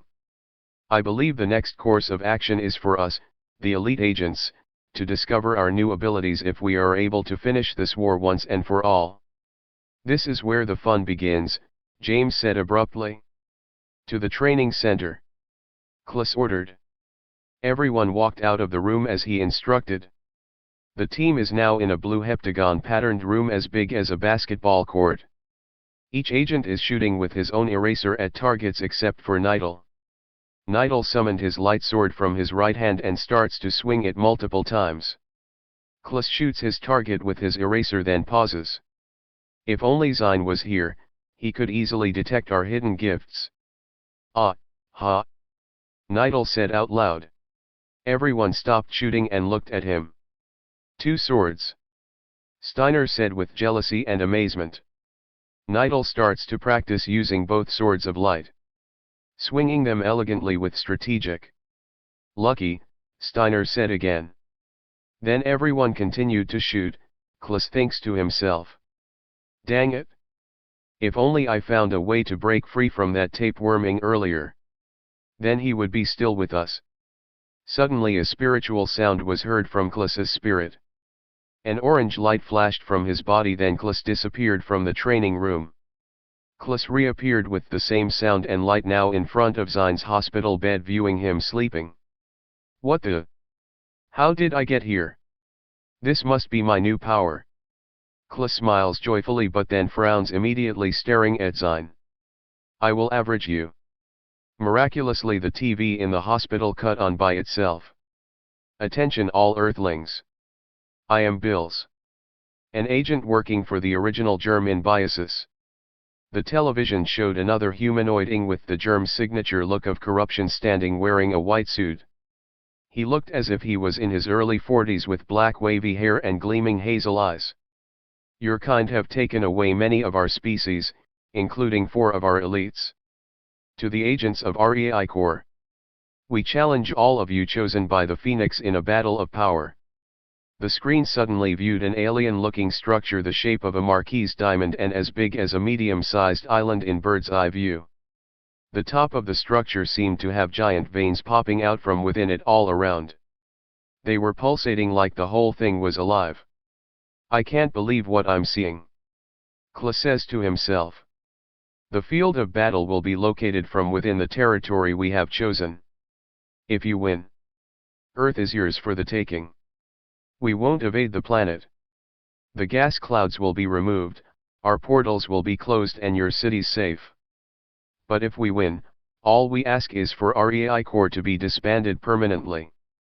Klus starts to get upset while watching the screen, clutching his fist. Man, I just got promoted. There are 6 elites left, which includes myself. And each of us will lead a squad of fellowing to our choosing, therefore you agents of light are free to do the same. Let's say maybe 7 per squad. Each of us elites will lead our chosen germs to combat your selected agents. 7 vs 7. Klus speaks in his mind. I don't trust him. If you accept our terms, then meet us in the state of Nevada at our hive tomorrow at 1 p.m. Come and try to incinerate us, Phoenix. We'll be waiting. The TV shuts off by itself. So they're challenging us? They must be upset because we're destroying their plans of world domination. Klus then puts his hand on his head, upset. They will have the advantage because the fight will be in their territory. The cards will be in their favor. We have to be very cautious if we choose to challenge them. Klus said in his head. He then looks at Zine again, then looks around the hospital room. He walked to the only window in the room, then looked outside, viewing the city road with people walking to and leaving the hospital. How in the world do I get back? Klus closes his eyes thinking about his teammates at REI Corps, then vanishes. Klus reappeared in front of Steiner. Suddenly a metal chair flew towards Klus's head. Duck! Steiner warned. Klus ducked down as the metal chair flew to Steiner's hand. You're back. Nigdal said excitedly. Yes, I can teleport. Did you see the TV? We all saw it, James replied, walking towards Klus with completed armor. Wow! Your bio armor looks even more impressive. Klus said. This is the completed form of the armor, I believe. The middle of his bio helmet shone an orange light. And I can shoot from my head. Don't ask me how. James said with his changed voice through his helmet. Nevada is where they killed Agent Billy.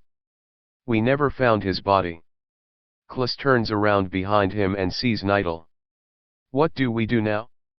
Kla senses that Nigdal wanted him to have more courage as the head of REI Corps with his question. We killed 4 elites and we only have 4 of us. We must do what we have to because germs spread quickly. Good answer, Nigdal said with a smirk.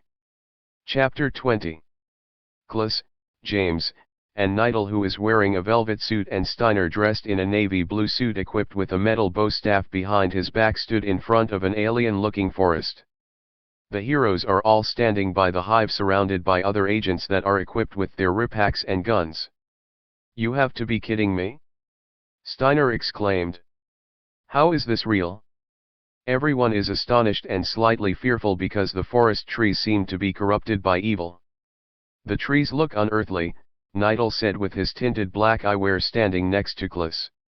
All the tree leaves are gone and they are all disfigured and black. James walks over to one of the black trees to examine it closer. What's the deal with this creepy thing? James asked with his full armor underneath his attire, walking towards the hive. You're the creepy thing around here, Klas said. Some of the agents giggled. I never seen anything like it, James said curiously, then touched the wall of the ginormous black hive. It feels sticky but it's not. And there are veins all around this humongous thing. Talk about horrific. Suddenly a news reporter and a cameraman appeared out of nowhere behind a boulder, speed walking towards Klas as if she was waiting for the right moment to reveal herself all day. The cameraman walks from behind one of the alien-looking tree, recording the woman with his squared camcorder and lens. Excuse me, are you Klas? Of course you're Klas. You're famous. Everyone on the most popular social media platform, YouTube, is talking about you, and all around the world. Newspapers, magazines, commercials. You gave us all hope with your words, fighting back against these monsters with your team. Thank you. My twin brother died mysteriously because of Ing's absorption. He was a veteran and a top-notch gunslinger. I'm so glad that there are people like you that are fighting back against them. How does it feel to have the whole world depending on you? Klas just ignores her, staring off. Not the talkative type today? I noticed that your suit looks very dashing. Your black waistcoat and black tie is decorated with red feathers which are made out of silk, it seems, and your pants have a red wing printed on your right leg. Styling. Who's your tailor? We're not here for fun, lady. Klas said. The fate of the universe is at stake. The woman looked disappointed. Alrighty then. The news reporter walked to Klas's right to James. Agent of REI Corps, awesome helmet, and I like your suit as well, but let me ask, if there are 6 elites ready to do battle in there and only 4 of you filled with the Phoenix's light, how can you expect to win? James' bio armor suddenly disappears, revealing his whole head and hands. He then looks at the camera.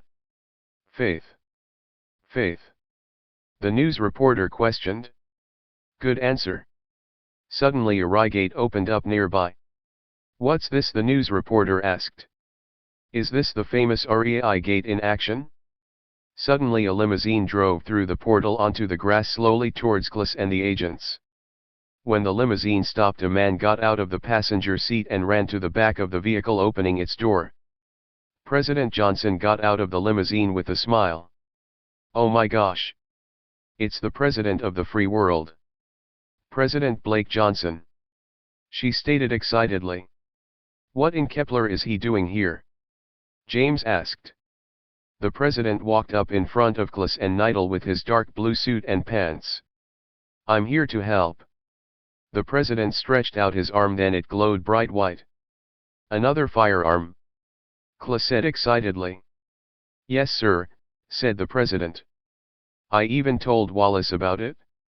The president reached for his waist and held a different ray gun in his glowing hand. He then aimed it at one of the alien-looking trees, then shot his weapon, which made a sci-fi-like sound effect. The president's glowing blue and purple light made a big hole in the tree, which erupted purple liquid from the impact. The world's first plasma gun, Nigdal confirmed calmly. Klas then turns to the president. Welcome to the family, head of state. Just call me Blake. Can you lead a unit? Wallace already briefed me on what to do, he responded. Good. Kla suddenly puts on his eyewear tucked away in his suit. It's almost 1 p.m. Let's move out. James steps in front of Klas. But Klas, who's gonna lead F unit? Klas looks at the 6 men from Unit F standing together looking slightly dismayed. He looked up at the twilight sky, next he looked back at James. Faith, Klas replied with a small smile. To arms. Nidal shouted. Let's sanitize. Klas commanded. For redemption. James exclaimed. For justice. Steiner yelled. Yes, sir. The minor agents acknowledge as they charge into battle. Later, each agent of light separated outside the hive to their own demonic entrance with a total of 6 lesser agents equipped with riphacks. But Unit F has no Phoenix leader. And each group had a cameraman going with each team. Klas looks at his watch again. It's 1 p.m. Let's go. Suddenly Klas ran straight inside the hive's entrance followed by 5 agents. As they ran they noticed the hive looking like a huge cave that seemed as if it was living, illuminated by a purple light from the high ceiling. Klas stares up at the purple light which was moving like a stream giving light to everything below. This is no different than the Ing's evil aura, Klas said to himself. The moist smooth walls and even the ceiling were moving as if they were breathing. With each step of the ground, the agents can feel the purple ground of slime sticking to their shoes as they run. We're in their territory now, an agent whispered. This place looks so bizarre, another agent said loudly. Hey, wait for me, the same news reporter that broadcasted them early followed behind them as she records with her camera. Be quiet. Klas said. If we can erase them quickly we can then help the rest of the units. Yes sir, they all replied. SHH. Klas shushed. After 5 minutes of running silently the team started to walk slowly to the next area of the hive in front of them which looked like a mini desert with orange sand. Where are they? One agent asked. I'm itching for a fight, another agent said. Just keep moving, Klas said. These guys are too eager. But at least they're not afraid, Klas said in his mind. The agents continue to walk on the orange sand. Simultaneously, the group started to sink slowly into the ground. One agent shouts scared because of fear. It's quicksand. One agent shouted. They began to shoot the ground in hopes of breaking free but the sand was too strong. The sand swallowed the group completely as the agents fell from a height as tall as a small home slamming into the ground's sand. The camera woman that followed behind the agents was the first to get up from the impact looking afraid. Is everyone all right? Klas asked his team while standing up from the fall. We're okay. The black-skinned agent replied along with the rest, as they tried to wipe the sand off their clothes. Good thing there was a lot of sand already here or we would all have broken bones. Now where are we? Klas asked, staring up at the same purple moving light high above them. Abruptly the team is flabbergasted with fear, noticing that they are actually surrounded by bug-like creatures surrounding them in a complete circle. No way. One agent said. I knew this was a trap. Klas confirmed. What are they? The same agent asked, pointing his battery-operated eraser at one of the creatures while in a desert-like lake filled with glowing stones. A monsteric laugh surrounded the team. This isn't fair, Klas said out loud as a megaphone while pointing his gun at one of the creatures afar. What happened to 7 against 7? You have us surrounded with about 30 of your kind. The lesser agents looked at Klas amazed. A demonic voice responded. Rules are meant to be broken. Suddenly a humanoid dust mite with the typical appearance of the Ing 12 feet tall emerged from the sand next to them. Kill them, my children. The creatures ran towards the agents revealing themselves to be big dust mites but covered in the Ing's coating. Fire at will. Klas shouted. Then he targeted his gun at the elite Ing and shot it in the face multiple times with his semi-automatic of light. The elite growled in pain walking towards Klas. Does it have protection? Klas questions while it moved towards him. When it got close enough, the ing punched Klis with its claw, knocking him off his feet and slamming to the ground. Klis immediately starts to cough violently while the rest of the agents are all spread out, hiding behind luminate rocks of violet. The stones provide them cover while they shoot. The news reporter ran to Klis to help pick him up off his feet. "You need to get out of here. But you need help." Klis gave her a smirk. "Don't worry, I can handle him. I'm a professional." "Suit yourself," she replied, then ran from the battle to hide behind rocks. As the humanoid dust mite creature walked slowly towards Klis again, a dust mite the size of a lion attached itself to his back. The evil-sounding elite laughs. "Go, my minion. Absorb him." Suddenly a white ball of light shot at the ing's right side, knocking it off of Klis's back, which killed it. Klis looks in the direction of dead ing rotting away, for he had felt the wind of the shot in that direction. He then looks in the opposite direction on his right but sees no one. "Who did that?" the ing asked, looking around. Klis suddenly starts to cough up blood. "I can't believe this. I can't continue on." The humanoid dust mite starts to laugh. "You're allergic to us? How ironic." Klis starts to have shortness of breath, then he collapsed on the floor. "This is my lucky day. Now I will absorb you." The dust mite elite picked up Klis by his collar, then it bear hugged him tight. The elite started to glow red. "Haha. You're mine." "Wait." The elite owlman appeared on its right and walked straight to the humanoid dust mite. The dust mite ing stopped absorbing Klis, took a step back and turned to him. "What are you doing here?" The owl ing stares at the ing blankly. "Aren't you supposed to have two heads?" Again the owl fiend did not reply. "You've always been attractive and I enjoy your company, but I can handle myself." "Unnatural affection," the owlman said. "Huh, what do you mean?" "New orders."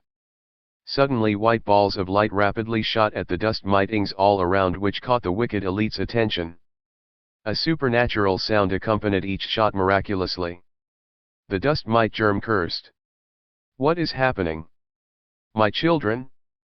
Suddenly the owlman exploded from the inside by the same white light.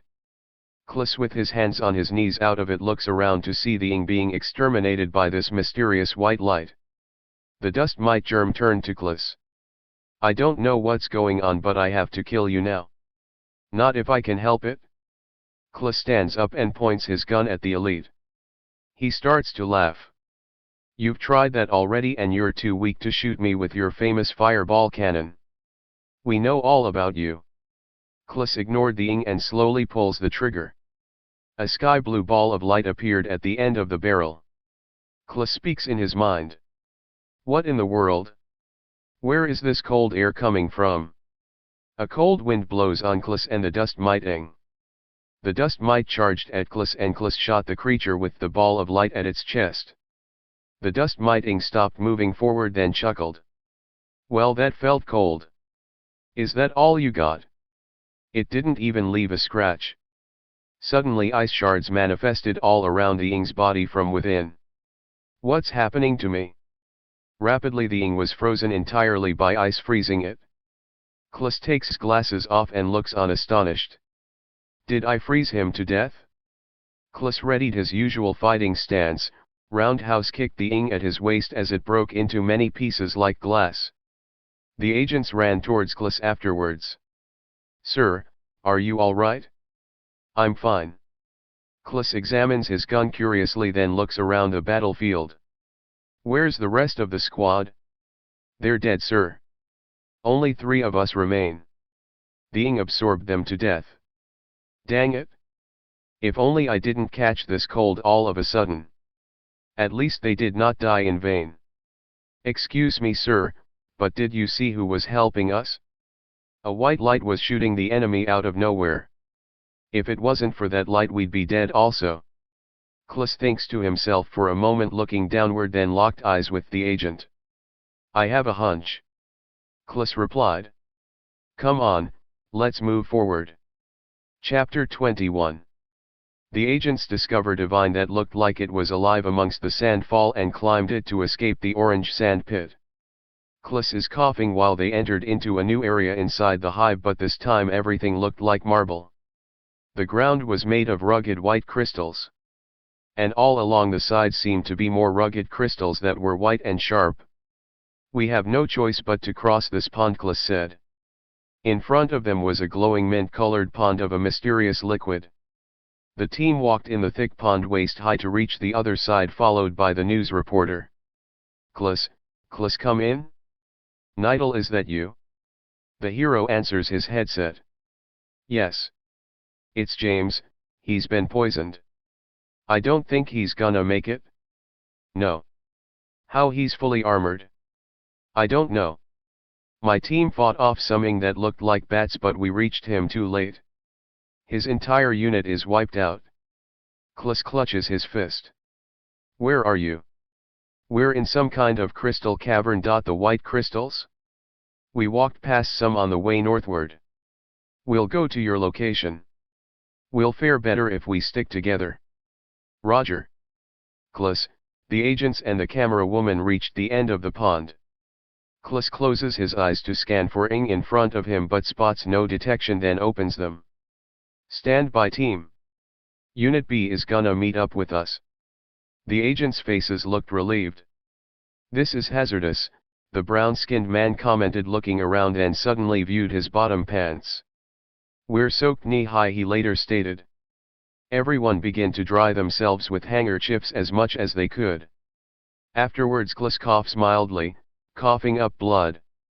The agents looked at him worried. What is happening to me? Klus questioned, wiping the blood from his mouth with a cloth. Can a guy enjoy a good soaking without being disturbed?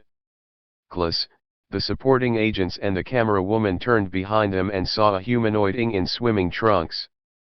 The agents drew their weapons, pointing their guns at the humanoid Ing. The germ had dark blue spiky hair and dark blue eyes.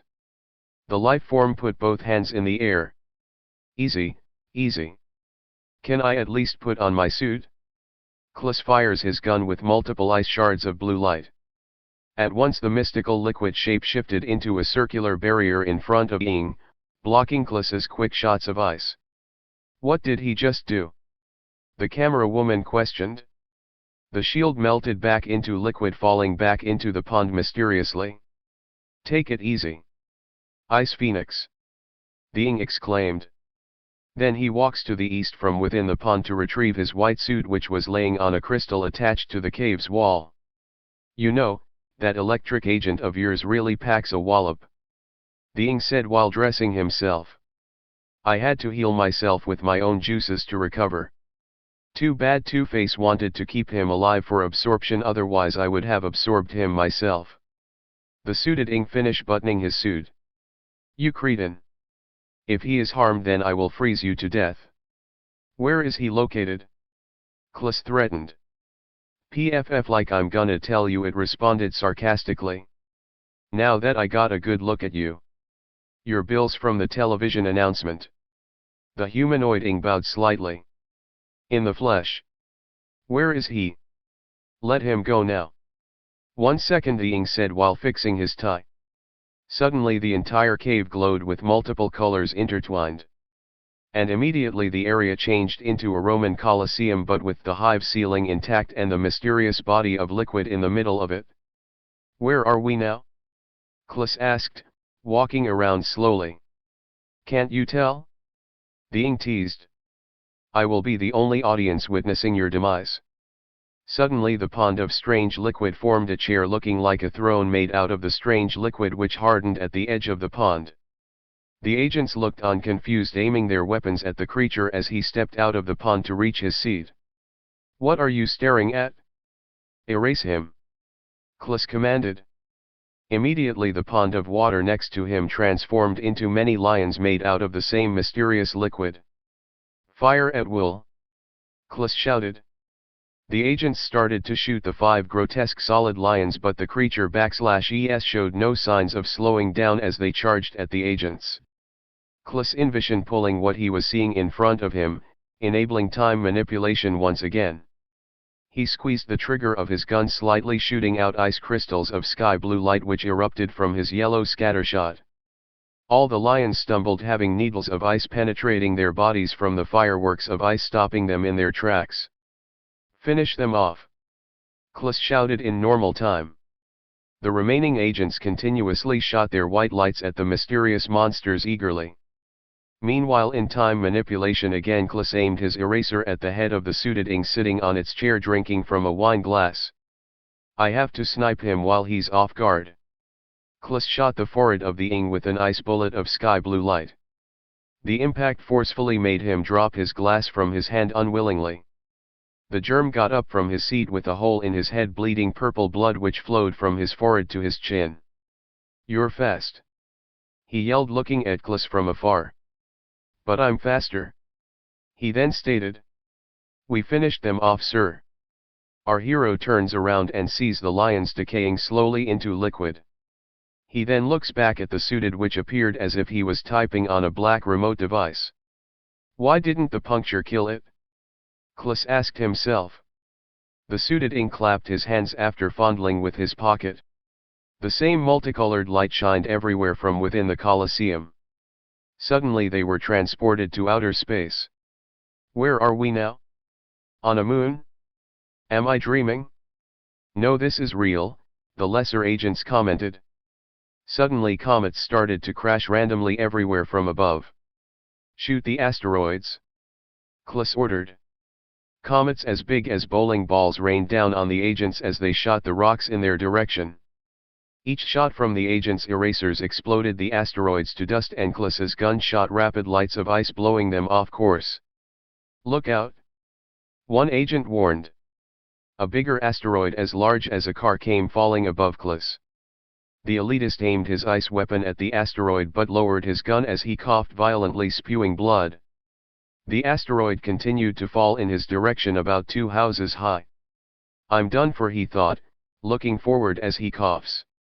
When he looked back up abruptly, a man with a velvet suit jumped high up from behind Klus with 2 beams of purple lights in both hands. "Nidal?" Klus questioned. The elite chopped the asteroid in half as it fell, burning with purplish flames. The ginormous asteroid misses Klus, landing on opposite sides of him loudly. Nidal runs to Klus as he catches his breath. "Stay sharp, leader," Nidal shouted. Then he continuously threw his swords up at the falling asteroids in range as if he had super strength. As soon as his light swords penetrated the rocks, they blew up immediately with blue fire, then seconds later rematerialized back in his hands. "Protect the Phoenix," one of the agents from Nidal's squad yelled. 5 of Nidal's group surrounded Klus while shooting at the falling rocks with their backpacks of glowing energy. Nidal stops throwing his swords and turns to Klus, who is shooting the asteroids, breathing roughly. The previous leader of Reikorps stretched out his opened glowing hand and placed a transparent blue-tinted shield around Klus. The spheric barrier protected Klus as comets fell on the top of it, keeping him safe. The asteroid battle continued onward for half a minute. Instinctively Klus closes his eyes from within Nidal's shield of light and sees the suited Ing a half a mile away in his chair. Klus miraculously teleported behind the Ing as he sits next to the camera woman, who is trapped in a cage made of the same mysterious liquid.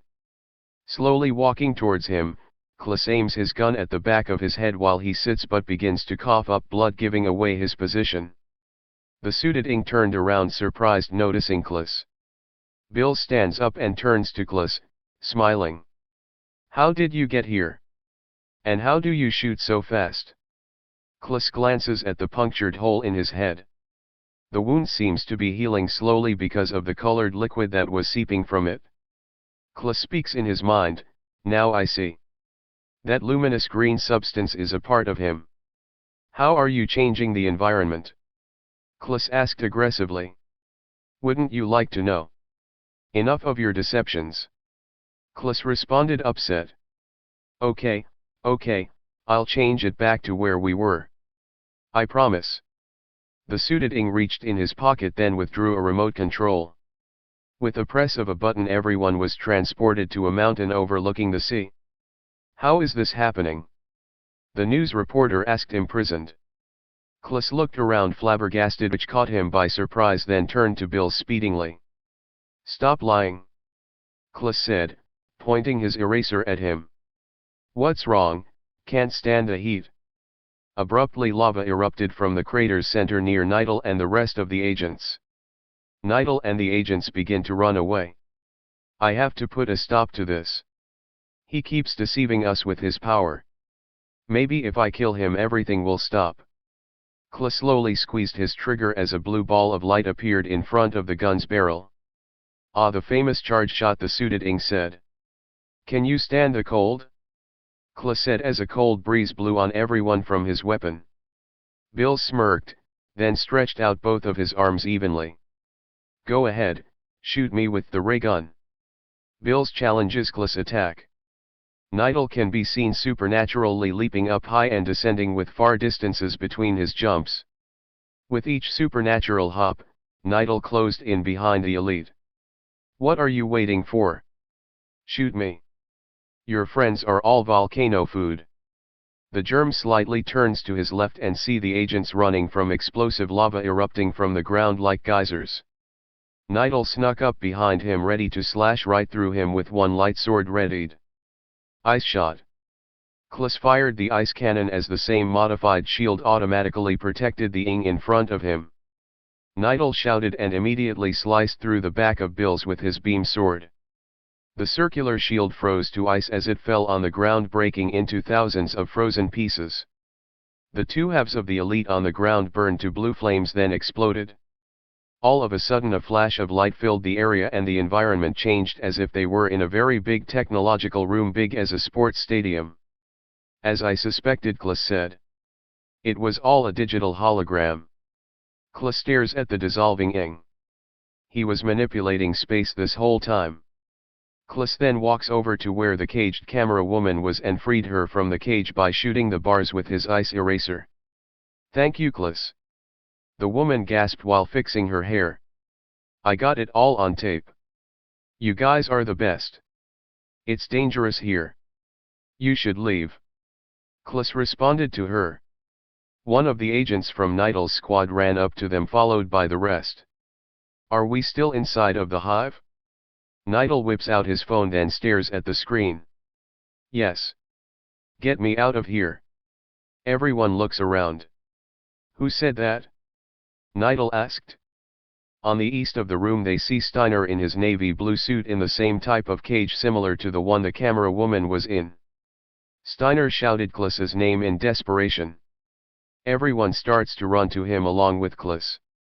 "We're gonna get you out of there, friend," Kliss shouted, but immediately afterwards our hero started coughing mildly, then collapsed on the floor. Chapter 22. Where am I? Kliss opened his eyes and found himself in an all-white room of white light. The original germ must be stopped. Only you can erase him. Who are you? Kliss pondered. That monster wants to steal, kill, and destroy. Let your light shine. I think I understand, but who are you? Kliss opens his eyes again as if what he saw and heard was a dream. Kliss, you're okay? Steiner said, standing next to him with his ray gun. Kliss gets up from laying on a green solid ground surrounded by giant stone-like objects which gleamed. How long was I out? Kliss asked while standing up holding his head. Then noticed he was in a completely different area filled with green balls of liquid floating up and going through the living ceiling. For a little while. Steiner replied, focusing his attention far off, peeking behind an enormous stone. I don't know if I was in or out of my body. Kliss stated in his head. Where in the world are we now, Steiner? Kliss looks over to his right, drawn by the sound of the president's plasma weapon shooting another person with a suit. Mr. President? Kliss' eyes widened with shock. But why is he shooting Nidal? Steiner turned to him after shooting someone afar with his electricity. That's not the real Nidal. There are zombie clones. The real Nidal is fighting the possessed Serene. I had to run over here and provide backup for the president, who remained in star mode to avoid detection in the air. What? Kliss asked, confused. How much did I miss? See for yourself. Steiner tilted his head upward slightly to the left quickly. "Come and absorb me," the president said with his arms stretched out.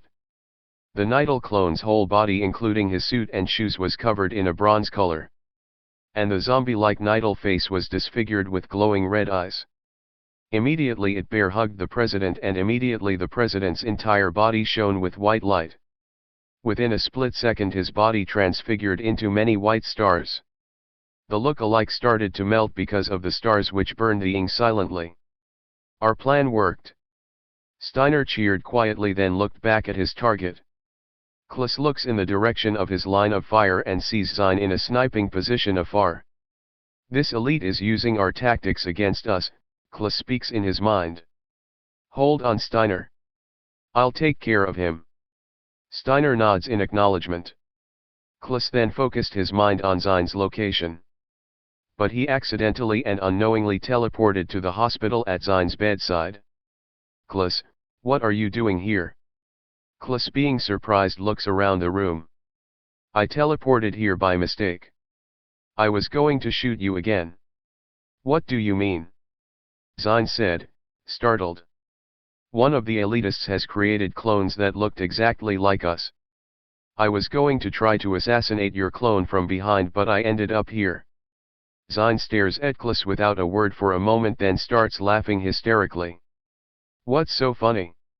Well, rip him a new one. Klus again starts to cough mildly out of nowhere. The problem is I can't get close to my enemies because of this cold. Zine stares into space listening. I'm sorry that I did this to you. Then Zine looks at his out-of-commission legs. You know, I deserve this. What do you mean? I used to hack into gaming companies' surveillance cameras, banks.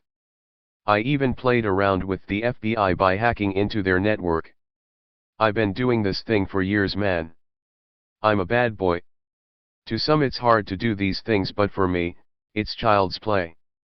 I needed a rebirth, Klus. I needed a second chance to turn my life around. I grew tired of looking over my shoulder, thinking that the FBI is gonna bust me. I've stolen many digital games illegally before their release date and sold them all around the world. I was the best hacker, but I felt so unclean. What's your point, Zine? I needed a second chance to wash away my deeds. So when I met Nidal, he gave me a chance to turn my gift into something useful. I may never walk again, but do me a favor. Erase my past life for me. Zine reaches over his bed and pulls out his sniper rifle and hands it over to Klus. Klus was immediately surprised. What did you do to it? I modified it. It's a sniper grenade launcher. With Wallace technology, you can't go wrong. It's experimental, but maybe you can use it. Klus grabbed the weapon from his hands. Thanks, Zine. I owe you one. Klus starts to cough again. Take some medicine from that cabinet. Klus took the penicillin and swallowed the medicine with the sink's faucet using his hands. Then turns around to Zine. Destroy my old life for me, man. Hack them with my light of rebirth. Will do, soldier. Klus closed his eyes and imagined being next to Steiner's side. Suddenly Klus mysteriously appeared next to the ex-policeman. You startled me. Klus reached for his new weapon equipped from his back as he coughs. Where you get that? Steiner asked. Klus sets up the futuristic sniper grenade launcher and aims it at the clone of Zine, who is also in sniping position. Wash by light. Klus pulls the trigger and immediately a green laser shot at the Ing's direction, creating a bomb out of ice as green flames spread all around. The disfigured clone of Zine was in many pieces and began to dissolve. Awesome. That tricky thing was hard to hit, Steiner reacted. Klus closes his eyes and views the remaining Ing auras spread apart. Then Klus disappear, then reappear in front of James' disfigured clone. The armorless scientist with his body and trench coat in bronze starts to charge in front of Klus. He's coming at me too close. Klus's right hand quickly shone light blue and a cold air was felt coming from his hand.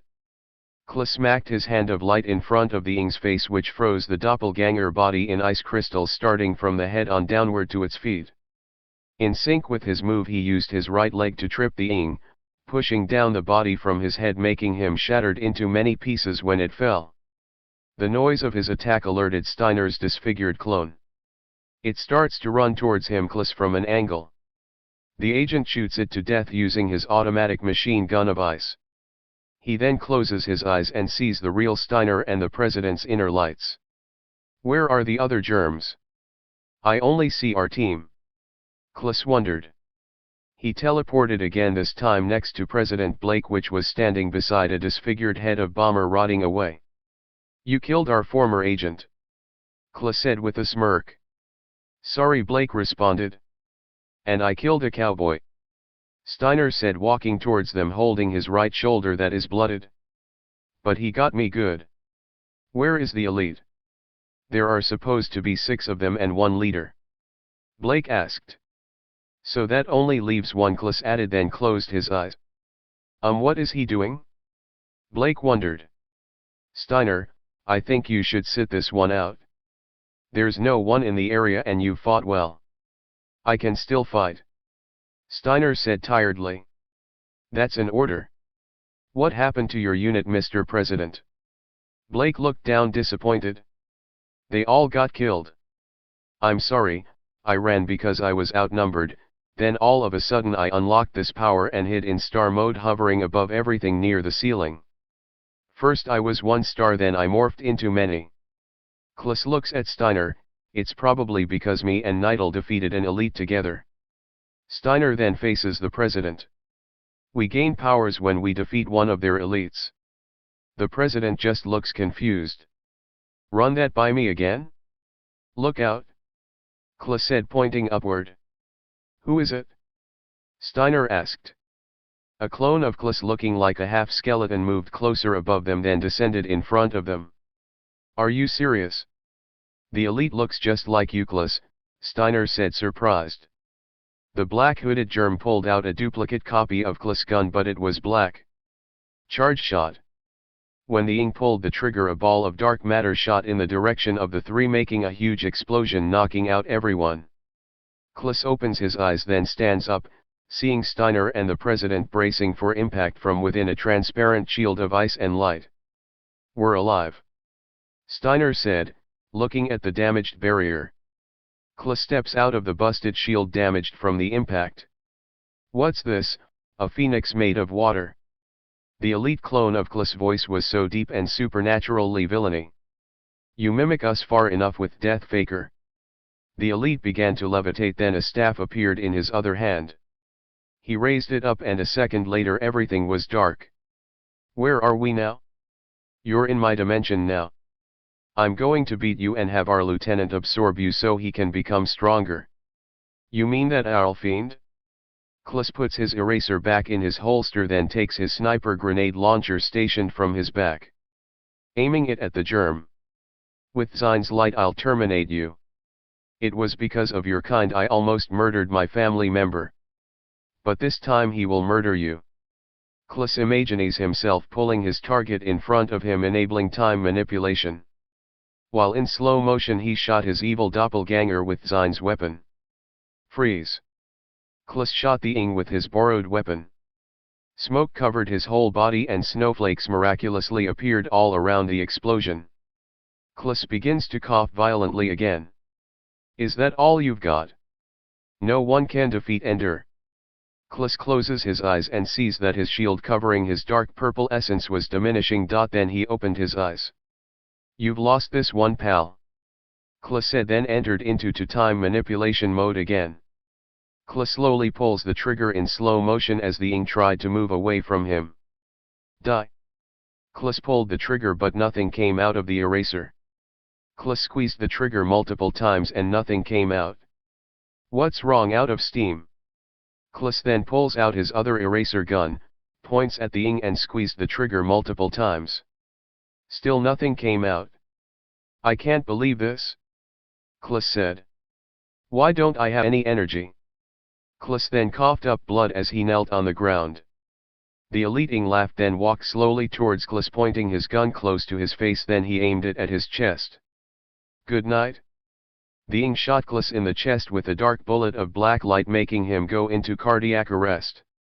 Chapter 23. Klis falls to the ground with his back facing the floor. The evil Ing started to chuckle. "You're severely allergic to us, I bet. You must have fought with Butchie the dust mite." How ironic, the germ teased, looking at his unresponsive body. Suddenly Klis' body began to glow red as waves of spiritual vibrations moved along his whole being. "What is this heat?" Ender asked. "I have to take over from here." "Who said that?" the Death Ing questioned. Suddenly the guardian phoenix with flames all around its body appeared from among Klis's chest as big as a car and flew upward. The light from Klis diminished afterwards. "I have to incinerate you now, otherwise my flames could burn up my other half, killing him from the inside." "You're the legendary phoenix." "How?" "You're busy fighting the original germ," the Ing said. "I can take a break sometimes, can't I?" The phoenix opened its mouth towards the germ and a stream of fire like a flamethrower burned the germ, making it roll on the ground. The phoenix then transformed into a transparent gold sphere of light, then flew into Klis's chest, reviving him. Klis opens his eyes and sits up from the ground immediately afterwards. "What just happened?" Klis stands up with a bloody hole in his chest. "I shot you. You were killed." "I murdered you, how?" the Ing questioned while standing, catching its breath. "Rebirth," Klis responded plainly. "What is this surge of energy? I feel like I have more power." The phoenix asked himself. "My hands, they're stiff again like before." Klis looked at his dominant right hand and it began to catch on fire. Perfect timing. A power boost. The immune system works more efficiently when the body gets hotter. The power must have came when we erased one of your elites previously," Klis stated while looking at the curious doppelganger. The phoenix left arm then started to glow white. The Ing charged at him angrily, materializing a scythe as he ran towards Klis. "If a gun won't work, then I'll just chop you into pieces." Klis stretched out both arms with opened hands in front of him slowly, then quickly pushed white lasers from both his palms, dismembering it with his white light. The power severed the Ing in half, separating its legs from the rest of its body. The Ing purple blood gush everywhere from the attack. Klis light retracted, then he walked to the clone slowly as it tried to crawl away with only half of its body. The Ing looked back, noticing Klis walking behind him. "You win. You win. I give up." Klis readies his usual ray gun and points it at the Ing's head as it tries to crawl away with only 2 arms. "This is for Zine," Klis muttered. Multiple shots of Klis' normal-looking light bullets penetrate its head, immediately killing it.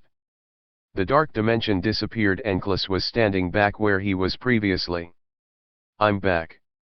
Klis looked at the hole in his chest to examine his wound. "The shot, it almost hit my vitals." Klis looked at Steiner and the president sitting down with their dirty suits. Then Klis looks at the corpse of the decaying Ender. A black light shot up out of the Ing through the roof of the hive. "It's over," Klis stated after wiping his face, looking up relieved. Sayonara, Cold Phoenix. Chapter 24. "Are you guys alright?" Klis asked. "Klis, there you are," Blake replied excitedly. Steiner grabbed Klis's arm while squatting. "Klis, I don't think I can move around. You make sure you beat them all for me and come out of this alive so we can spar with our fighting styles." Agent Klis quickly glanced at his metal staff beside him. "Will do, Agent Steiner," Klis assured. "Me and Nidal split the group and came over to help Mr. President. We carried you with us because your body was caught in the crossfire. When we reached this area, the group were single-handedly outmatched by the Ranger zombie." "Gosh," Klis responded. "I've called an ambulance but they're too afraid to come in this place." "You're joking." Klis pressed a button on his earphone.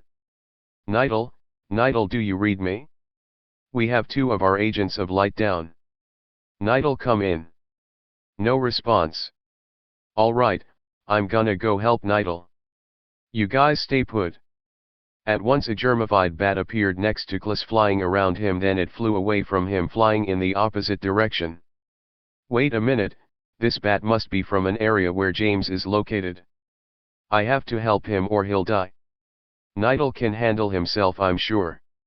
I'll come too, the president said, standing up. Why? I could probably just teleport where he's at and help.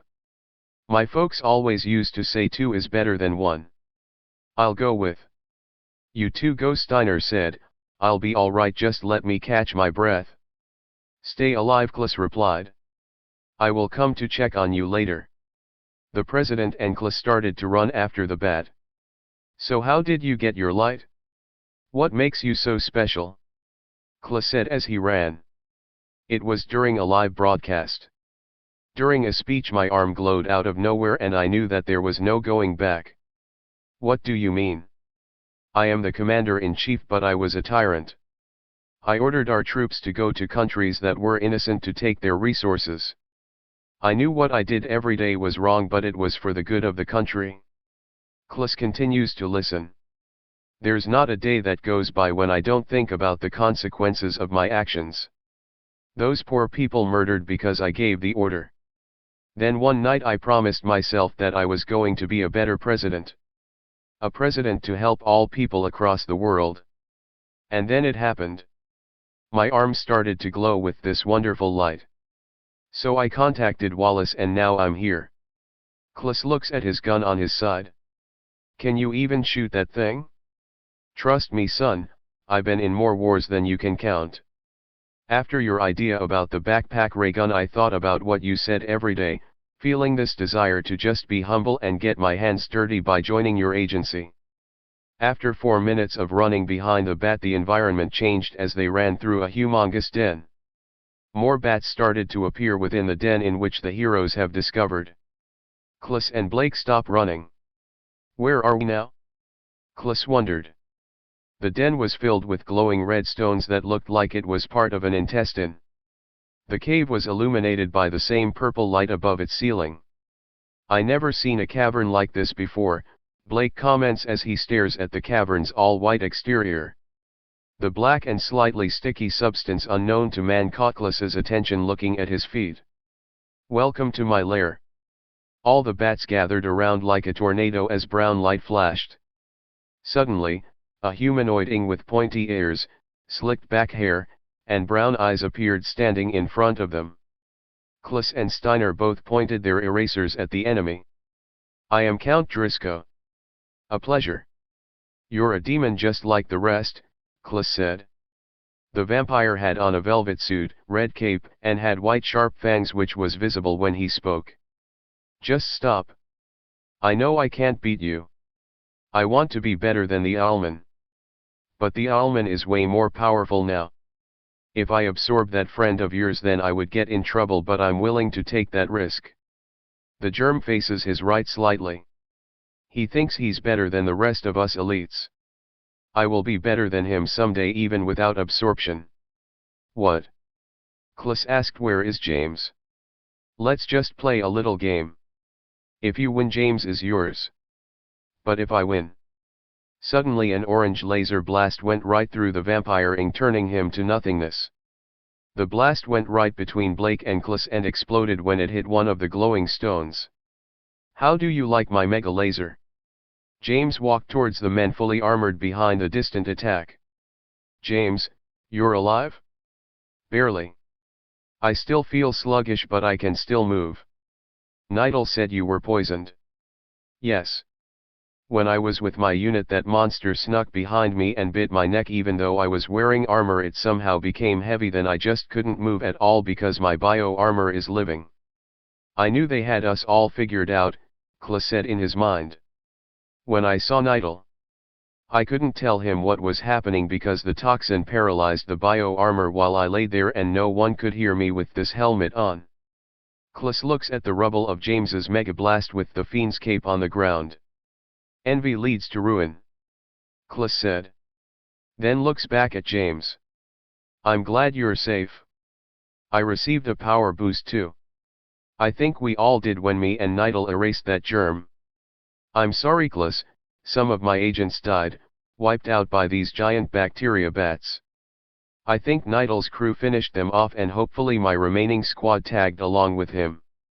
Alrighty then, Blake said interruptly. Let's go find Nidal. No, I insist, Mr. Trigger Happy. I will go. It's faster if I teleport. Klus takes out a small screen device from his pocket and displays a theorized map of the hive. Then he quickly looked at the men. You two go northeast from here. Unit F doesn't have a leader. Please go check on them. Yes, Commander-in-Chief. Blake said with a smile. The two of them ran in that direction. While Klus, focus on the spirit of Nidal with his eyes shut. The hero teleported again once more. Chapter 25. Nidal. Klus runs to Nidal, who was laying on the ground with his back towards the ground. What happened? Klus noticed that he was in another crystallized area. And the ground seemed to be a multicolored granite substance. Nidal, what happened? It's Serene. She shot me in my leg. She pretended to be free of his control, but she shot me in the back of my leg. Dang it. This can't be happening. A woman coughing could be heard by the agents, which caught Klus's attention. Serene. Klus runs to her aid and tries to pick her up. Serene, are you alright? Of course she's alright. Nidal said. She was my first agent. Nidal starts to walk towards them slowly with his injury, limping along the way. Klus, is that you? Serene opens her eyes and sees Klus holding her. You're alive, Klus said joyfully. Hold on, I'll heal both of you. Klus reached inside her suit pocket and took out 3 vulneries. Remember these? Klus asked Serene. AHH.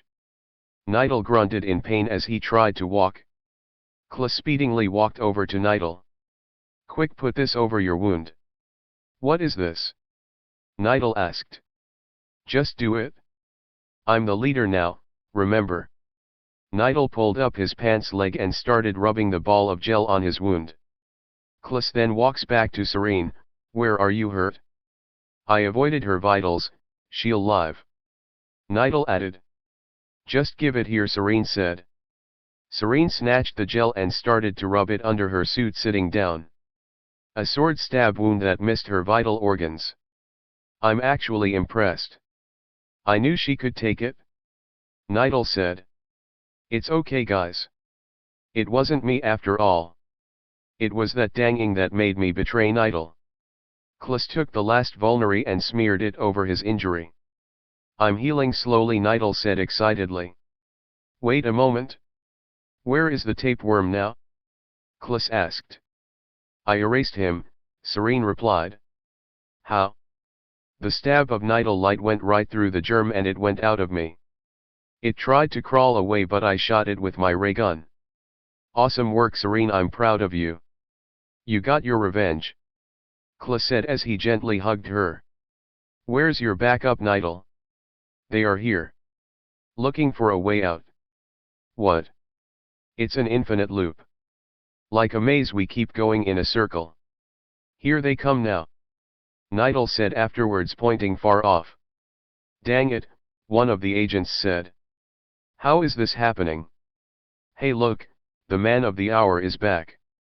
The 6 agents ran towards Klus. Can I get your autograph? But another agent punched him slightly on the arm. Be professional, bro. The agent whips out a small notepad and a pen. Can I have your autograph, please?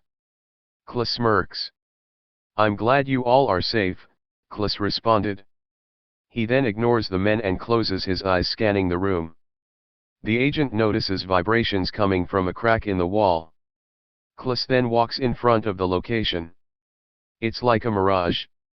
Klus pulls out his new gun from his back and aimed it at the area. What are you doing? Serene asked, walking towards him. Where did you get that weapon? Nidal asked. Long story. Stand back, everyone. Klus shot at his target, revealing a hidden path out of the loop space. We're free, one agent cheered. Let's get out of this nightmare, Nidal exclaimed.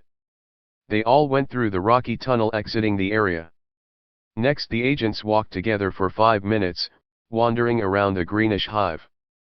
I wonder if that woman made it out okay. My cameraman fled, Nidal responded.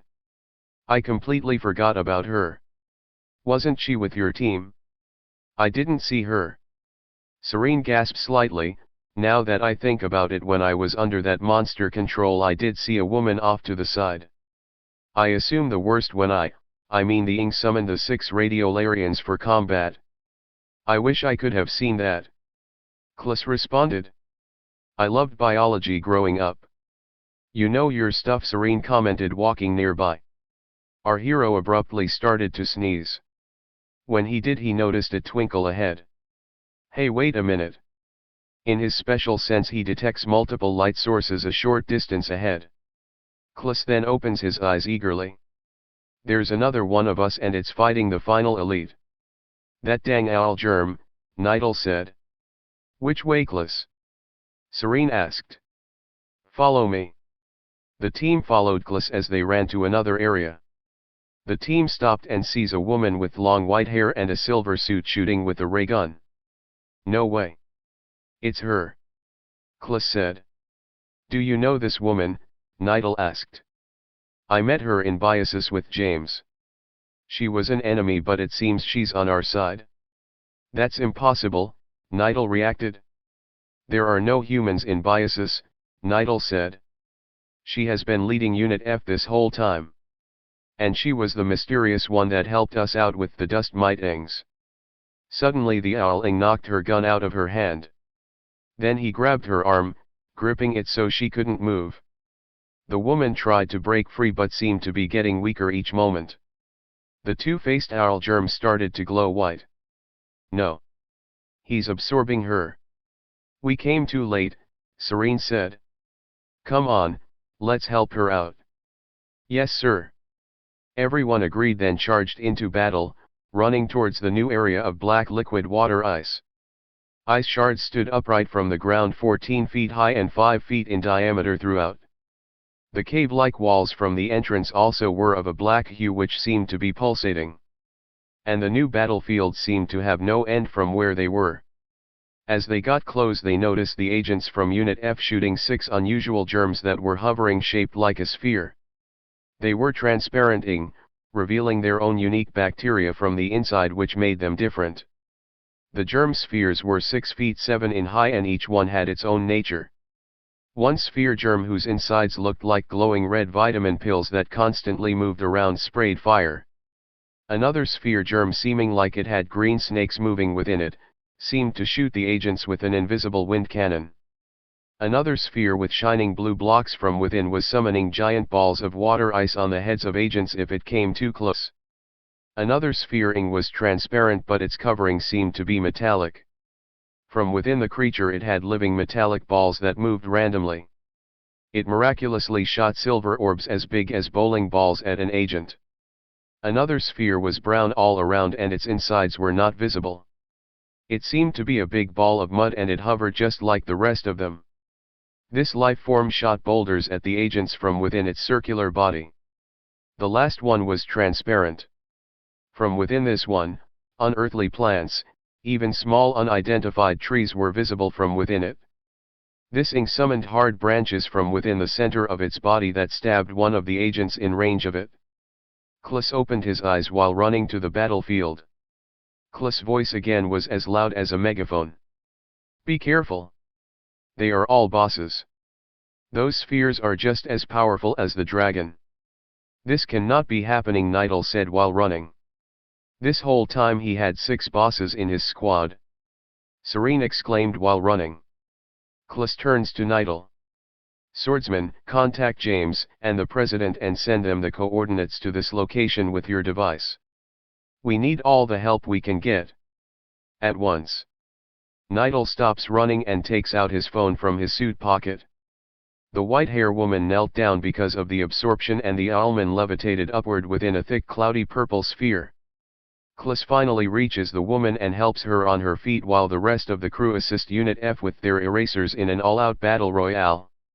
Chapter 26 Are you alright? I'm okay, I just feel dizzy. Klus noticed while being this close to her that she was very beautiful with her unique hair color and her piercing eyes. Why did you help us? I gave it some thought.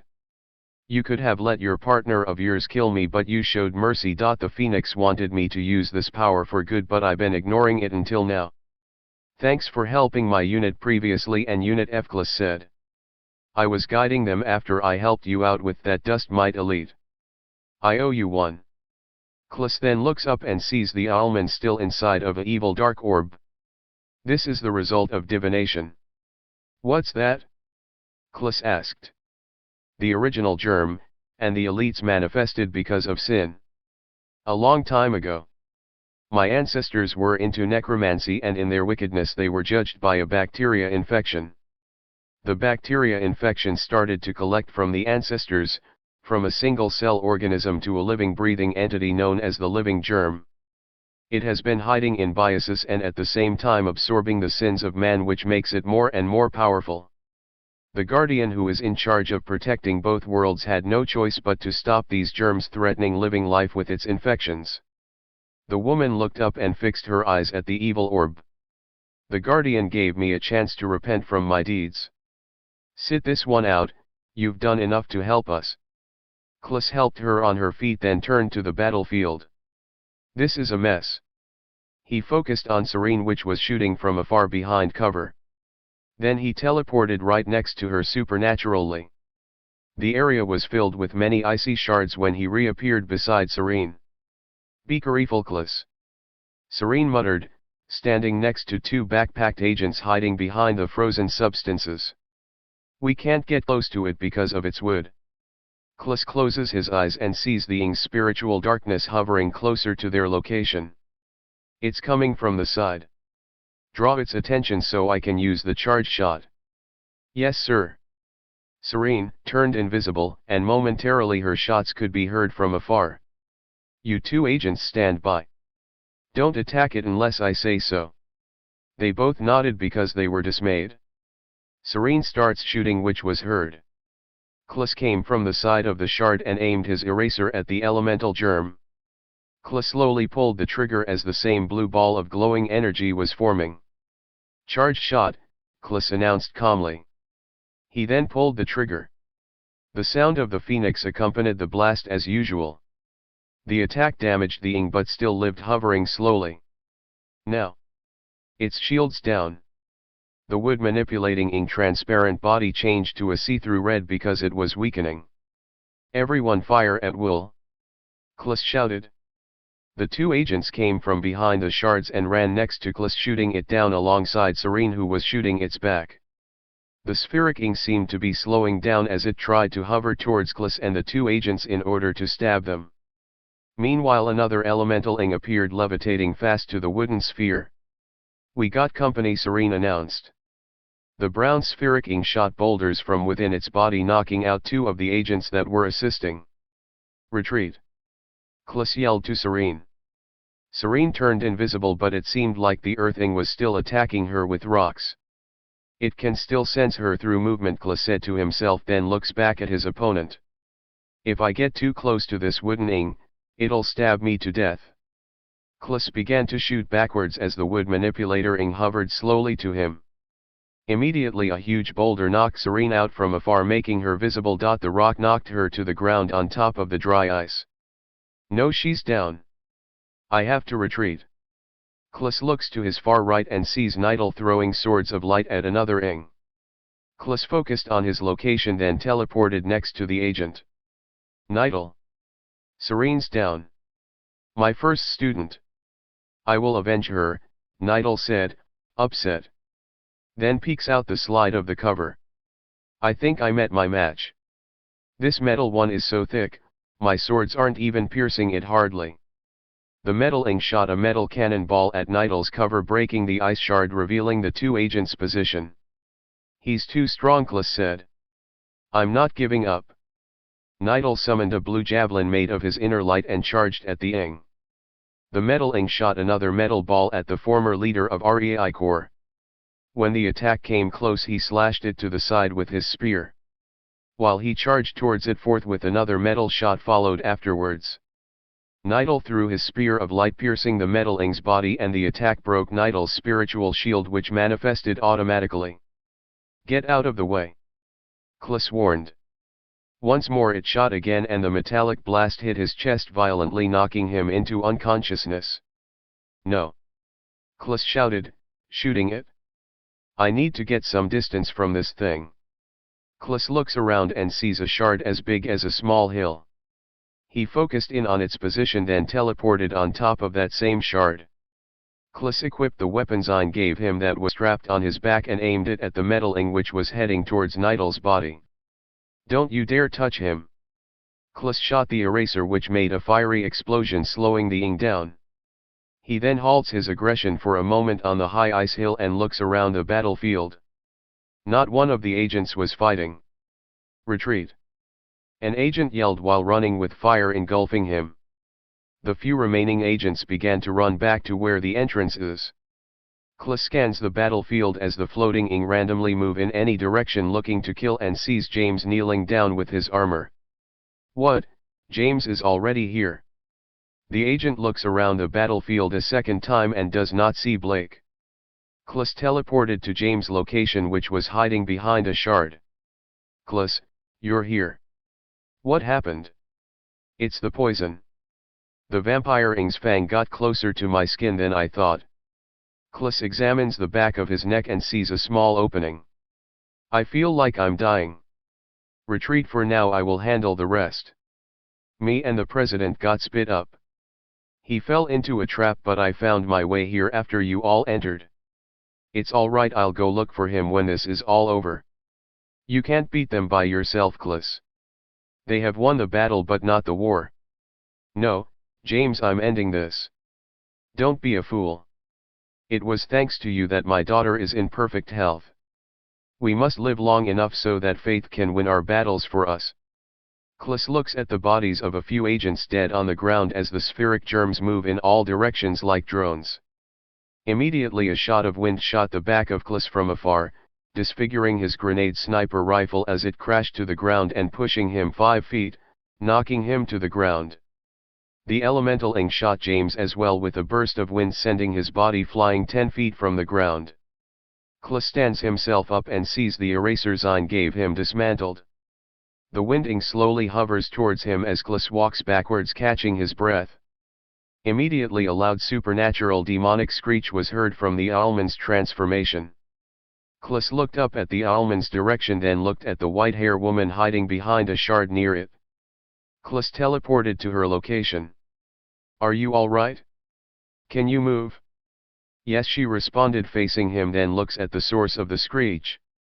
The Owlman is about to reach another level of power. I hate to say it but REI Corps is done for. I know how I can win. How? We gain power every time we erase one of their kind. The Phoenix is winning and simultaneously it's weakening itself so that we can have the advantage. All I have to do is wait till more power is disputed, then maybe, just maybe I'll be powerful enough to take them on. But's that suicide? The woman said. If we lose here, then it will show the whole world that evil triumphs. The beacon of the light of hope will cease to shine. I am the leader of REI Corps. I have to do something. The woman stretched out her hand exposing the ray gun. I stole this gun from REI Corps. This is a weapon of light. Maybe you can steal the original germs weapons and use it against them. Klus Blanky looks at her for a second. Now you get me, Klus replied with a smile. Bomber was the previous owner, an agent of ours. Klus takes the gun from her hand and puts it in his pocket. We'll get you a brand new one, you deserve to have one. My name is Agent Beatrix. Suddenly an unusual loud sound was heard from afar followed by a great flash of light as if they were in a thunderstorm. Klus pokes his head and sees 4 elemental spheres floating together not moving. I am gonna check it out. It might be James. Klus teleported to the direction of the mysterious flash. And at once Klus' eyes widened with unbelief. The same news reporter and camera woman right arm glowed white like a star. Then suddenly only her right hand glowed white. Klis runs up to the woman. What happened? I don't know, I just wanted to take a picture of the ing but I somehow blinded them when I used my camera. Klis looks at the stunned elemental surprised. The woman examines her hand. I don't know what is happening to me.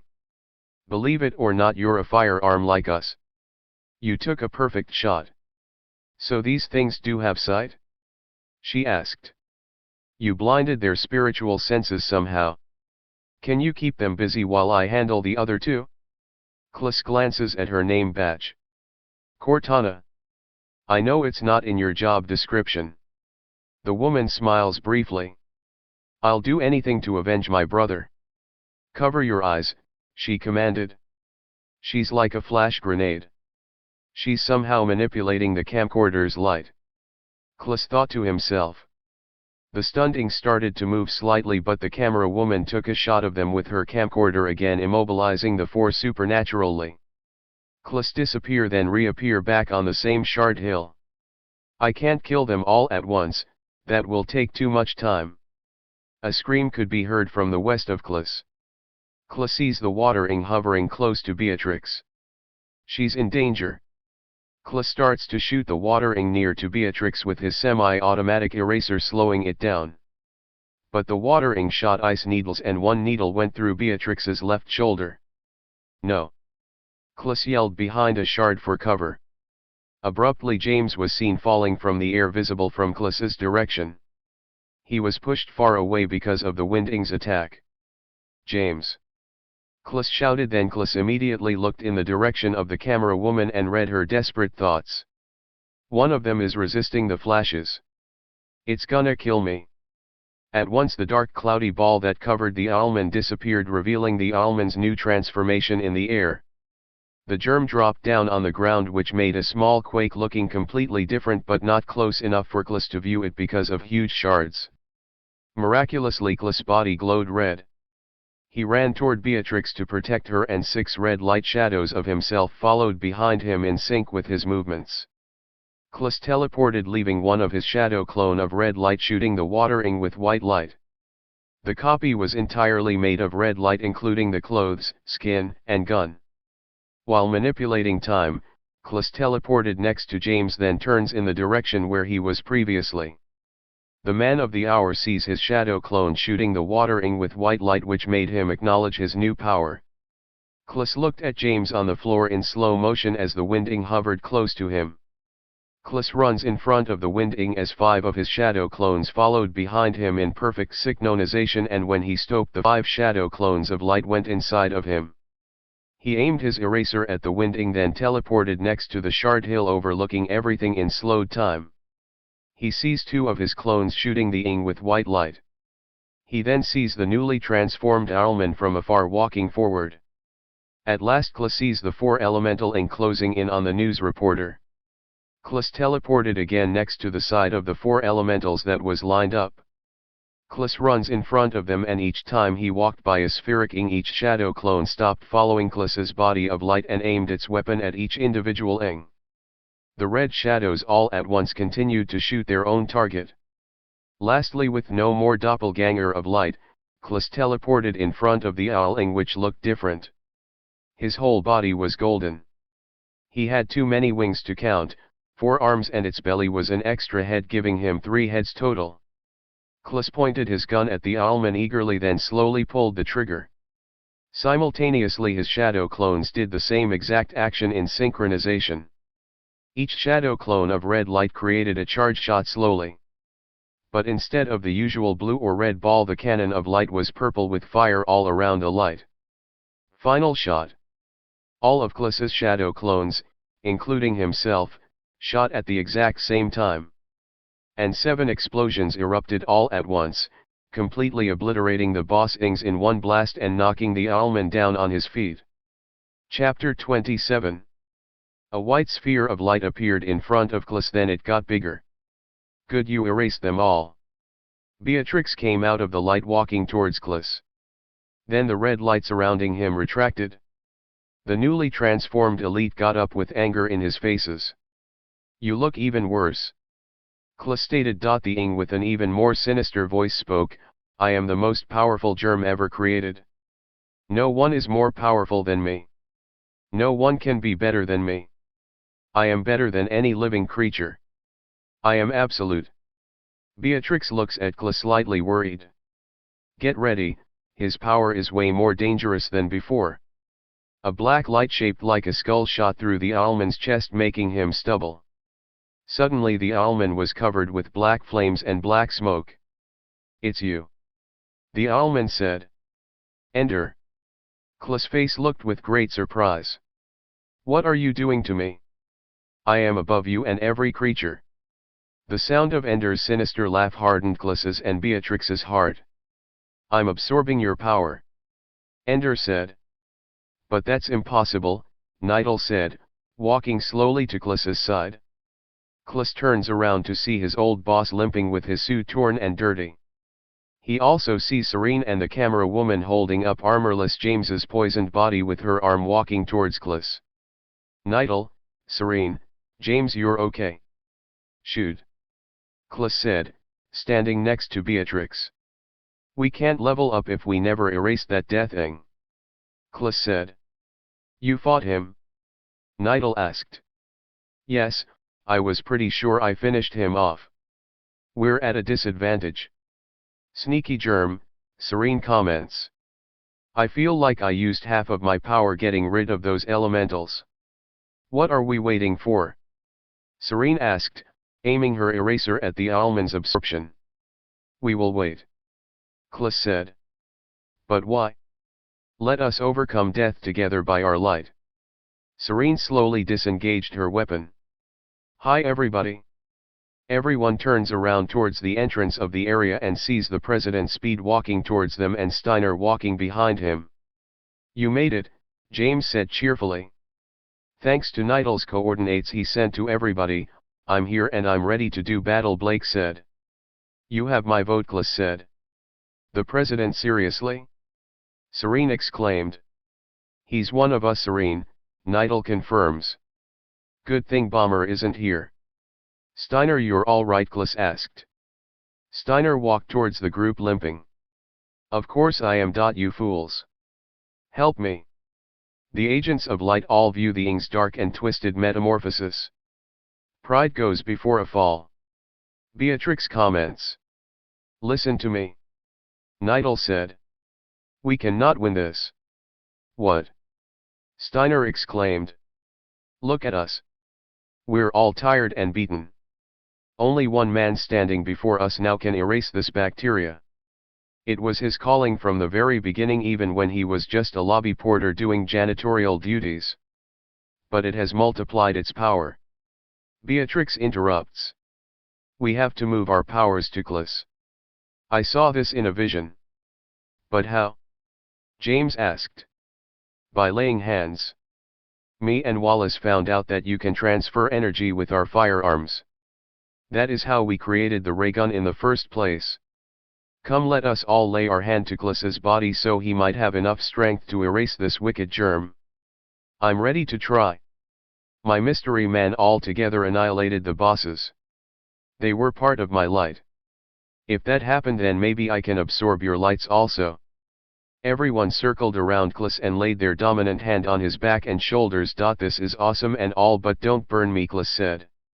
Everyone laughs. In a moment, miraculously, the agent's hands glowed yellowish and their energy was flowing out of them into Klas, making him stronger. Klas' hair started to change to red slowly. And his eyes were beet red. What's happening to him? Blake asked, concerned. It's okay, Nidal replied, he's the Phoenix Guardian. I'm with you in spirit. Who is that? James asked. Suddenly a green screen of Zine appeared next to Klas. He has our powers now, Serene confirmed. That should be enough, I'm ready, Klas announced. At once the black light of the metamorphosis stopped and the Death Thing appeared with 3 horns on its skull with darkness as its clothing. He was 15 feet in height, had glowing red lights as eyes with black wings. It finished transforming. Steiner said. They all stop laying hands. Klas turns to the tall Ing, locking eyes. You guys stay back. It's gonna get dangerous. Klus exclaimed in a stare down. The germ then looked towards the agents. Why leave? You're welcome to stay in his heart. His heart? Steiner asked. What nonsense are you spewing? This hive is the heart of the original germ. It is a part of him. Everything the phoenix does he copies so that he can match the phoenix. So that means that you agents of light are bonded with the heart of the phoenix. He transferred his power to you all with his heart. And the original germ did the same thing by sending his heart, which is this hive. I knew this place seemed like an organ. Cortana said. Klus walks in front of everyone facing Ender. Your leader is nothing but an imitating spirit. Its heart is filled with vile affections, deceptions, or lies, envy, pride and death. Then it is a stalemate. Ender said. Klus turned to his right behind him. You guys move out. I'll handle him. Be safe, Serene said, and they all ran towards the exit. Let's have a change of scenery, shall we? Abruptly everything in the area got dark. Then millions of white lights went upward from the ground in great speed. Swiftly, Klus and the Deathing were teleported in the air in a dimensional limbo. Klus looks around confused.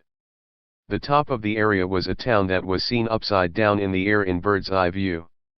The ground below Klus' feet was Biosis. Klus recognizes the type of houses from the probios. Comfortable? Ender asked. This is where I was stationed most of the time to keep watch on you. The original germ knew that the phoenix split himself into two beings to make sure we didn't take over the planet.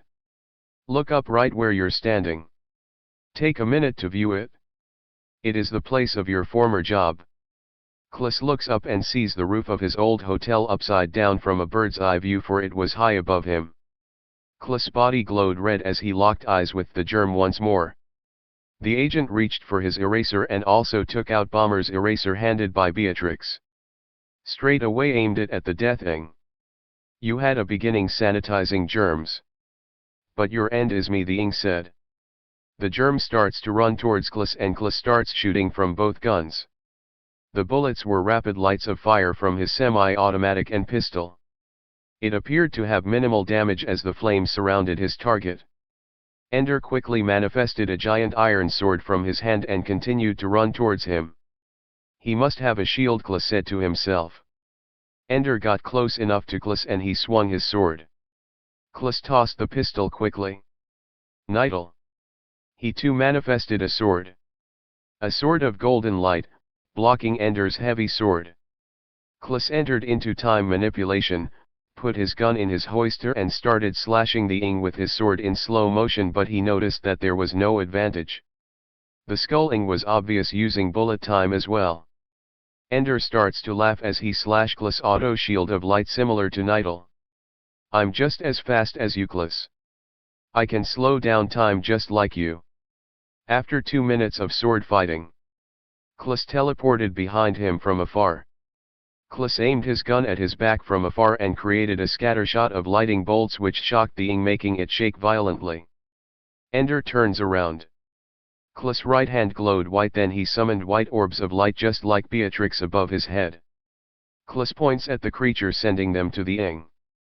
The balls of light transformed, looking like many ringed planets when they got close to the Ing, and the 5 balls with white rings around it shot at the Ing with white light multiple times, making him cry out in pain.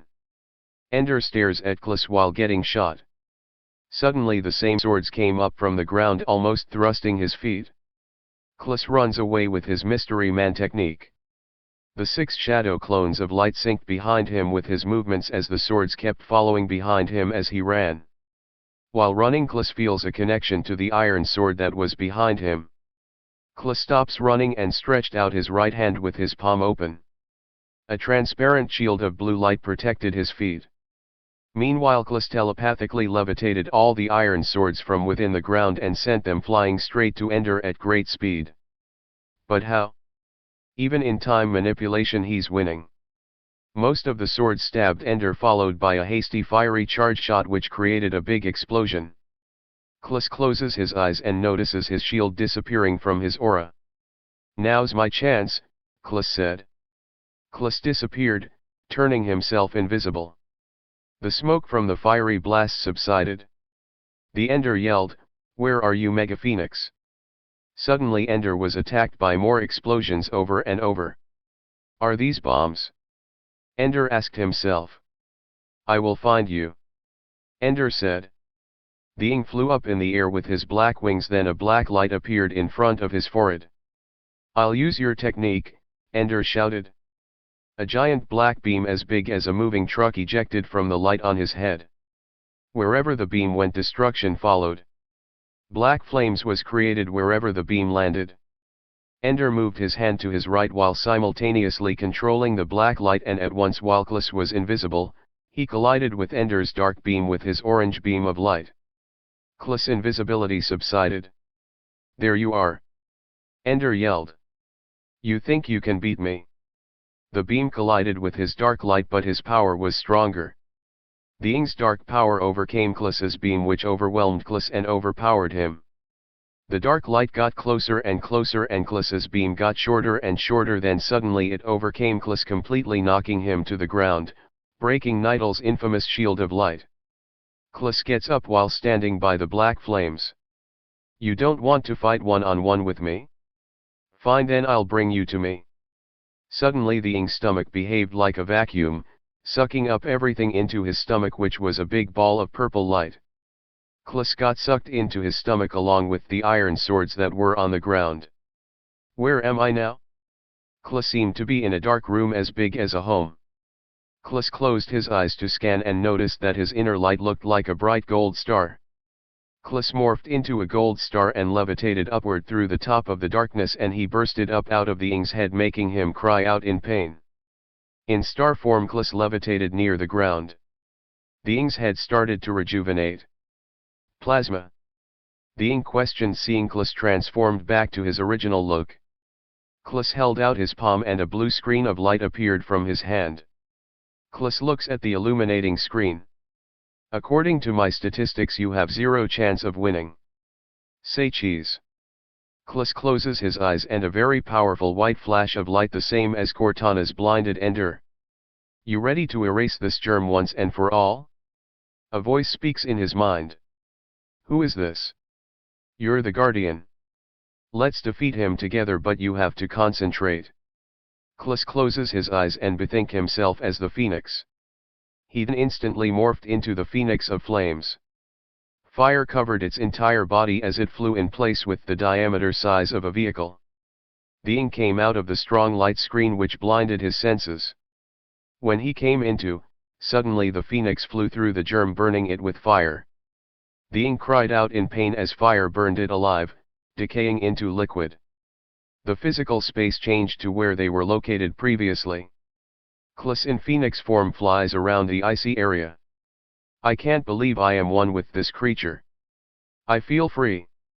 Klus said within his mind. I have to destroy the heart of the germ now to end this war. While controlling the bird, Klus flew up through the hive with its powerful flames. And while high above the hive, a large purple ball of light appeared once more in front of the Phoenix. From my heart to yours. The ball shot through the hive, blowing it up in flames. As the fire rage on, Klus received a vision in his mind. He saw a terrifying monster being burned with fire, slowly engulfing it from within. The monster ceased to exist, Klus said in his new form. He noticed people down below beside the destruction and dives towards the people. The Phoenix has returned. Nidal shouted. Everyone was excited to see the creature as it landed near them. When it landed, the Phoenix glowed with white light, then the humanoid Klus emerged. Welcome back, you did it? Serene said. The original germ is dead. I saw him burned up and it decayed. Yes. James cheered. All the agents surrounded Klus and hugged him while the hive was engulfed in flames. We won, the president said cheerfully. Klus stops chattering, looks up at the sky and sees the Ing's dark clouds diminishing. Yes, the darkness is always lurking. But we agents of light will always stand guard. Reigun rising.